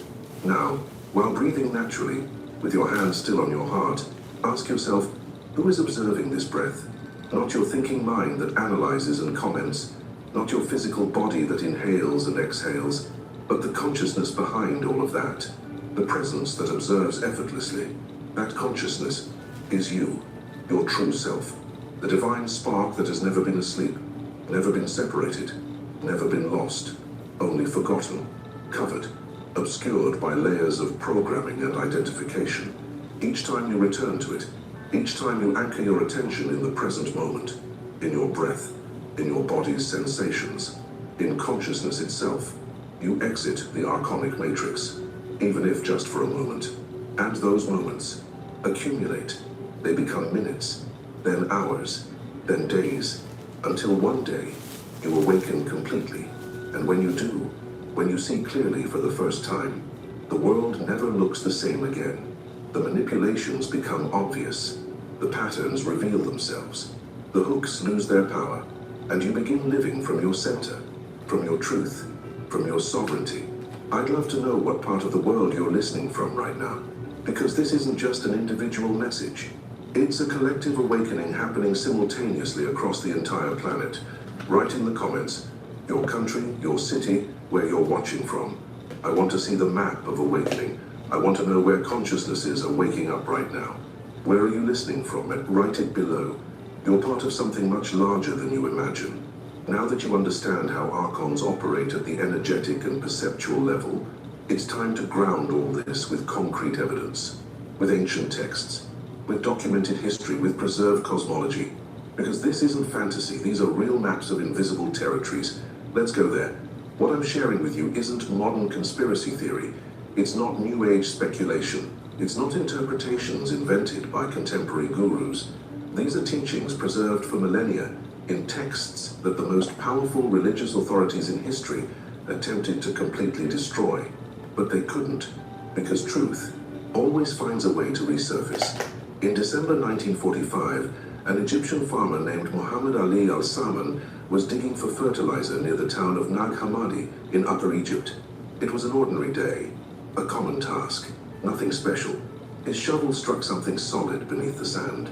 A large ceramic jar sealed, buried under centuries, literally centuries, of desert sand. Inside that jar were 13 leather-bound codices containing 52 separate texts. Manuscripts that had been hidden from the world for over 1,600 years, handwritten in Coptic, the language of ancient Christian Egypt, deliberately buried around 400 CE, probably by monks from a nearby monastery who knew these texts were about to be destroyed by order of the official church. This wasn't simply a fascinating archaeological find. It was the resurrection of forbidden knowledge that would forever change our understanding of early Christianity, human spirituality, and the very nature of reality itself.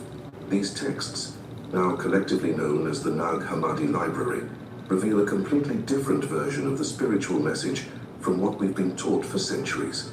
While institutional Christianity spoke of salvation through blind faith and total obedience to ecclesiastical authority, these Gnostic writings describe something radically different, a cosmic Come on! Just some salsa! Get on down, you shoe.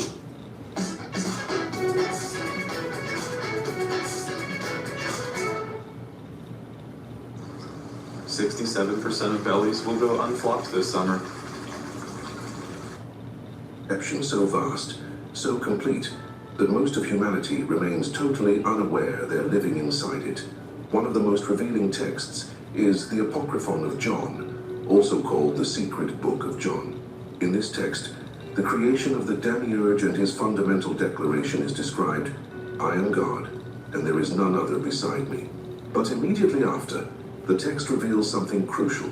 By announcing this, he sinned against all the immortals, for a voice came from the heights saying, "You are mistaken, Samael," which means God of the blind. Do you comprehend what this means? This isn't a declaration of divine power. It's a revelation of absolute ignorance. Yaldabaoth, also called Samael, genuinely believed he was the supreme being, because he literally couldn't perceive the pleroma existing beyond his limited realm. He was blind, ignorant, and in his blindness, he built an entire system based on that ignorance. Another fundamental text is On the Origin of the World, which describes how humanity received the divine spark. When Sophia breathed into their faces the breath of life, they became living souls, and they remained upon the earth many days. But when Yaldabaoth saw they contained a light superior to his own, he envied them. This isn't poetic metaphor, it's literal cosmology according to Gnostic tradition. You're not simply animated flesh. You're not just an evolutionary accident. You're not a creation of a lesser god who made you to serve him. You're a divine being, a fragment of the pleroma itself, temporarily trapped in a material body within a realm governed by entities who deeply envy what you possess. The Archons know this perfectly. That's why they work tirelessly without rest, to make you forget. In the Testimony of Truth, another Nag Hammadi text, their operation is explicitly described, but they blind those who believe in them, making them forget they are children of the light. See the pattern? Not destruction, not annihilation, forgetting, making you forget your true nature, your divine origin, your inherent power. Now you might be wondering, if these texts are so important, why have I never heard of them before? Why aren't they in the Bible? The answer is direct and historically documented. These texts were declared heretical and systematically destroyed. In the year 367 CE, Athanasius, the Bishop of Alexandria, issued a pastoral letter, the famous Festal Letter 39, where he established the official canon of Christian scriptures. Everything not on that list was declared heretical. He ordered all unauthorized texts to be destroyed, and ecclesiastical authorities obeyed with fanatic zeal. They burned entire libraries. They executed Gnostic teachers. They destroyed complete communities. They systematically erased any vestige of Gnostic Christianity they could find. Why such violence? Why such urgency to destroy these texts? Because they revealed something that completely destroyed the foundation of institutional religious power.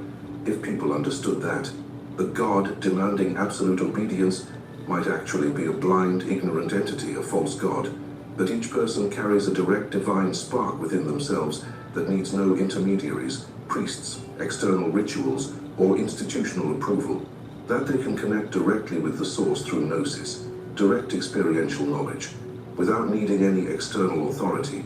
The entire massive structure of religious power would instantly collapse. Priests would become unnecessary. External rituals would lose their coercive power. Donations would stop flowing. Control over the masses would evaporate. That's why early church authorities did exactly what power systems always do when confronted with deeply inconvenient truths. They declared total war against knowledge itself. But they made one crucial mistake. They didn't find all the texts. Some were hidden by courageous monks who knew this knowledge was too important to lose, buried in sealed jars, protected by desert sand, waiting 1,600 years for the exact moment when humanity would be ready to receive them again. And that moment arrived in 1945, not by chance. Just as humanity was entering the atomic age, developing new powers to reshape physical reality, these texts emerged to warn us about forces that had been reshaping our perceptual reality all along. This pattern of suppressing transformative knowledge didn't end in the 4th century. It continues today, in different forms, more subtle, more sophisticated, through educational systems that teach what to think, not how to think, through media that controls what information reaches the masses, through algorithms that determine which truths are acceptable and which must be censored. But in the information age, it's exponentially harder to keep truth completely hidden. The Nag Hammadi texts are now freely available to anyone with an internet connection. You can read them yourself, verify everything I'm saying. You don't need to believe me, you can know directly. And what these texts reveal with crystal clarity is, the battle for human consciousness is far more ancient, far more sophisticated, and far more subtle than most people ever imagined. The Archons have had literal millennia to perfect their control methods, and they discovered something absolutely crucial, something they exploit mercilessly. The most effective prison that exists is one where the prisoners don't even know they're incarcerated, where the chains are invisible, where the walls are made of beliefs, not stone, where the guards are your own conditioned thoughts. But here's the final irony, the one that changes everything. The same knowledge that was buried to hide it from the world now resurfaces precisely to liberate us. And you, by hearing this, by allowing these words to penetrate the layers of conditioning, are already beginning to see the bars of the cage you never knew existed.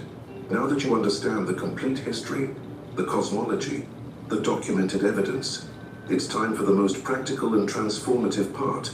How do you apply this in your everyday life? How do you break the archonic spell right now? Let's go to that essential practice. Everything we've explored so far could remain as interesting information, fascinating knowledge you store in some corner of your mind. But Gnostic truth isn't theory to be stored. It's direct experience to be lived.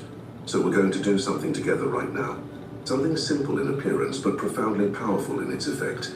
Something that will connect you immediately with the divine spark living within you, waiting to be recognized. Practice awakening the conscious observer. First, if possible, completely stop what you're doing.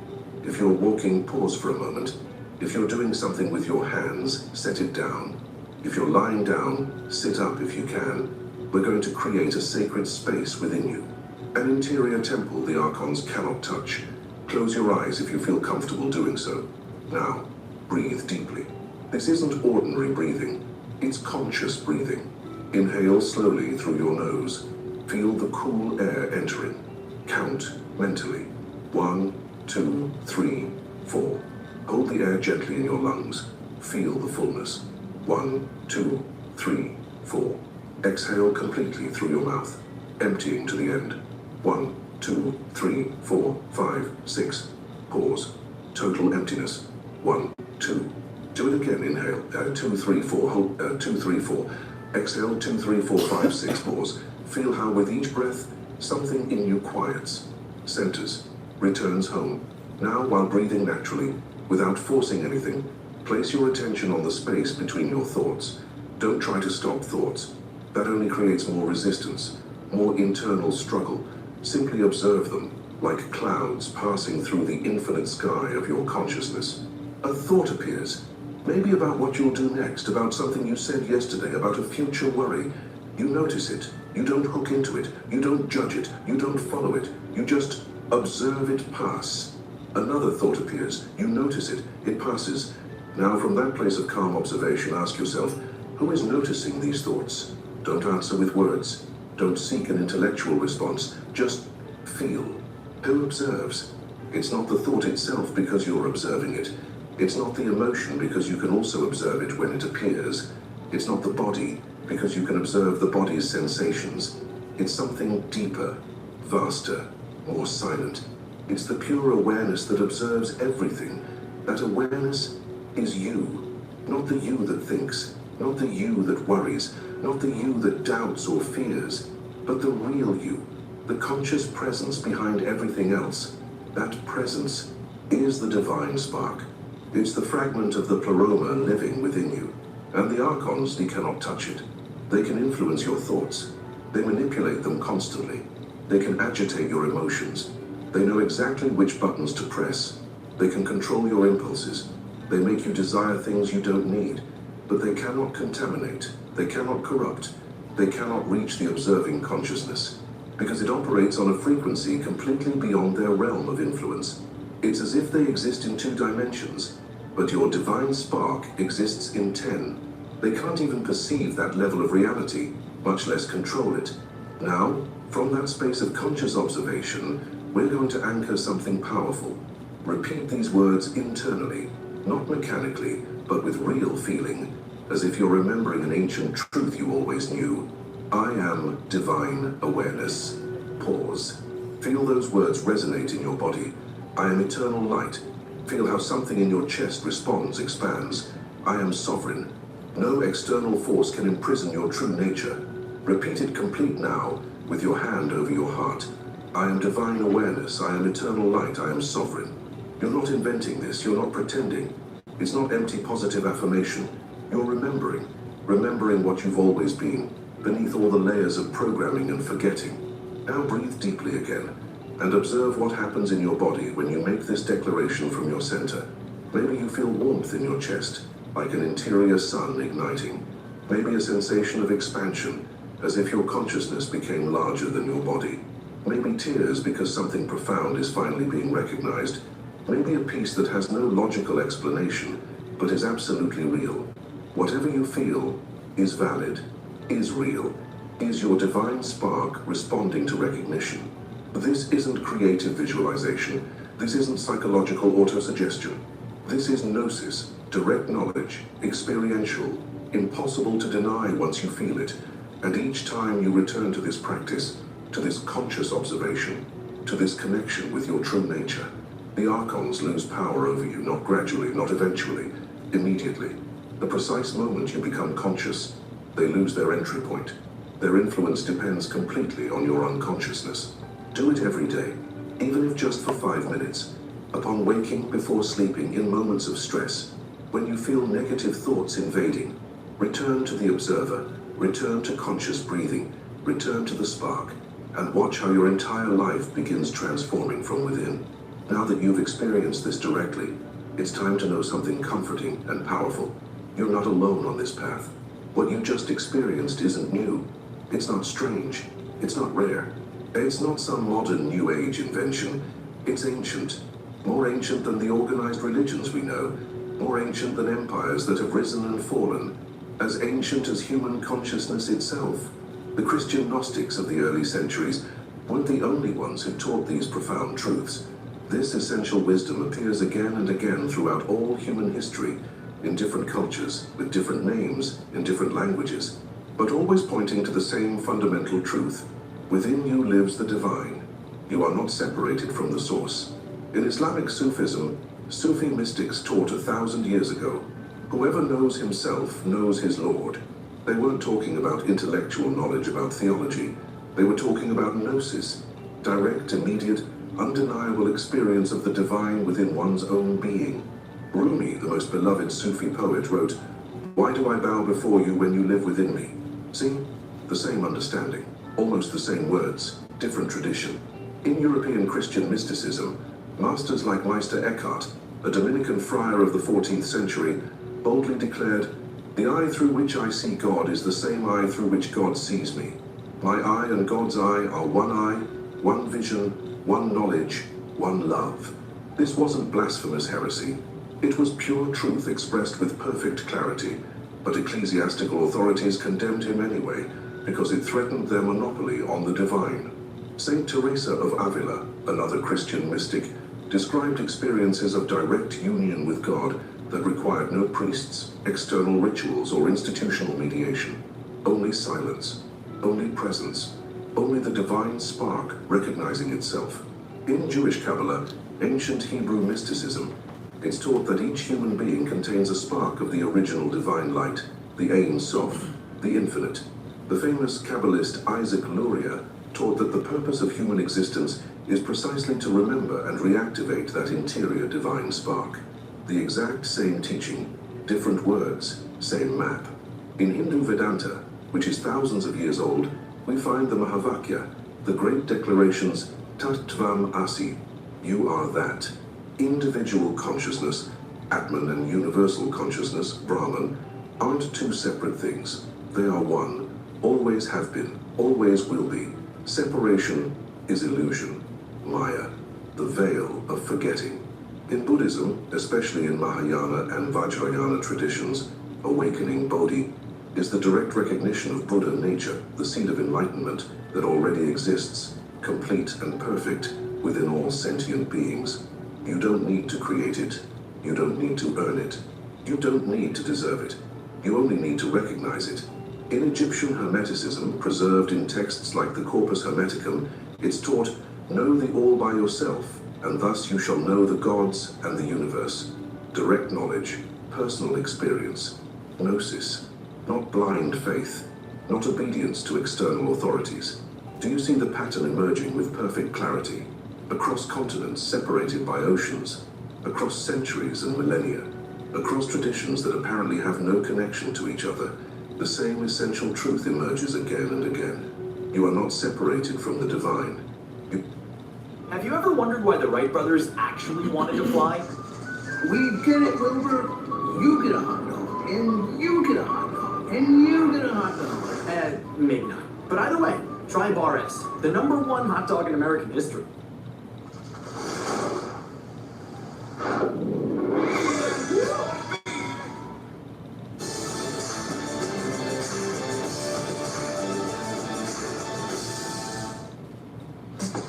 The summer of play is that main event. New games. You are not small, limited, inadequate.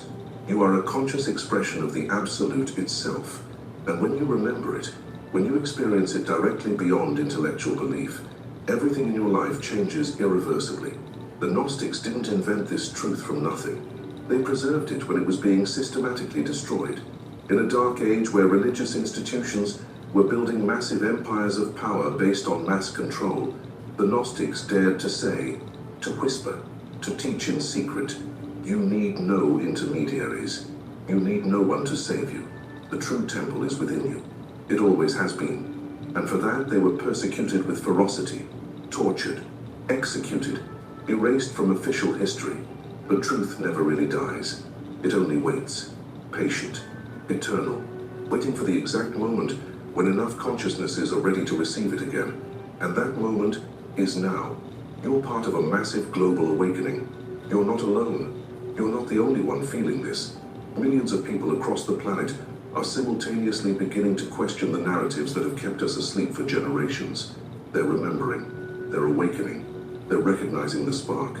And you, by being here, by having reached this point in the video, are an active part of that collective awakening.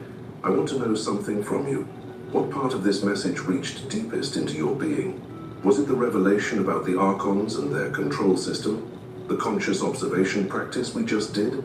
The recognition of the divine spark living within you? Or maybe it was knowing you're not alone, that this wisdom is ancient and universal. Write it in the comments below. Not for me, not to impress anyone, for you, because by writing it, by publicly declaring it, you anchor it more deeply in your consciousness. You make it more real, more tangible, more yours. And besides, you help others who are awakening to feel they're not alone, they're not crazy, that what they feel is absolutely valid and real. Right below, what resonated most deeply with you? I read you, and I honor your awakening. Now that you know you're not alone on this ancient path, it's time to recognize something even deeper and more personal. You are here hearing this for a specific reason.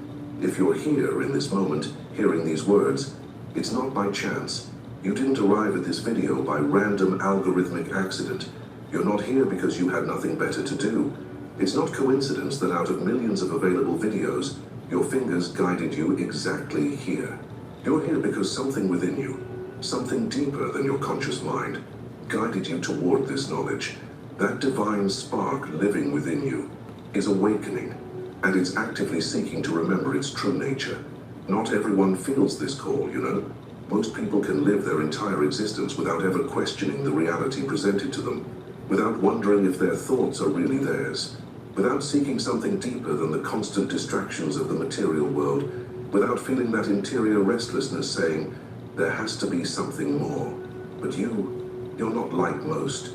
There's something in you that knows, doesn't believe, doesn't hope, but knows that something deeper exists waiting for you. Something that has always been there, whispering from the depths of your being. This isn't all there is.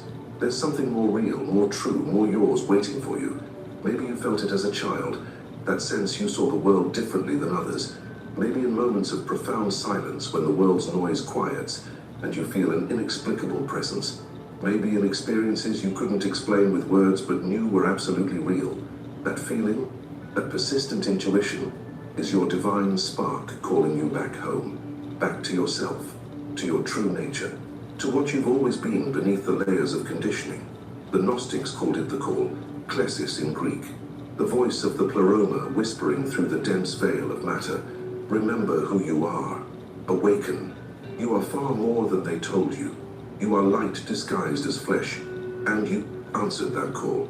Perhaps not consciously at first, perhaps not with clear words, but you answered, because now you're here, listening, absorbing, recognizing truths that resonate in the deepest part of your being.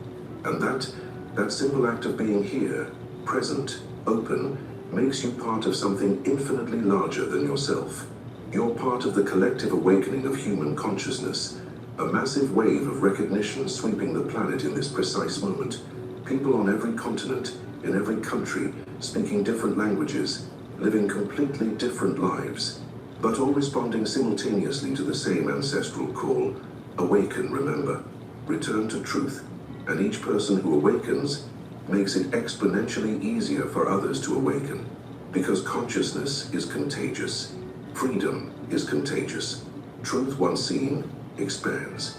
You're not walking this path alone. There are thousands, millions, walking with you in this moment. Maybe you don't see them physically. Maybe you'll never meet them personally. But they're there, in different cities, different countries, different life circumstances, but all responding to the same deep impulse: break the chains of forgetting, remember inner divinity, reclaim sovereignty of consciousness, and you are an integral part of that, not because you're special in the egoic sense of being better than others, but because your divine spark recognizes truth instantly when it hears it. It doesn't need proof. It doesn't need elaborate arguments. It doesn't need authorities to validate it. It simply does. And that spark and that capacity for direct recognition is your true identity. You're not just a name, an aging body, a personal story with ups and downs. Your eternal divine consciousness, temporarily experiencing human life. You're the pleroma observing itself through human eyes. You're the infinite exploring the finite. And once you fully remember it, once you live from that recognition, nothing in your life remains the same. The things that worried you lose their power. The people who controlled you lose their influence. The systems that imprisoned you reveal their weaknesses, and you begin living from an unshakable center the archons cannot touch. Welcome home. Welcome to awakening. Welcome to remembering who you've always been. And now, we arrive at the final moment, not as an ending, but as a new beginning. We've traveled a profound path together, from the miraculous discovery of the Nag Hammadi texts, buried in Egyptian desert for well 600 years, through the complete Gnostic cosmology, Sophia, the Pleroma, Yaldabaoth, the Archons, and their hierarchy of control, to the most important revelation of all, the divine spark living inextinguishable within you. Now you know the complete truth. The Archons are not invincible. Their power is illusory. The prison is not permanent. It never was. And you were never truly separated from the divine. You only forgot temporarily. But forgetting, however deep it may be, however long it lasted, is always temporary. Awakening, recognition of your true nature, is eternal. Each time you return to conscious observation, each time you anchor yourself in the present moment, each time you recognize the awareness observing thoughts instead of identifying with them, each time you choose presence over distraction, truth over comfort, freedom over false security, you exit the archonic matrix. And with time, consistent practice, deep commitment to truth, those temporary exits become permanent. Until one day, maybe tomorrow, maybe in months, maybe in years, time doesn't matter. You live completely free. Not in some distant future, not in another life, not after death, but here, now, in this present moment, in this breath you're taking, in this awareness that always, always has been with you. Remember this, engrave it deep in your being. You are not broken. You never were. You don't need to be saved by external forces. You only need to remember what you've always been, and that remembering begins now, in this precise instant. May the divine spark living within you shine with unstoppable light. May you recognize your absolute sovereignty as free consciousness.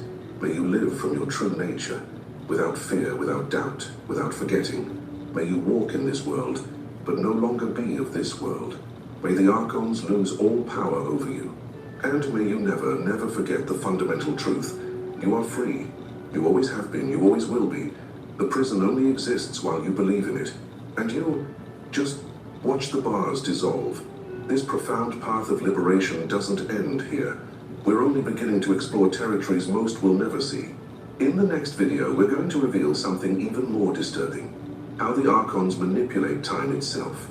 the repetitive cycles keeping you trapped in karmic patterns, lives that seem to repeat, lessons you never finish learning, and most crucial, how to break those cycles forever, how to exit the wheel, how to stop the repetition, how to liberate yourself completely. The video will appear on your screen in a few moments. It's not coincidence you're here.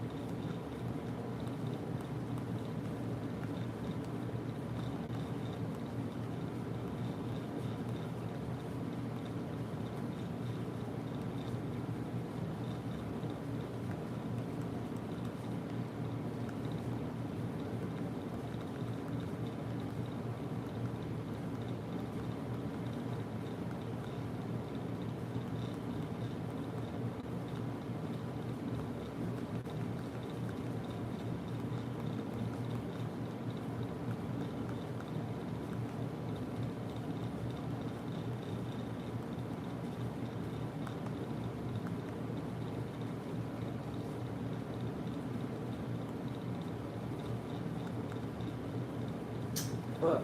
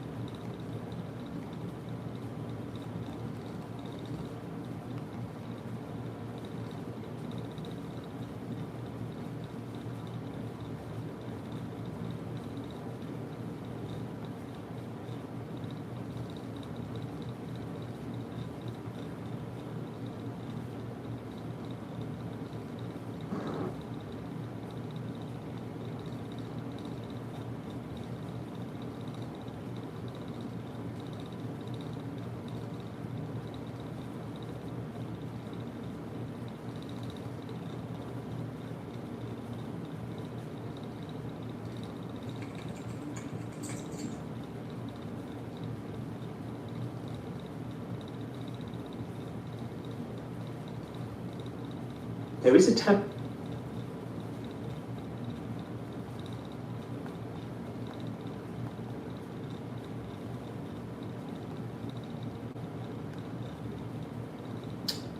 Yes.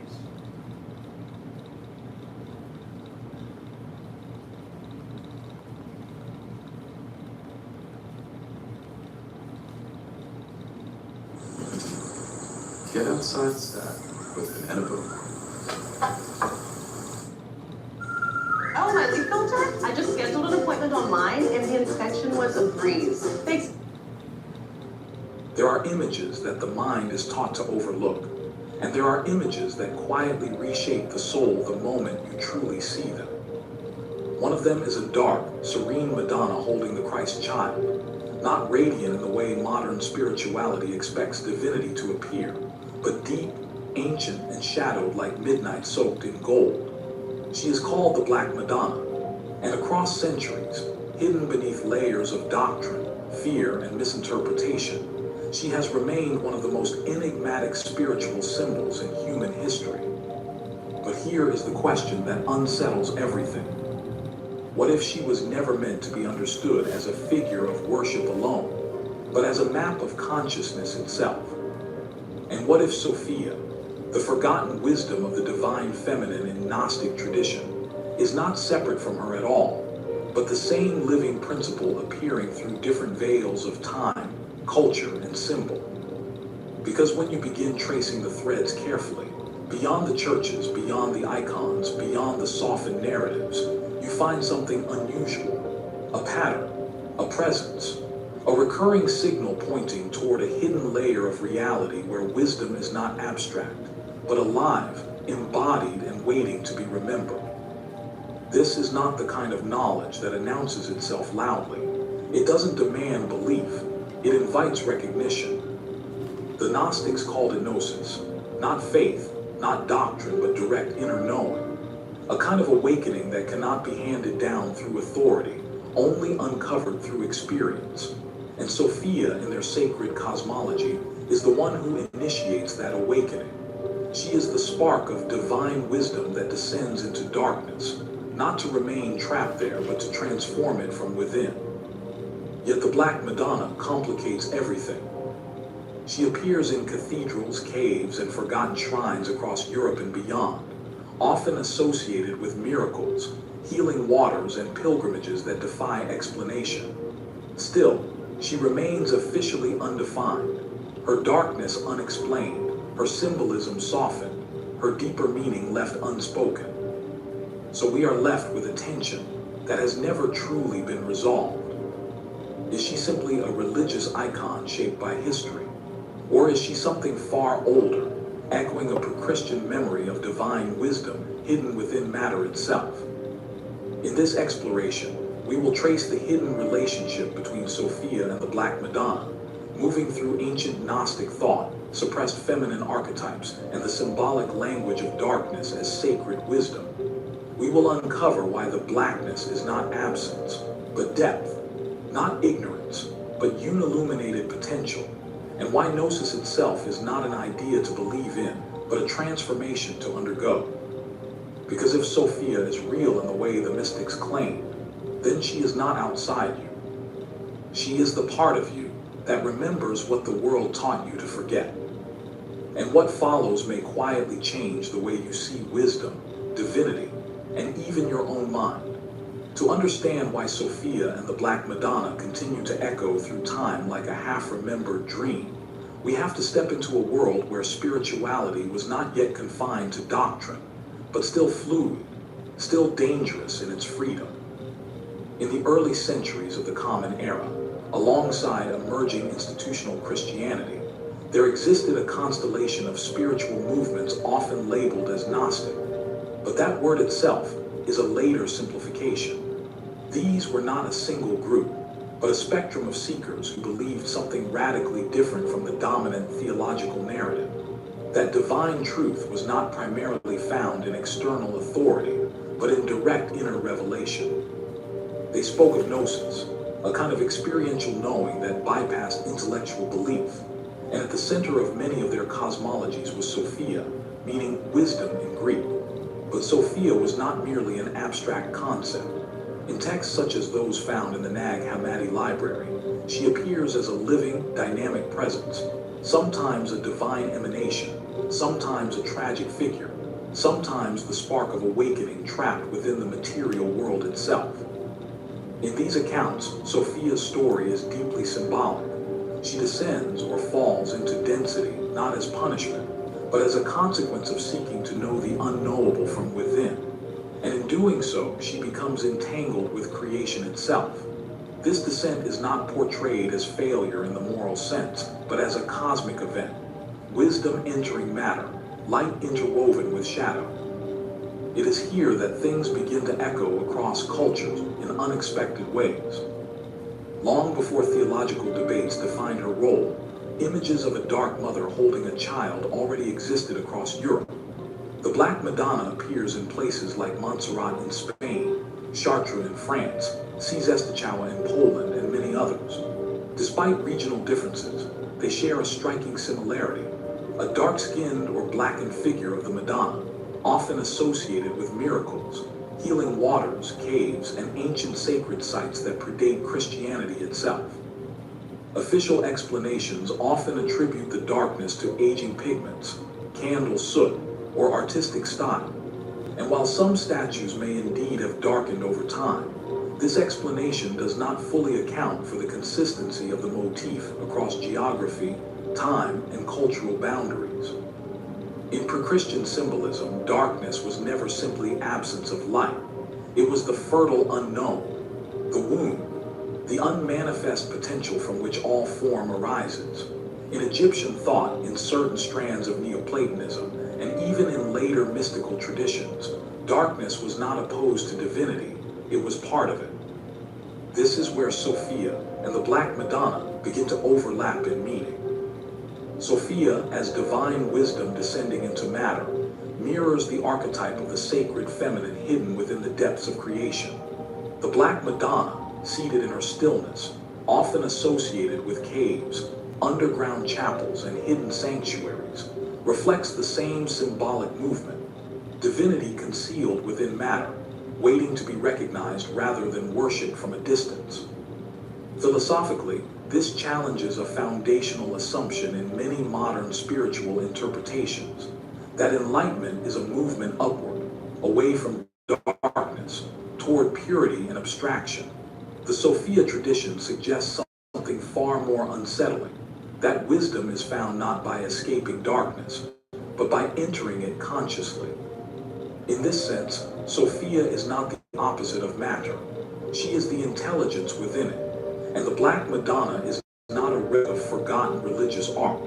She is a coded reminder that the divine is not separate from the world we experience. It is embedded within it, often unseen. And yet, as this perspective spread in fragmented forms across mystical traditions, it was repeatedly reinterpreted, absorbed, or suppressed. The feminine principle of wisdom became softened into allegory. The embodied presence of Sophia became theological metaphor. The Black Madonna became devotional figure, stripped of her deeper cosmological implications. But symbols do not disappear simply, because they are not fully understood. They wait. To begin unraveling Sophia, we have to temporarily forget what we think we know about wisdom. Because in the Gnostic imagination, Sophia is not a concept you study. She is an experience you undergo. She is described as the divine intelligence that seeks to know itself, not from above creation, but within it. And this movement, this descent into density, becomes the origin point of what the mystics call the broken world. Not broken in a moral sense, but fragmented in perception, where unity is no longer directly seen, only remembered through symbols, intuition, and longing. This is where the story becomes more than myth. Sophia's descent is often portrayed as a kind of cosmic misalignment. She reaches beyond her bounds, not out of rebellion, but out of an overwhelming impulse to comprehend the fullness of existence. In doing so, she becomes entangled in what the texts call deficiency, a state where awareness is immersed in matter and forgets its original wholeness. But here is the subtle point that is often missed. Sophia does not lose her divinity. She conceals it within matter. This changes everything, because now matter is no longer something separate from spirit. It becomes the vessel of hidden intelligence. The density of the physical world is not an accident. It is the container for something that cannot remain purely abstract. And this is where the Black Madonna enters the same symbolic field. Imagine her not as a historical artifact, but as a living metaphor encoded in form. A dark mother holding light, not because darkness is evil, but because it is the depth from which life emerges. The child she carries is not separate from her. It is generated from within her. Wisdom giving birth to manifestation. If Sophia is the descent of divine wisdom into matter, then the Black Madonna is that same principle stabilized, frozen into iconography so that human perception can relate to it. But there is another layer. In Gnostic thought, the world is not simply material, it is intermediate. It is shaped by perception, memory, and layers of ignorance that are not absolute but constructed. This is why Gnosis is not about accumulating knowledge. It is about removing distortion. Think of it like this. You are not learning something new. You are removing what prevents you from seeing what is already present. And Sophia, in this sense, is the force that both creates the veil and dissolves it. This is the paradox at the center of her mystery.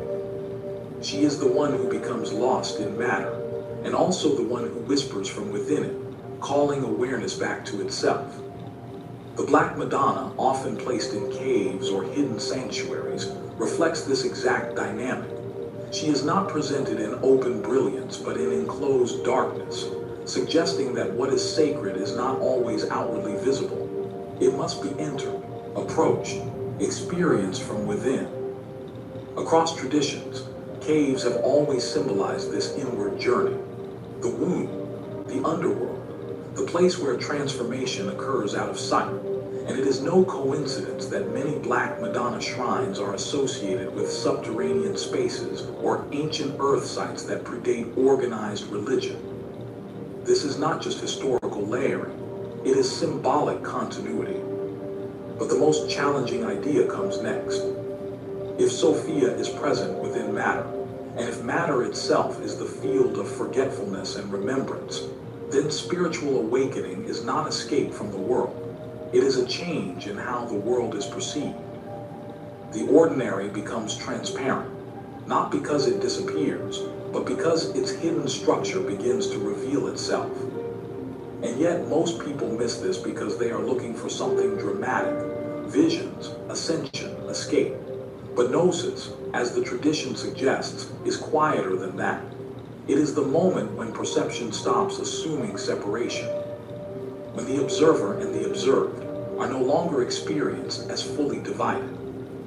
This is why Sophia is often associated with longing, a deep, wordless sense that something essential has been forgotten, not emotionally dramatic, but existentially persistent, a pull towards something that cannot be named, only recognized.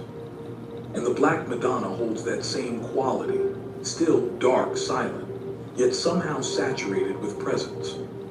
But we are only halfway into the structure of this mystery. Because if Sophia is both the descent and the hidden presence within matter, then the question becomes unavoidable. What does it actually mean to wake up within a world that is already made of her? If Sophia is hidden within matter itself, then awakening is not about moving away from the world. It is about learning to perceive it without distortion. And this is where most interpretations of spiritual awakening begin to collapse under their own assumptions. Because in the Gnostic frame, the problem is not the world being false in a simplistic sense. The problem is perception being incomplete. Sophia is sometimes described as fragmented awareness scattered throughout creation, not absent, but distributed, which means every moment of genuine clarity is not an arrival from somewhere else, but a reorganization of attention around something that was always already present. This is why the mythic language becomes paradoxical. Sophia is both lost and immanent, both concealed and speaking, both the wound and the healer of the wound. And the Black Madonna mirrors this paradox in form. She is not depicted as dynamic or distant. She is still, dense, immovable, almost like a gravitational center rather than a personality. This stillness is not emptiness, it is concentration. a symbolic compression of presence into matter. In many traditions, darkness is feared because it removes visual certainty. But in esoteric symbolism, darkness often represents something far more precise, the removal of distraction. When light is diffused, it reveals surfaces. When darkness deepens, it removes surfaces entirely, forcing perception inward. This is where Sophia, hiddenness, becomes meaningful. She is not hidden because she is absent. She is hidden because she cannot be perceived through fragmented attention. She requires a different mode of seeing, one that is not based on separation between observer and object. Gnostic texts sometimes hint at this indirectly. The world is described as a kind of layered illusion, not in the sense of being fake, but in the sense of being misread, like symbols interpreted without understanding the language they belong to. And Sophia, within this structure, is the corrective principle, not by destroying the world, but by revealing its depth. There is also an important misconception that must be addressed. Many later interpretations reduce Sophia to a purely feminine archetype in a psychological sense. While that can be useful as metaphor, it misses the cosmological weight she carries in early mystical thought. She is not simply a symbol of intuition or emotion. She is the principle of embodied wisdom, wisdom that has entered limitation without losing its origin. This is why she is often associated with suffering in mythic narratives, not because suffering is divine, but because limitation creates friction with awareness that remembers more than the form can express. The Black Madonna reflects this same tension. She is venerated not because she is distant, but because she is present in places associated with healing, miracles, and transformation. Her blackness becomes a focal point for something that cannot be reduced to surface interpretation. Across psychological and mystical readings, this darkness can be understood as the unconscious, not as pathology, but as depth, the part of the psyche where unintegrated experience, instinct, and latent insight coexist before being organized into conscious meaning. But in the Sophia tradition, the unconscious is not merely personal, it is universal. It is the shared depth of perception itself, which leads to a subtle but important shift. Gnosis is not the accumulation of hidden information. It is the collapse of unnecessary separation between awareness and what it perceives. This is why it cannot be fully taught. It can only be recognized. And recognition often begins with a strange discomfort, an intuition that reality is more coherent than it appears, but not in a way that can be grasped intellectually. It is felt before it is understood. The Black Madonna, standing in her silent stillness, becomes an external mirror for this inner recognition. She does not explain. She does not move. She simply is. And in that presence, something in the observer is asked to stop projecting separation onto existence. At this point, Sophia is no longer a figure in a myth. She becomes a lens through which perception itself is questioned. And when perception is questioned deeply enough, something unusual begins to happen. The world stops being experienced as a collection of isolated things and begins to feel like a single living field of presence, layered, intelligent, and subtly responsive. But this raises the most practical question of all. If this is not just philosophy, but a way of seeing, then how does one actually begin to engage with it in lived experience, without turning it into belief, fantasy, or abstraction? That is where we turn next. If Sophia is not merely a story, but a way of perceiving, then the real question is not what do you believe, but how do you train awareness to notice what it usually overlooks? Because gnosis, in its original sense, was never about adopting a new worldview. It was about refining perception until reality stops appearing fragmented.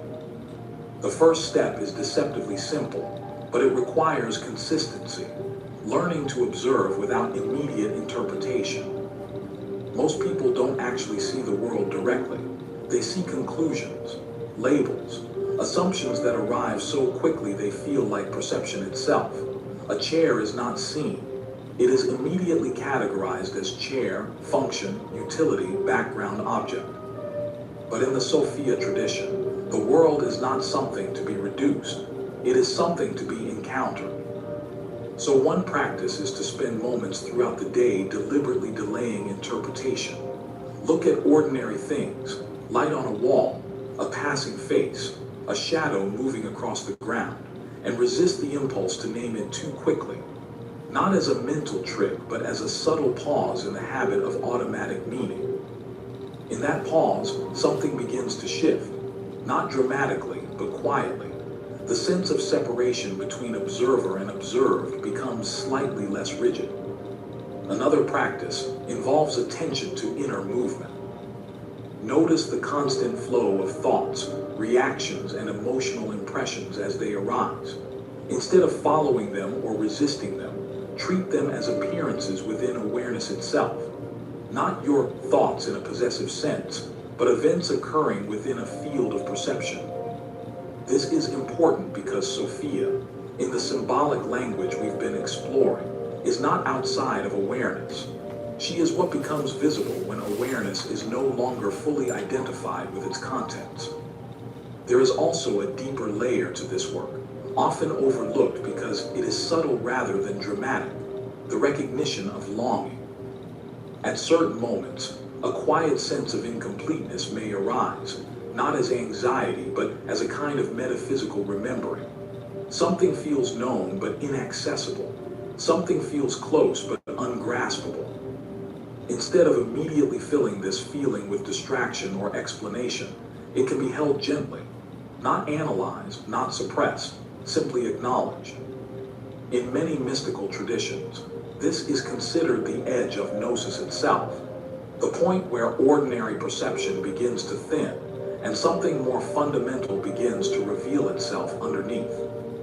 The Black Madonna in this context becomes more than a symbol. She becomes a mirror for this exact state of awareness, still, unmoving, present, not offering answers but holding space for transformation to occur within the one who observes her. Some traditions even associate such figures with pilgrimage, not because physical distance creates spiritual progress, but because movement toward a sacred site reflects an inner movement of attention toward depth. And whether or not one ever visits such places physically is secondary. The real pilgrimage happens in perception, the journey from fragmented attention to integrated awareness. However, a crucial caution must be included here. These practices are not about escaping life, detaching from reality, or constructing mystical fantasies. In fact, misuse of these ideas often leads in the opposite direction: greater abstraction, greater disconnection. The intent is the opposite: increased presence within ordinary experience, not transcendence away from the world, but transparency within it. When practiced consistently, something subtle begins to happen. Moments of clarity appear without effort. The sense of being a separate observer becomes less solid. Experiences feel less like isolated events and more like expressions of a single unfolding field. This is not a permanent state. It comes and goes, but its recurrence changes something fundamental in how life is interpreted. And over time, the symbolic language of Sophia and the Black Madonna stops feeling like mythology and starts functioning like a perceptual map, pointing not to distant metaphysical ideas, but to the structure of lived experience itself. Still, even this is not the final stage of the inquiry. Because once perception begins to shift, a deeper question emerges, one that is not philosophical but existential. What remains when the sense of separation itself begins to dissolve? What remains when the sense of separation begins to dissolve is not an answer in the way the mind expects answers. It is something quieter, more immediate, almost unnameable. At first, there may still be... At Strayer, you can earn your degree affordably with access to up to 10 no-cost gen ed courses. I can't afford therapy. You can afford that much sleep. Therapy Since Matthew died, I worry I'm never going to feel normal again. Grief isn't something you fix. You have to get through it. I heard that on a podcast. The familiar sense of I am here, and the world is there. But it starts to soften at the edges, not disappearing in a dramatic way, but losing its rigidity, like a structure that is no longer being held in place as tightly as before. And in that softening, perception itself becomes more intimate. This is where Sophia stops functioning as a symbol and begins to feel like a lived principle, not as a figure outside of experience, but as the intelligence of experience itself, the way awareness organizes reality into meaning, movement, and presence. The Black Madonna in this light is no longer simply an icon of devotion or mystery. She becomes an image of containment without separation, stillness that is not empty, but full to the point of silence, a presence that does not explain itself, yet somehow reveals more than explanation ever could. Across both symbols, Sophia and the Black Madonna, there is a shared message that does not arrive as doctrine, but as recognition. That what you have been searching for is not elsewhere. It is not behind the world, above the world, or beyond the world in any spatial sense. It is closer than thought, closer than identity, closer even than the idea of you trying to understand it. And yet, it is often missed precisely because of its closeness. This is the paradox at the heart of gnosis. Not that truth is hidden in some distant mystery, but that it is overlooked in plain sight, filtered out by the very habits of perception that make daily life functional. Sophia, in this sense, is not something to acquire. She is something to recognize, and recognition changes the relationship between observer and observed without requiring the world itself to become different. The Black Madonna remains still through all of this, unmoving, unchanging, not because she is static, but because she represents a point where movement and stillness are no longer opposites, where depth is not something beneath the surface, but what the surface is made of. And perhaps this is the final threshold of understanding, not a conclusion, but a shift in orientation. To see reality not as something you stand apart from, but as something you are already participating in, moment by moment, without distance. So the question that remains is not whether Sophia is real in a historical or mythological sense. The question is far more intimate.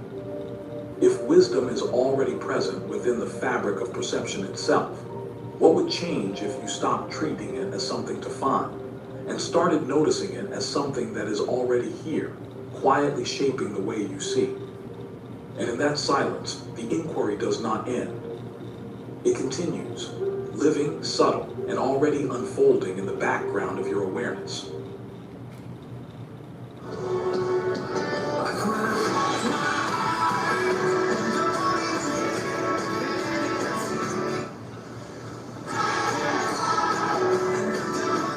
Celebrity Cruises. Nothing comes close.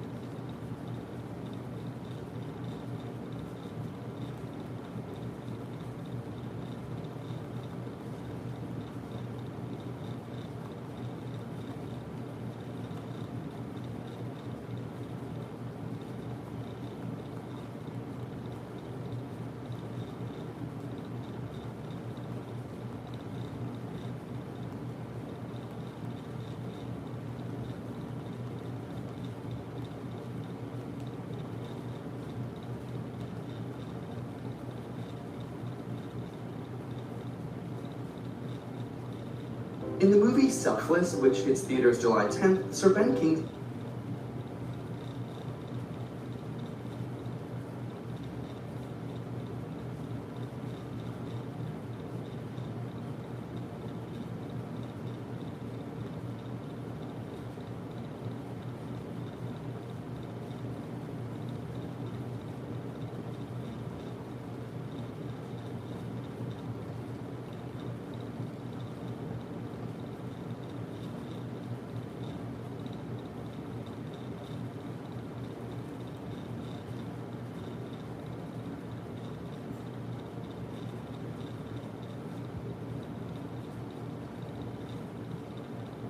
When your president met our Queen at Buckingham Palace last year,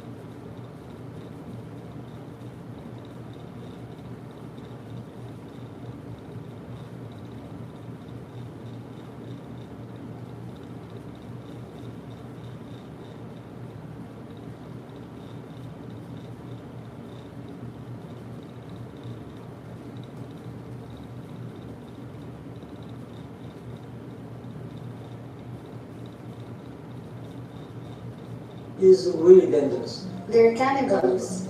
They eat the people. I met one old man. They eat two people already. That's how our taste like how they taste our meat. Say like chicken. We taste like chicken. Yeah. It's simple. Yeah, they say it's really simple. It is really dangerous. They're cannibals. They eat the people. I met one old man. They eat two people already. That's how our taste like how they taste our meat. Say like chicken.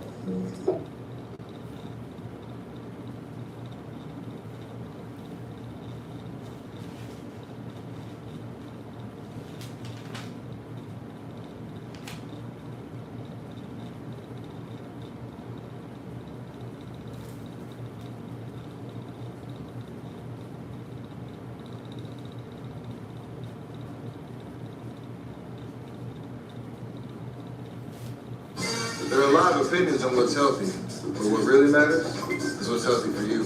So Google tapped my team to help create something new that adapts to your body, your goals, and your life.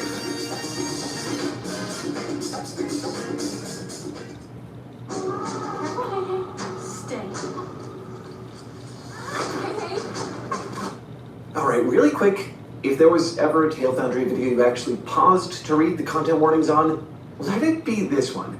This is a video about cannibalism. It is exactly as gnarly as it sounds.